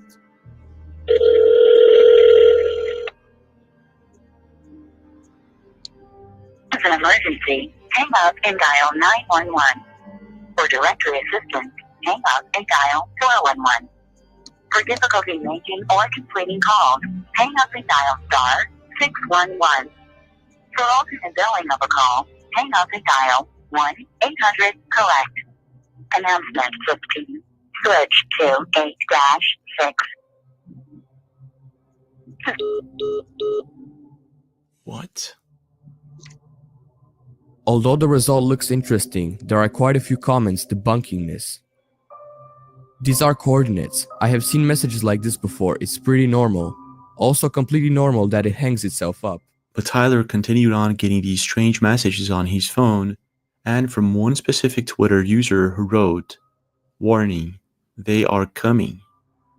A video was also posted containing the same pattern as seen in previous voicemails. The message in this one translates to "Emergency 41818." What all these posts have in common is the numbers at the end, 41818. So when I first saw this video in 2018, I thought it was fake. But with all of this that's going on with the orbs and drones right now, warning, they are coming, it kind of makes sense. But what and who are they talking about? Moving on, another user posted this.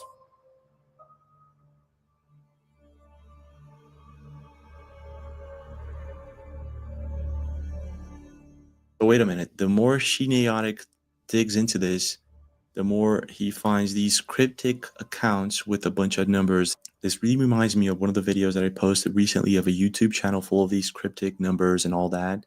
And the Cicada 3301 mystery. It's kind of weird. Not sure if this has anything to do with it. So Tyler continues on getting these bizarre messages on his phone. And at some point, I started thinking that this is just an ARG or it's fake. But then some of these messages are QR codes. And these QR codes translate into websites. And Shineotic went into these websites and found out they were people trying to solve the Malaysian airline mystery. This was way before anyone was actually into any information about it. The third QR code leads us to this picture. The account also uploaded two pictures, one containing a YouTube link. Upon copying, oh my it gosh, leads us to this video. Again, notice the date in the title.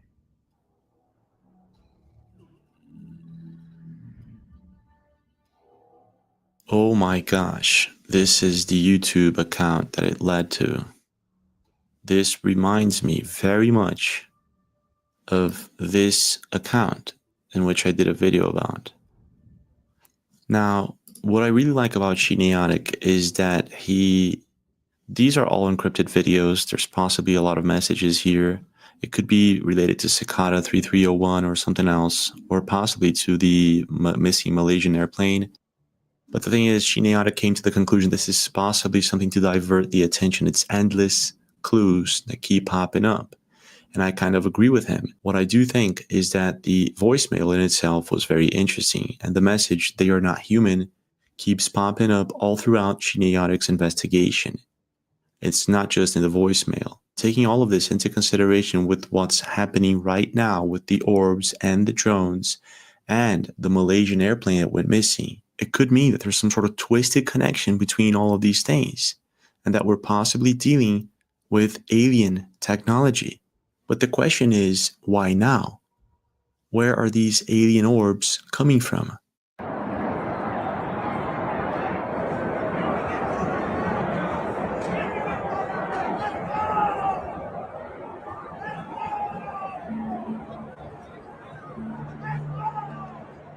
And what happened to the Malaysian airplane? Where are those people? So let's just say that there's something really shady going on here, and that possibly the video of the orbs and the airplane are real. So I found this post on Reddit. Wing flap debris found was confirmed by Malaysia to be from MH370 with the part numbers to prove it, right? But then someone left this very interesting post over here stating that you cannot identify an airplane part by the part number. It has to be a serial number, and that was not the case. So this guy says, if they have part number and serial number, it can be traced to the exact aircraft.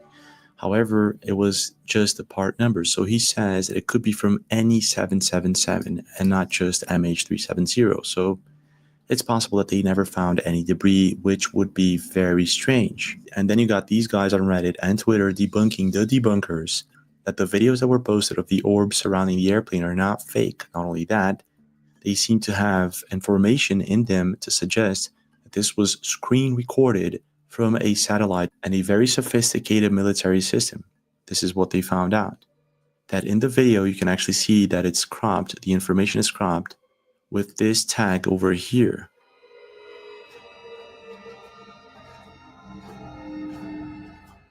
And this suggests that this was the satellite that was recording this video. It was launched in 2006. This is its route, very close by to where the airplane was last seen. You also have Ashton Forbes posting the same thing. National Reconnaissance Office launch of the space-based infrared system in 2006. The mouse at 24 frames per second versus the background being at 6 frames per second is proof of cropped screen recording via Citrix session. We are looking at that satellite video. We can tell that they are doing a screen recording. It's not somebody who's got a camera who's filming the screen like a guy would be doing here. That's one of the earliest details that I noticed. And so when the sleuths on social media found out that this was a Citrix session logged into a database because of the mouse is at 24 frames per second that we see in the satellite video, and it comes off the top right of the screen and goes off to the bottom left of the screen, indicating they're looking at a much larger field of view, but they're cropped it down, removing the drone so that we wouldn't see that, removing other information from it. And I was going, wait a minute, I've got like a psychological profile for the person who would have leaked this. It would have to be a what? Personnel. They would be a patriot, most likely, that wants to tell the world. They remove the HUD data and all this other sensitive information. They leak the first video, thinking that maybe the world will pick up on that first video and they don't even need to leak the second one. And then when we ignore that, they drop the second videos in perfect synchronization. Now you've got absolute proof. We've got coordinates. We've got 2 different videos. So I started Googling, looking up people. It took me about 2 weeks because it's really hard to find some of this information that goes back, especially 7 or 8 years or more. And then I run across Lieutenant Commander Edward Sealand. Oh my gosh. 999% sure this is the guy. So apparently this guy was arrested 1 week after the video was leaked to the internet, and his lawyer stated that he did not commit any crime because the information that he supposedly was arrested for was available on the internet. In other words, the video that was leaked. His lawyer is on the record saying that the investigation into him began April 2nd, 2014, the next month after the plane disappeared. Yeah. And that's when I went, oh boy, like this is a very narrow window of time. The defense lawyer argued that the classified information in question is available on the internet, which if it's not these videos, why were they trying to get him? It's bizarre, isn't it? So this is, for instance, the website and the link to the website where people got this idea that the video was actually a screen recording of a Citrix session. This guy goes deep into this. He explains detail by detail into why this is, with links and all that, into why this is a Citrix session recording. But there are some questions here. Why did the plane divert from its path before these orbs showed up?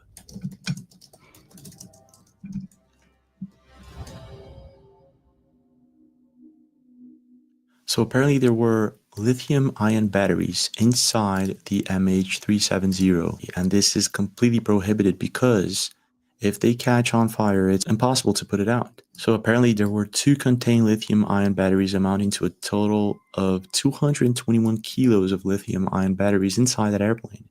That's really odd, isn't it? And here you have Ashton kind of explaining what happened. At 1719 UTC, the pilot says, "Good night, Malaysian Airlines Flight 370. Around 1721 UTC, a lithium-ion battery fire explosion occurs and is seen by Mike McKay on an oil rig 300 miles away. He sees fire for 5 to 10 seconds. 9 witnesses along the coast hear loud noises at the same time. The plane goes dark. At 1730 UTC, there's a communication with another pilot who hears the voice of one of the pilots of MH370. At the same time, 8 fishermen on a boat 10 miles off the coast see the plane flying unusually low, consistent with a depressurization emergency event attempting to provide oxygen for the passengers. The Malaysian Minister of Defense claims the plane was not identified, but admits they knew it was a non-hostile civilian airliner. The plane flies over Langkawi at 1752 UTC when the co-pilot's cell phone pings a cell tower. The plane doesn't land either due to the fire or because they have communicated a rendezvous point. The plane continues to the Nicobar Islands until around 1840 UTC when a witness, Kate T, sees a glowing orange plane with dark smoke coming out of it. This is consistent with the crew battling the lithium battery fire with halon fire suppression devices, releasing bromine, a halogen gas. Soon after, the videos begin. They show smoke coming out of the back of the plane consistent with the fire. The plane is descending in the videos consistent with an intercepted, Chinese-only reported communication that claims the plane was attempting an emergency landing and disintegrating. The plane's altitude is low in the videos, as proven by the cumulus clouds that only form between 1,000 and 5,000 feet. Here's my thing. If that's the case, what are these things that are flying around this? Like, this is crazy. Was it a cover up? Did that happen? Is that why they turned around and started heading back because they were having like mechanical issues? And it was too late. But these things, these orbs flying around this is what's weirding me out because I've never seen anything like that. The way they're flying around it too, it's pretty wild. Yeah, fam, I show James's stuff all the time. When I do these segments, I do his stuff because I like what he does. Also consistent with the witness's sighting. So one may ask the question, where was the plane taken to? And well, apparently there was a lot of people talking about the possibility of the plane being taken to Diego Garcia Island. Mine's MH370. Now this was, I think this is what SRB was talking about because I remember we had talked slightly about it before, but there was a video that came out that this happened, that they took it to this small island out in the middle of nowhere, and that's where it was. So I don't know. And guys, go check out James's channel. He's got so much other interesting stuff. If you're into this kind of stuff, you know, just to listen to it, go check him out. He does some really cool stuff. It does. It seems more likely than not. I agree with you. And again, that's how I am because I'm a skeptic about other things. You know, I've watched stories on this for years, folks, and I mean years, that it flew through a time rip in the sky. It flew through into another version of this world or some weird shit like that. That then, of course, that it crashed, but they looked everywhere for it. That it was taken hostage. They took everybody hostage on there. That the scientists were taken hostage for reasons. All of that stuff. That's what I would think too. And they supposedly did. Oh, okay. Thanks, Krista. Appreciate you. Supposedly they did and found nothing. Do we know if that's true? No. You know what I mean?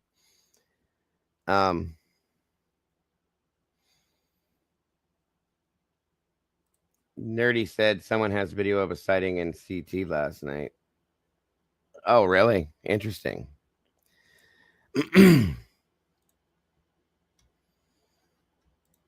End up on this mysterious island. If you comb the Indian Ocean, you might come across a mysterious 14-kilometer military island called Diego Garcia. What is interesting is that on March 18th, a photograph surfaced on the internet, supposedly originating from an IBM employee named Philip Wood, and that took the internet by storm. Because just 10 days ago, Philip Wood supposedly disappeared, along with Malaysia Airlines MH370. Now you might be thinking, what does a photo have to do with Diego Garcia? But, you see, internet sleuths started to pull apart the data from the photo. The exchangeable image file format of the image revealed that the photo was taken on March 18th on the island of Diego Garcia, leading many to think that there's more to the MH370 story. So this is weird, but wait. If people were calling their relatives days, weeks after, months after the plane went missing, this would mean that there was a phone signal, and Ashton and other internet users started tracking this, and this is what they found. So this guy says, it's nice to see other researchers thinking outside the box and looking towards the Maldives and Diego Garcia, the only two places you can make a phone call out there. And this is wild. Look at that.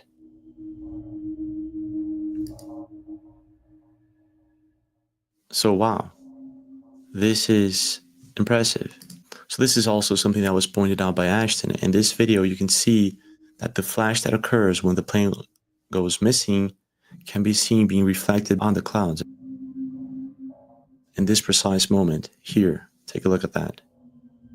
Because a lot of people thought that the clouds were fake, that the video was fake.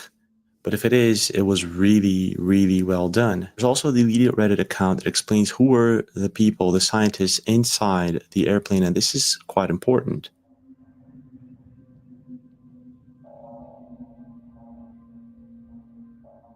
So Ashton, like many others, believed that the plane was possibly warped to somewhere else using advanced alien technology because the 20 scientists that were inside were on the verge of a breakthrough when it comes to zero-point energy. And this makes me wonder, all of this drone and alien orbs thing, it all started with a bunch of UFOs hovering very close by to nuclear reactors all over the world. I've been mapping these, and if you've been following my channel, you know what I'm talking about.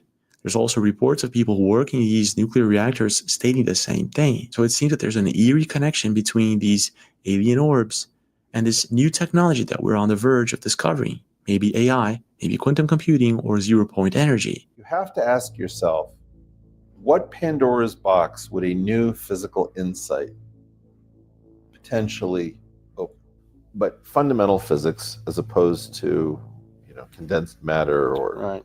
Certainly aerospace corporations have knowledge in the UAP area that specifically are...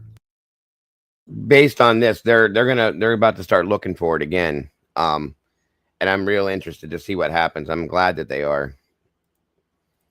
Sequestered by against FOIA. There are people who've been experimenting with zero-point energy or try to tap zero-point energy for years. Every once in a while, someone will do it accidentally. They'll call it cold fusion, but I don't think it's cold fusion. I just think it's a zero-point energy tap. Except for 3 people that I know, no one has been able to control it. When it happens for a short period of time, and it's almost always destructive. It's a coupling of the device with the energy that permeates space. And what's interesting is that Ashton Forbes believes that these drones, these orbs that were surrounding the Malaysian airplane were plasmoids or something like that. Inside those orbs, I think they're autonomous balls of plasma. And if we have that technology, there's a lot of tough questions are going to be asked, like, where did we get this technology? This is also what Dana Kippel has been talking about on her TikTok account for a while. And she's also trying to explain the orbs that we're seeing right now all over the world. Posited that these drones are actually chasing the plasmoids, that the drones are not plasmoids, and I 100% agree. Okay, plasma is the fourth state of matter. It is in plasma balls, it is lightning, it is ionized gas. that creates fluorescence when the electrons are flurrying around the nucleus and they're free, which is in the aurora borealis, lightning, fluorescent light, neon lights. It's also, plasma is also the sun and any star. There are several theories that plasma is intelligent, including the intelligent plasma hypothesis. This is Dr. Massimo's book about consciousness and plasma. So basically, these plasmoids have literally been studied by the government since the 50s. Then we got this video coming from Alex Collier, a pilot, and he talks about the Diego Garcia Airport and how they have been testing alien technology for some time. It was posted way before all of this happened to the Malaysian airplane. Diego Garcia Island. Diego Garcia Island, there's a base there, Pine Gap. Diego Garcia Island, there's anti-gravity anomalies there, and this is how they were able to blow a lot of equipment into space without using rockets, and then they would have the UFO-type craft, which we built from technology we were given. Interesting how the Diego Garcia Island is mentioned as if it's some sort of island from the Lost TV series, full of magnetic anomalies. It would make sense if there were 20-something scientists inside the Malaysian airplane and they had knowledge of these alien technologies. It's kind of weird, possibly far-fetched, but quite a coincidence. So here's what we know for now. The orbs and drones are showing up all over the world. It started a couple of months ago, and it first started happening above nuclear reactors. Now, this could be because we're on the verge of developing new technologies such as AI, quantum computing, and maybe these drones or orbs are showing up because it could be used for nefarious reasons. And maybe these orbs showed up and teleported the MH370 to somewhere else, possibly because the scientists that were inside that airplane were also on the verge of discovering this new technology. And again, if this technology is used for nefarious reasons or falls into the wrong hands, it's not a good thing. And this is what I understand that the whistleblower that contacted Ashton also is stating. We have had this since the 1960s, and from that first day, we have used it to make sure that no one else can have it. The big breakthrough to apply the tech as we do today came in the beginning of the 2000s with quantum computers, and by this, the paradigm for AI technology. There are endless applications, and the truth is that it would change the world in an instant. But that won't happen. I bet yourself, or at least most of your audience, have heard a version of the story that the aliens are here and they want to bless us with new, clean, and revolutionary technology, but we are a too young and rowdy civilization and would not be able to be responsible enough with the gifts from them. That's probably made up, but that is at the same time completely true. It's just not aliens saying this. It's us again. The technology is infinite in its power, and if two rivaling parties had access to it, this world wouldn't last a day. So there's still a couple of questions here. Where are the orbs coming from? Are they alien? Are they human technology? And will humans actually be able to achieve this 0-point energy or this? Can you blame them, SRB? I wouldn't. We're a disaster. I mean, just look at our country alone. We're a disaster. Complete disaster. We need to mature a lot more than we have, in my opinion, as a race. Okay. So truly, that's my opinion on that. Technology without using it for nefarious reasons. We're apparently at this point in time right now, which we have to make a choice as a society. Do we evolve? I love your talking about achieve that. this amazing technology, able to revolutionize the world for the better, or not? What do you think about all of this? Is it too far-fetched? Did the MH370 just dip into the ocean and disappear forever, and this is all just sci-fi? Leave a comment. Don't forget to smash that like button. Again, guys, if you haven't checked out James's channel, please do. The link again was in the chat up here, and I like I said, a lot of the stuff he talks about, I'm a skeptic all the way around until I see proof of things, but it's still very interesting. I was very, very, very interested in the whole Malaysian flight when it went missing, and I followed the whole story, and again, nothing. It's gone. It just disappeared, completely vanished. Could that the whole deserted island be a thing? Yes, it could. But like SRB said, wouldn't they have checked that? They did. It's not there. And nothing was there. No. That's my point. Well, they told us nothing was there. And I, we want to believe these things, but with what we see, who knows truly what the truth is? But I want to believe that it is on it, that it did, that orbs came to actually save the plane.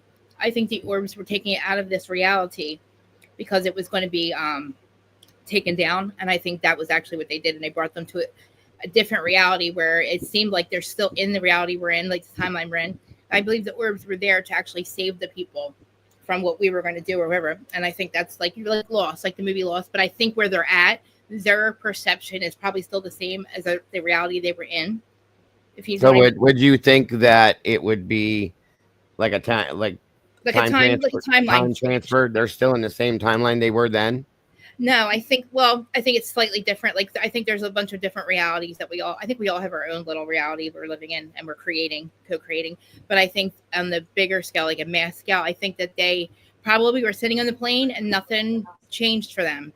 But their plane, their reality was switched. Like, I believe in like the Mandela effect, right?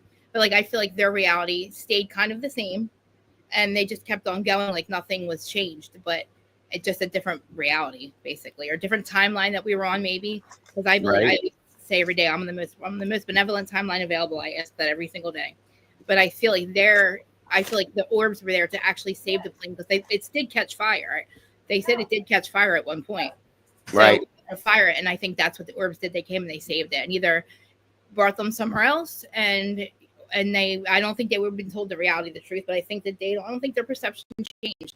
I think, and then one day when we actually are able to be told the truth, because they do have the technology, they've had it since World War II. The technology, when we're finally ready, which we are ready, I think we're ready now. I think they're just holding it back, but I believe that they were going to expose it. But like we just happened, like with January when the orbs came and all that thing that was going on. That showed us, I believe, that we were ready because nobody freaked the hell out as far as. And with what you just said there, part of that is part of the reason why I'm not, like I said, I'm a skeptic on every aspect, aliens and Bigfoot and all that kind of stuff. If it exists, I want to see it before I believe it. And I believe that like as a whole, our society, we're still very immature and very like, I think that's why. If aliens exist, that's why we don't know about it because they expect us all to flip out and act like children over the situation. So I agree with you in that aspect. And I still think, like SRB just said, if these things are true, we're still very reckless as a whole. And that's, in a sense, some of us may be ready, but in a sense, the rest of us aren't because all these things were withheld from us. And, I mean, look what happened. They gave it to us and we used it for bad. We took the actual technology that's the 0-point gravity and we used it for bad. We made a nuclear weapon out of it. And they're like, oh, well, nope, you guys aren't ready. But they've also hijacked 100 years of our evolution. They've hijacked, I believe that they've hijacked our evolution since the World War II. And I think that we're just now. I mean, I will say one thing that I've always thought was quite interesting is that from the time, we'll say like the 1800s, things grew and changed very slowly and slowly. And then we hit the 50s and the 60s, more the 60s. And then, we had like, for instance, TVs in the 60s were black and white square wood boxes with legs on them that they were a joke. And the way that we have commenced to the point where we're at now with flat screen TVs and cell phones and microwave ovens and all that stuff, it came about so fast. And I mean so fast. How did we progress so quickly? And I do believe that, yes, there could be the possibility of reverse technology being done in some aspects because it did happen so fast. Over a 50-year period of time. For 150 years, we didn't progress for shit. And then over a 50-year period of time, we're here. It's so fast. You know the story of well, all right. So in my understanding, from my understanding, when Roswell happened, they brought us that tech. That was the technology that we got, like that, right? Yeah. We used some of it for bad, but we were able to use and I don't want to say that they got it because they traded us for we could have abductions and all that. I believe that the people that were abducted are actually from those races, and that was just doctor's appointments, whatever you want to call it. But I believe that's where that technology came from, right? Like what fiber optics too, I think.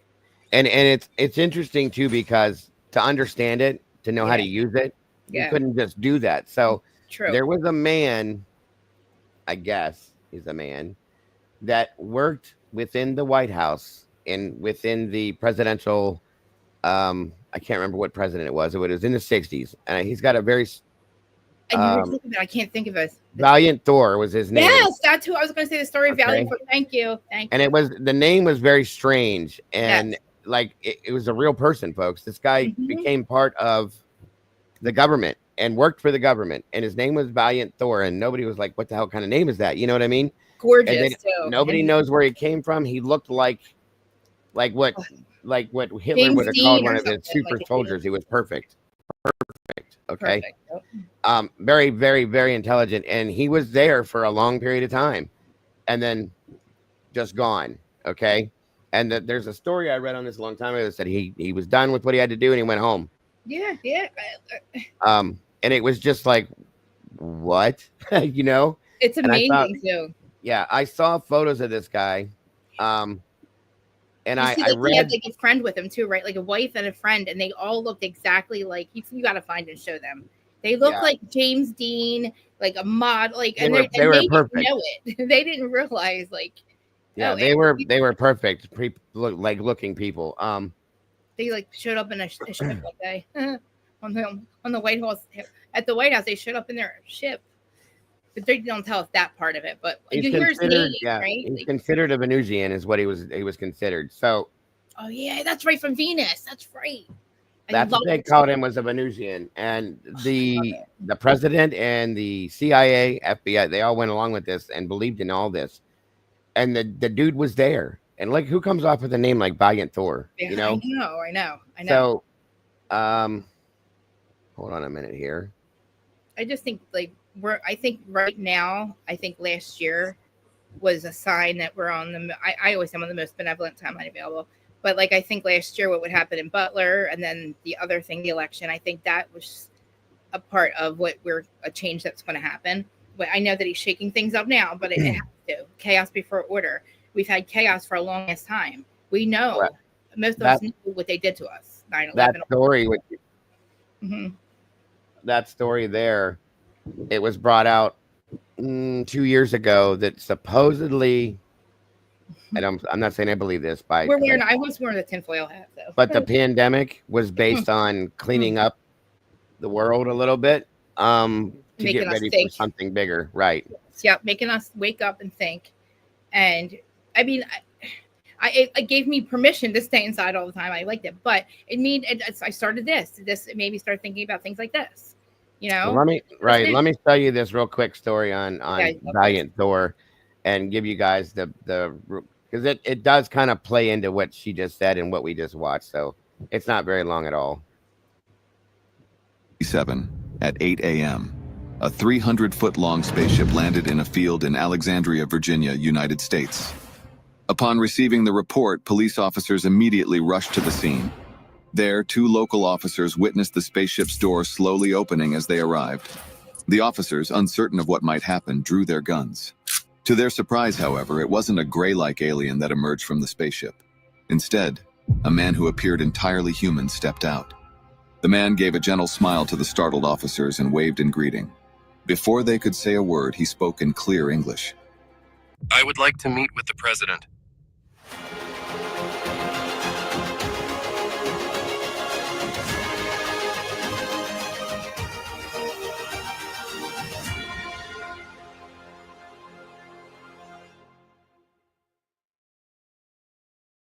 When you think of famous UFO incidents from the past, what comes to mind? Perhaps the Roswell incident? The case we're introducing today, however, is less about a UFO sighting and more about an alleged relationship between extraterrestrials and high-ranking officials, including the president. This story takes us back to the 1950s.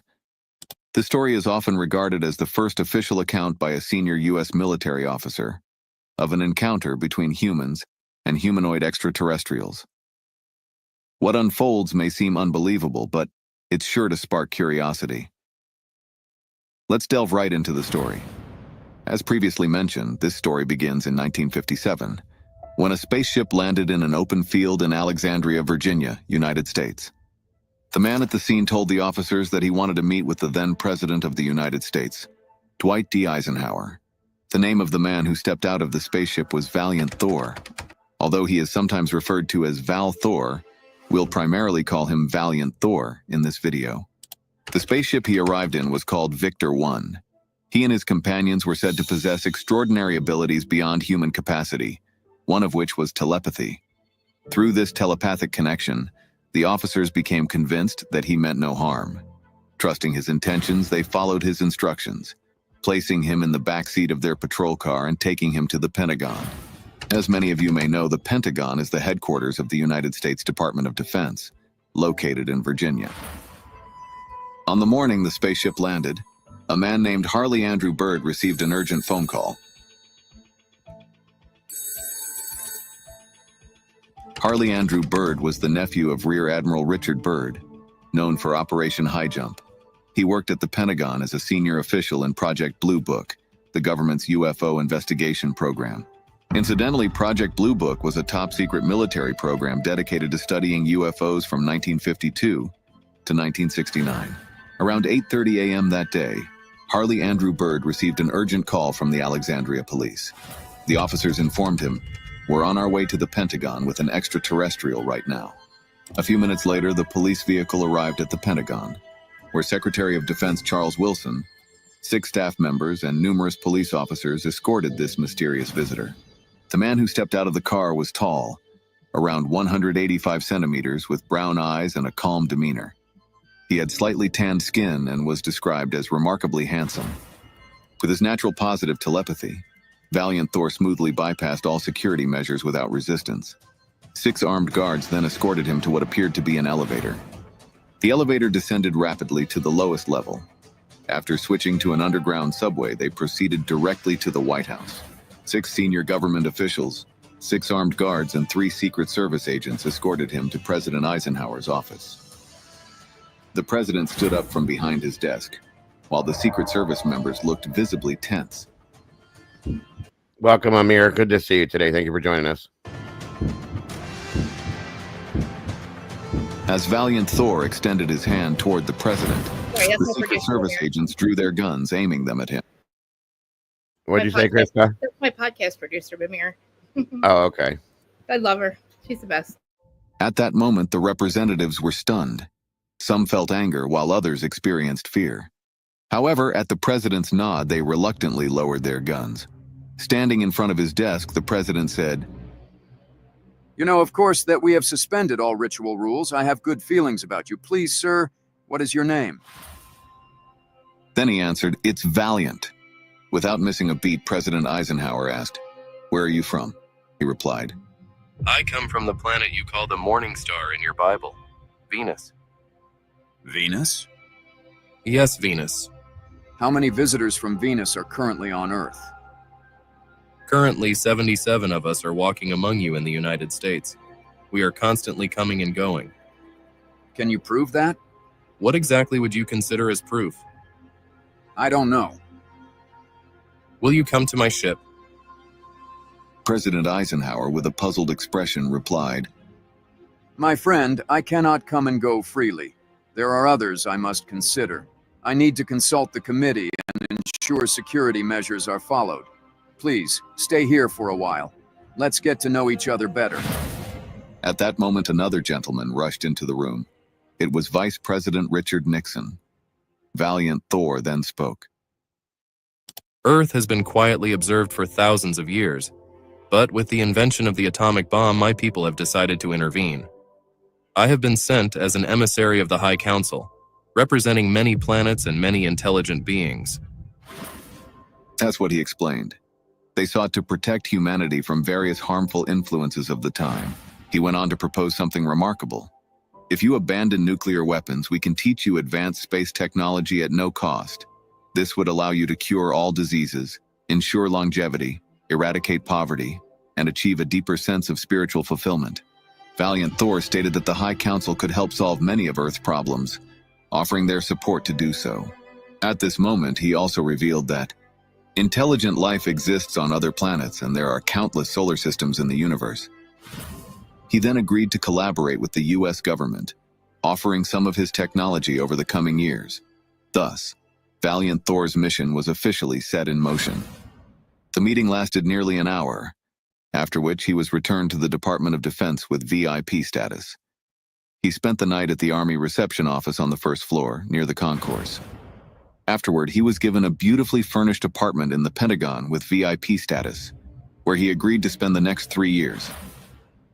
It's said that from this apartment he maintained communication with his spaceship, receiving the latest updates and information. Let's take a moment to describe some of Valiant Thor's unique characteristics. Although he appeared human, one notable difference was that he reportedly had no fingerprints. Amazingly, he could also pass through walls and teleport to locations at will, allowing him to move freely between various sections as he pleased. Valiant Thor was not only endowed with extraordinary abilities, he was also described as incredibly compassionate, gentle, and radiating an overwhelmingly luminous aura. The military personnel were also intrigued by the clothing he wore. They attempted to examine and test the jumpsuit worn by the extraterrestrial Valiant Thor. The military eventually came to refer to it as the Miracle Garment. The jumpsuit he wore was a one-piece garment extending seamlessly down to his boots with no buttons, zippers, snaps, or fastenings of any kind. It was a puzzling garment, leaving everyone wondering how one could put on clothing with no openings or fasteners. The suit had enough fabric to cover a person about 183 centimeters tall, yet it weighed only around 170 grams. Goodbye, Alicia. Thanks for joining us. Additionally, it was made of an indestructible material. They attempted to pierce the material with a diamond drill, but the drill broke under pressure. Even when they used lasers or applied acid, the suit remained unaffected. Finally, they fired a high-speed rifle at it, but the bullets couldn't penetrate, nor did they leave a single scratch. Valiant Thor explained that the garment was made of a material not found on Earth. Following this unexpected visit, President Eisenhower requested that Valiant Thor attend a meeting at the home of Howard Menger in High Bridge, New Jersey. This meeting was a small gathering of researchers and scientists to advise the president on the UFO issue. Valiant Thor agreed to the president's request and was also permitted to bring along all 3 of his alien crew members, Don, Jill, and Tanya, who also attended the meeting. Fortunately, valuable footage from that meeting was preserved. This photo was taken by a young Air Force photographer named August C. Roberts, who captured images of Valiant Thor and his team. At the time, Roberts was one of the world's leading photographers. This photo is said to depict the crew members of the spaceship Venusians, captured during the meeting. They look like models. The main topics discussed included ways to end world hunger, cure diseases, and stop wars. Valiant Thor also emphasized that all nations possessing nuclear weapons must disarm. Valiant Thor was shocked to learn that the people gathered here were often treated disrespectfully by the media. Nevertheless, he was reassured to see that they remained steadfast in their beliefs and pursuits despite such treatment. Hearing this seemed to put Valiant Thor and his team somewhat at ease. During the meeting, they shared methods to end war and other insights. At this moment, President Eisenhower held a message from the High Council in his hands and said, "The people of this earth are not prepared to handle the conditions that would arise if the recommendations of these otherworldly visitors were put into action." At this moment, Valiant Thor realized he could not accomplish his mission alone. He felt he needed to find open-minded individuals on Earth who could help persuade the world's leaders to embrace these changes. After this, there was someone who would go on to establish close contact with Valiant Thor. That person was Dr. Frankie Stranges. He was the founder and chairman of the National Investigations Committee on UFOs. Additionally, he was an author and a member of a global Christian denomination, holding doctorates in theology, psychology, and criminology. Dr. Frank later revealed the strange story of the extraterrestrial Valiant Thor and his mission in his 1967 book, Stranger at the Pentagon. In his book, Dr. Frank described it this way. "Who would believe me if I spoke of this strange encounter with a man from another planet? I considered keeping this incredible story to myself, but the more I thought and prayed about it, the more I felt that sharing it would bring great blessings to those who would hear or read it." In Stranger at the Pentagon, Dr. Stranges detailed how he first met Valiant Thor. One day, Dr. Frank received a call from a very excited August Roberts, who had photos taken at the High Bridge gathering. He was the photographer who had taken pictures of Valiant Thor and his team members. He told Dr. Frank, I've got photos of extraterrestrials, but I have no idea what to do with them. Dr. Frank was immediately captivated by the photos and soon began using them in his lectures. After concluding his lecture in Washington, D.C., Dr. Frank was signing books and chatting with guests. In that moment, a woman named Nancy Warren appeared. She introduced herself, looked around, and then quietly asked Dr. Frank, showing him her Pentagon ID card. Would you like to meet the man in those photos? Dr. Frank eagerly jumped at the unexpected opportunity. The next morning, he arrived at the Pentagon, where Nancy Warren escorted him to Valiant Thor's quarters. At this time, Dr. Frank was careful to stay alert for any signs of deception or fraud. Valiant Thor approached slowly from the front. With a warm smile, he extended his hand and said, Hello, Frank. How are you? At that moment, Dr. Frank was struck by Valiant Thor's overwhelming sincerity and charm. As they shook hands, Dr. Frank noted that Valiant Thor's skin had the softness of a baby's, yet his grip quietly conveyed strength and power. He described Valiant Thor's voice as both powerful and gentle, leaving a lasting first impression. Strangely enough, Valiant Thor seemed to have extensive knowledge about Dr. Frank. My purpose in coming here is to help humanity, which has drifted farther from God than ever before, to return to Him. There is still ample hope if humans seek the right path. He spoke these words with optimism. Dr. Frank, curious as to why he was granted this honor, asked Valiant Thor about it. Valiant Thor explained. Dr. Frank, it is because you are open-hearted, always engaging with people, and a messenger of the gospel of Jesus Christ. In essence, Valiant Thor's mission was to save humanity, specifically to help guide people back to God.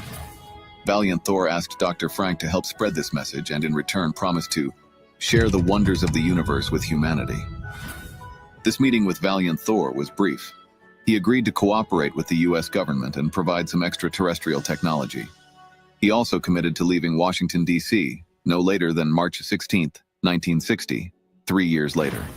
However, upon reading Dr. Frank's Stranger at the Pentagon, one might sense that Dr. Frank continued to have contact with Valiant Thor for several years beyond that initial period.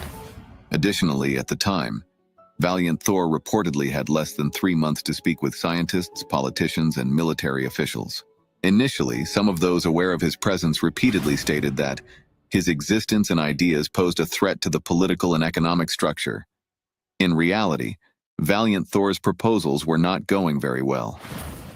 Even now, this might still hold true, but at that time, the top leaders in various fields were filled with personal ambition, showing little concern for humanity's urgent needs.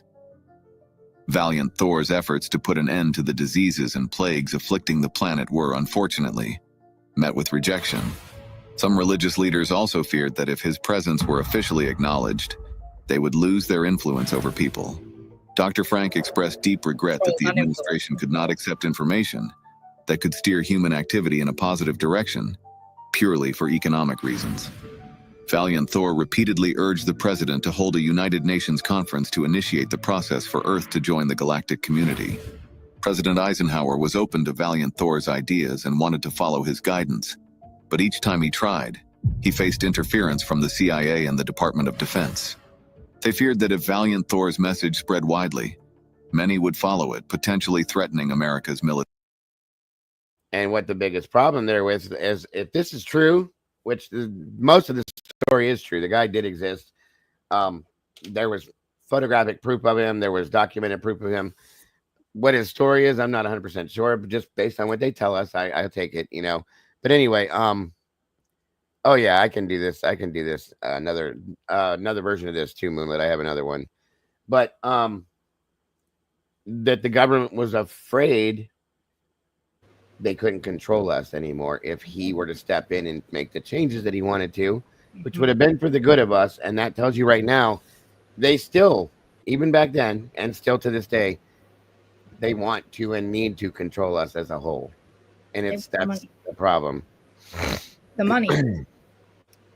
Oh yeah, everything's financial and politically based. So think about like free tech. They offer. We have free energy, but JP Morgan goes up, put a meter on it. Like if you can't put a meter on it, then, and I can't charge for it. I believe that it's coming. I believe that free energy and also med beds are coming as well. I mean, And the free energy is going to cause a lot of problems. There's going to be a lot of people hurt because it's going to take money out of people's pockets. That's a problem. So listen. Take care, Michael. Thank you for joining us. People aren't going to lose, right? Science doesn't stop, right? So it's not going to stop. It's just more stuff to look into. And as far as med beds, the doctors will become healers. You know what I'm saying? They'll become healers now. So they're not going to really, and you know what? They're raking with money anyway. So they kind of don't deserve to keep on doing that. Like we're on the most, if we're moving up. Big pharma needs shut down. That's a big. Oh yeah, like we don't need it. Problem. You're keeping us sick. What the hell? That's 100% true. So, and like I said, you guys, this is just explaining who Valiant Thor is based on the other stuff that we were talking about. He like wanted I said, to do all that for us. Yeah, and that's why I'm showing you that this, like I said, this was documented by the U.S. government and photographs, documents, pictures, this and that. Wherever the guy truly came from, I don't know. Was it Venus? Very possibly. I don't know, guys, but he was, like it said, like she said, I said, he was perfect. The guy was perfect. He looked like a Ken doll. They said he wanted to fit in. Yeah, right. Military dominance. And so they restrained the president. By that time, they already held more power than the President of the United States. In fact, in January 1961, during his farewell address, President Dwight D. Eisenhower pointed out the existence of the military-industrial complex. He warned of their potential to exert excessive influence on the nation and society, with significant impacts on the political, economic, and military decisions of Congress and the government. At that time, increasing international pressure was also weighing on the administration. From around this era, issues related to extraterrestrials were classified as top secret. They fought diligently, enforcing strict regulations with severe penalties for anyone who disclosed the existence of Valiant Thor. Even a prominent news anchor who accidentally learned of his visit through a paid informant was silenced by them. The CIA consistently denied any knowledge related to UFOs. At the same time, Dr. Frank asserted that they held secret files that undeniably proved the existence of intelligent extraterrestrial life. To backtrack a bit, Dr. Frank's second encounter with Valiant Thor took place about a year later. One day, while Dr. Frank was driving in Beverly Hills, California, Valiant Thor suddenly appeared in the backseat of his car. Hello, Frank. How are you doing? When Dr. Frank pulled over, Valiant Thor moved to the front passenger seat, and their second meeting began. He continued the conversation by asking Dr. Frank about his work, his family, and other aspects of his life. That day, Valiant Thor disclosed details about some of his activities. Which is exactly, in my opinion, why Nikola Tesla disappeared. Because he was taking money from people that didn't want to. Well, okay, real quick. The gentleman, I covered him on this one of these days, one day. The gentleman that was creating gasoline, fuel from plastic, is missing. He went missing when he showed the world what he was doing. He went missing, and from my understanding, still is to this day. Because you can't do that kind of stuff. You're taking away from other people that are greedy. And we could have all sorts of free resources here. We do. We do. A planet is we're type 1 civilization. We can live off the planet's everything. We can live off the food, the medicine, and the lumber. And that's why we're not ready when I say those things about that, because we're a greedy society. And we're run by greedy people, So that's why they keep everybody the way they do, in my opinion, and keep them in their little circle, and they hang on tight and make sure that nobody steps outside that circle and acts out. That's what the CIA and the FBI are all about, truly, in my opinion. So, oh yeah, definitely. Everybody's waking up now, and like we can change. Like we can live in our own little bubble, but we can also change it too. Like the masses, the more we learn and we wake up to the truth, and if you believe that or not, you don't have to. All this is just like my perception, things I've learned over the last 12 years. But I do feel like right now we're getting to the point where we want them. I want them to come down. I want them to show themselves. I need them to be I want them to. When I say them, I mean the right. I don't want to call them aliens, but they're here. They just live in the earth. They live in Earth, whatever. Other people, right? I got you. I just feel like I think we are ready, and the people that aren't ready will learn, and it's going to be hard for those people. But don't you want to live in a society where we don't have to have war anymore? We don't have people stealing money from us. We don't have to pay a lot of money. We're not supposed to live like this. Yeah, I read a little bit about this before, that if this were to take effect and go into effect, that it would mean that there wouldn't be poor people anymore. People wouldn't be sick anymore. They wouldn't have. No. It just ocean. Yeah, I read that bunch of articles on that a long time ago. And clean it up in 3 days. They can clean the ocean up with these worms that eat plastic. Yeah, I saw that too. It's going to be amazing. It's really going to be amazing. Absolutely, I can agree. I get excited about it. I feel like I've been hearing about it, thinking about it for so long that I'm like, finally, I'm starting to see little things happen where it's like, okay, Mandela effect was my first validation of something's up. Sorry, guys. Understood. You're good. No, you're fine. On Earth. He revealed that communication devices were hidden in certain homes around the world, including in Reno, San Diego, Los Angeles, and Geneva. This device was a holographic communicator, making it appear as though the person you were speaking with was physically present in the same room, standing right before you. Dr. Frank described how he was astonished when he saw this device in use, unable to believe his eyes. This device enabled communication between bases on Earth, spaceships, and a headquarters ship orbiting the planet. Seeing such advanced technology in the 1950s would indeed have been a mind-blowing experience. Experiencing these sci-fi-like... Also, and again, these are just other pieces and parts I'm remembering from things I've read into this. So part of this, and I'll just make this real quick, these communicator things they're talking about, they've said that they believe that like the pyramids and things like that are old versions of these types of communication devices, and that's what they were all about. So, believe what it is, believe what it, whether you do or you don't, it does make some of that stuff make a little bit of sense if you think about it. Mm-hmm. How they were built, what they were all about, why they're not just in Egypt, they're all over the world. They're under the water in the oceans on different areas on the entire planet. They found different pyramids and stuff, which I thought was pretty wild. I love it. Really wild. I do think that their energy device. I think that the pyramids, I think they can be activated and turned into like our free energy devices too. It could be. Yeah, that could be too. That's an interesting thought. Might make you feel a bit envious of Dr. Frank. However, his experiences weren't all positive. Those who possess knowledge of the great cosmic secrets or study UFOs often find themselves targeted. Valiant Thor had foreseen the high likelihood of danger for Dr. Frank and frequently warned him. Unfortunately, these warnings began to manifest in reality. One day after giving a lecture in Germany, Dr. Frank nearly died when his meal was poisoned while he was on the phone. Although Dr. Frank survived, he soon received a call from Valiant Thor at the hotel where he was staying. Frank, how many times have I warned you to be extremely careful about whom you meet? Valiant Thor said somewhat sternly on this occasion. A few years later, on his way to a meeting with members of Valiant Thor's team, Dr. Frank was intercepted by men in black clothing driving a black Cadillac. They seized his briefcase, forced him into their car, took him to the desert, and assaulted him. However, Don, a member of Valiant Thor's crew, appeared on the scene.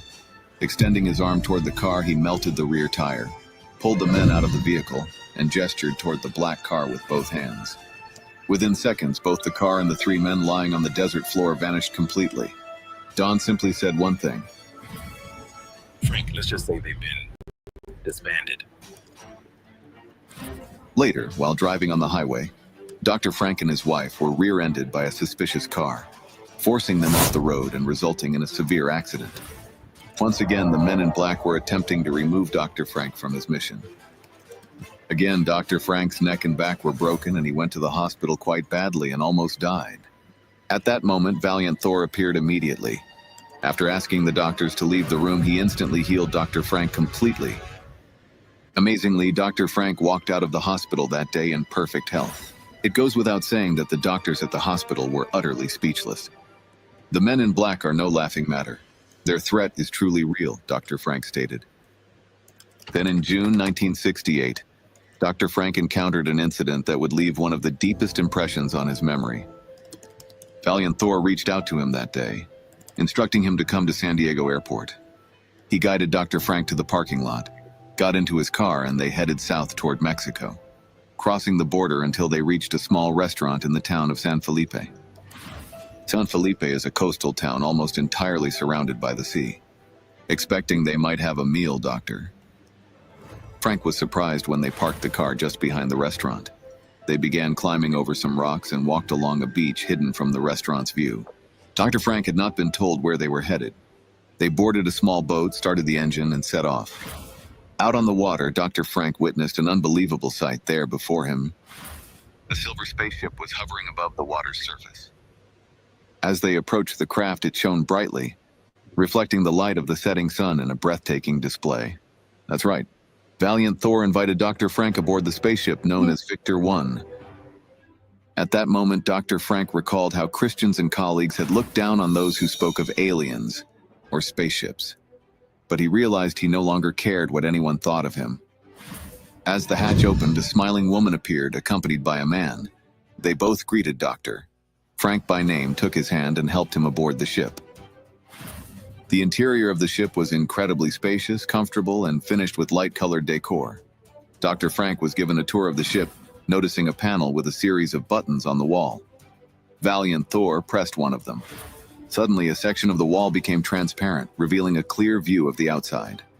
Dr. Frank noticed that the floor felt like a thick cloud, molding slightly under his feet with each step.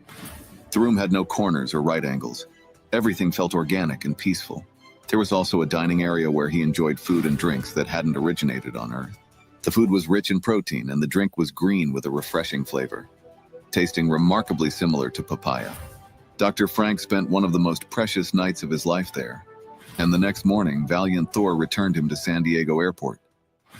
Their ship, Victor 1, is said to be stationed along the shore of a lake east of Las Vegas, remaining invisible.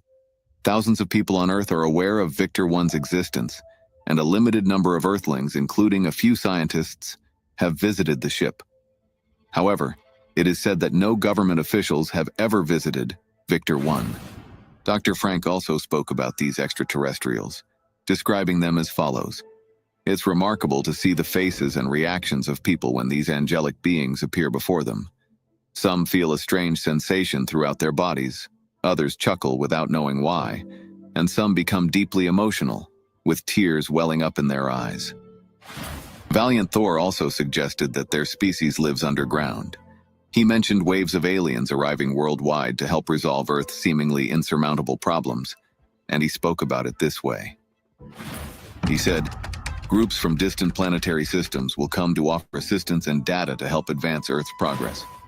Valiant Thor's 3-year mission concluded in 1960, but unfortunately this mission could not be deemed a success. Upon completing his mission, Valiant Thor is said to have eventually returned to Venus. In this video, we explored Stranger at the Pentagon, the book Dr. Frank published in 1967, which documented all the time he spent with Valiant Thor. Using this book as a guide, we've shared these fascinating stories with you. What did you think?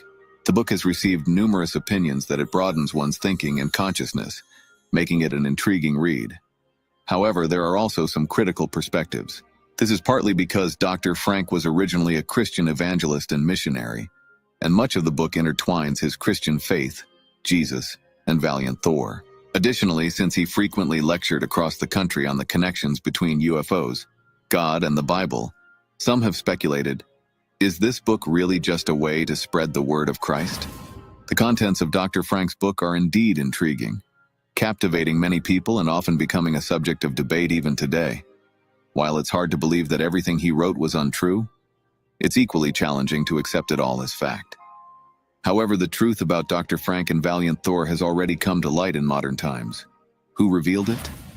That's the Galactic Federation envoy, Elena Dannon, who was featured in a video on this channel. In my last video, I made a video of Elena Dannon's interview with Val Thor. Elena has since interviewed Valiant Thor. In it, Valiant so clarified that he had indeed met with Dr. Frank. However, he also mentioned at the same time that there were many problems with Dr. Frank's books at the time.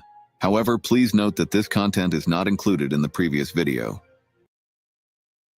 So that's the story about who Valiant Thor was. There's a little bit more to it than what I thought, but You can see Elena Dillon. She's on YouTube too. yeah, there's a lot of that stuff. Like I said, guys, I'm and not downgrading anybody that does believe fully in this. I'm very skeptical of these things, but a lot of these things that I've read, that I want to read that book, Stranger at the Pentagon. I want to read that a lot. I might look into that. That the Thor person was real. Okay, that's fact. He was real. I don't know about all of the other things that they said he could do. This that I never saw, wasn't there. I don't know. I just take their word for it. But he was a real person that worked at the White House and the Pentagon for a period of time. So I don't know what the deal is with it. We just weren't ready at that time. It's just it's a very interesting theory, or you know, whatever you want to call it, basis of a theory, whatever, to think about. You know, if you, I will say one thing.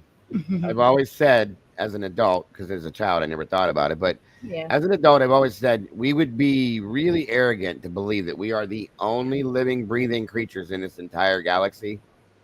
Come on. That's really arrogant to me. Like, why are we the only ones on any planet alive, breathing, whatever, than somebody else? I mean, it just doesn't make sense to me. So, especially as large and expansive as the galaxy would be. Pleiadians are real. The Pleiades are real. They're seven sister star planet. They're real. You can see it from here, but they're all 7 planets. They all have all 7 dimensions on them too, just like Earth does. Okay. I don't like Earth is second dimensions, and all the other planets are second dimensions. And I don't believe they're round or straight. It's just dimensional, in my opinion, what I've perceived. But yeah, definitely. Gotcha. Yeah. Well, yeah. So that if that has anything to do with what's going on with the Malaysia flight that went missing, it could. I don't know. There's a lot of different variations to the stories to what happened with that airplane. Like SRB brought up, my understanding was that at some point that it was taken to that small island and blah blah blah. But now you're saying, and I've heard others say too, that it's not there. They checked it out and it wasn't there. I would have imagined that they did, and you know, obviously, a lot of us don't trust the government. Oh God, no. But just saying, the orbs they're benevolent. The orbs are good. They're not bad. They're actually like they're consciousness.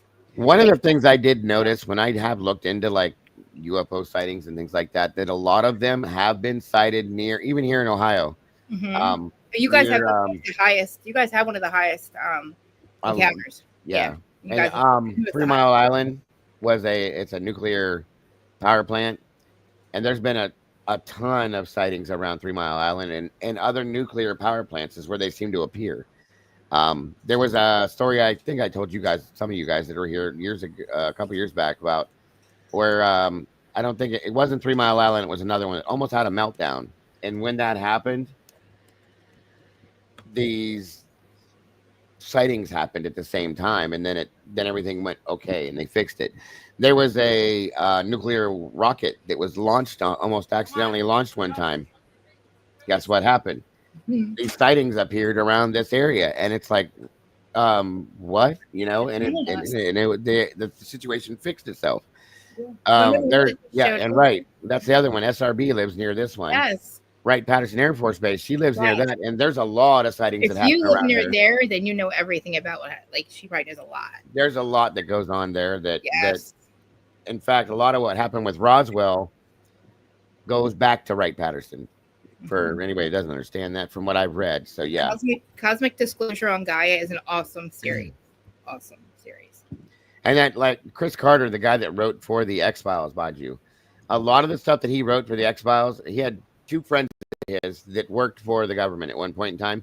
So a lot of the stories that he wrote in the X-Files series were based very closely, I'm not going to say loosely, closely to true stories that happened within our government. There truly is an X-Files within the FBI. It's been over dramatized as well, but you know, just saying. So we're the actual reality TV for them. We're the ones that are crazy. Think about it. They get scared of us because, what I was told is because we can go from being hateful to loving in the same 24 hours. And a lot of species aren't like that. They're benevolent and that's it. They're not benevolent, but we're benevolent and benevolent. Our minds are so insecure. That's why. Yep. But they can take unstable.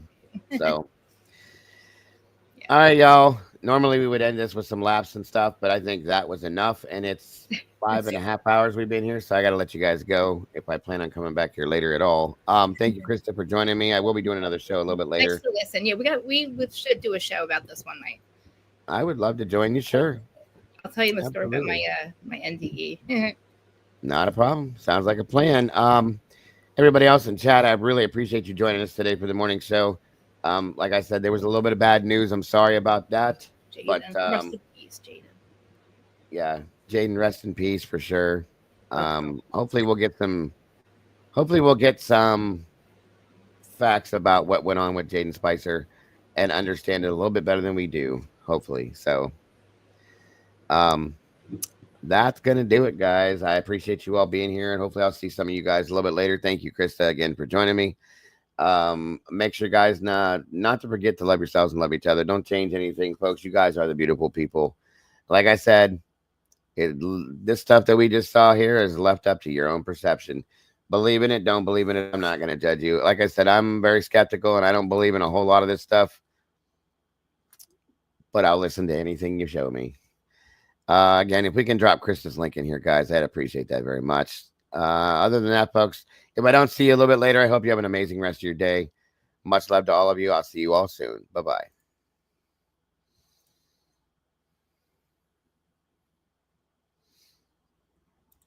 Life's a journey, let's make every moment shine. Together we share our hearts so intertwined. Each time you tune in, we're dancing in sync. With every story told, just let your soul think. A little laughter, some love, we're flying high. As we wrap up this episode, it's not goodbye. News on the airwaves, spreading joy and cheer. Thanks for being with us, we'll see you right here. Kick back, take a breath, leave your worries behind. This podcast is magic, a treasure you'll find. With every moment shared, we light up the way. Join us next time for more laughs and play. A little laughter, some love, we're flying high. As we wrap up this episode, it's not goodbye. News on the airwaves, spreading joy and cheer. Thanks for being with us, we'll see you right here. Kick back, take a breath, leave your worries behind. This podcast is magic, a treasure you'll find. With every moment shared, we light up the way.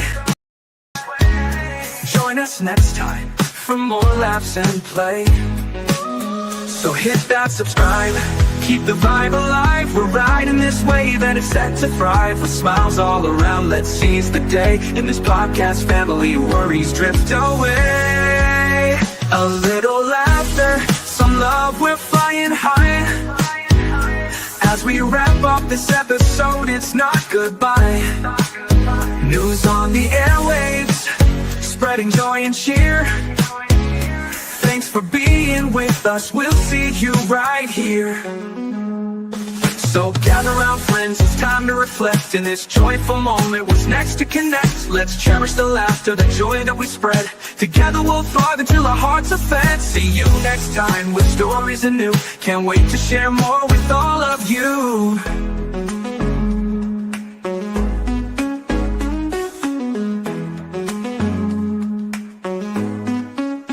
So hit that subscribe, keep the vibe alive. We're riding this wave and it's set to thrive. With smiles all around, let's seize the day. In this podcast family, worries drift away. So hit that subscribe, keep the vibe alive. We're riding this wave and it's set to thrive. With smiles all around, let's seize the day. In this podcast family, worries drift away. So gather round, friends, it's time to reflect. In this joyful moment, what's next to connect? Let's cherish the laughter, the joy that we spread.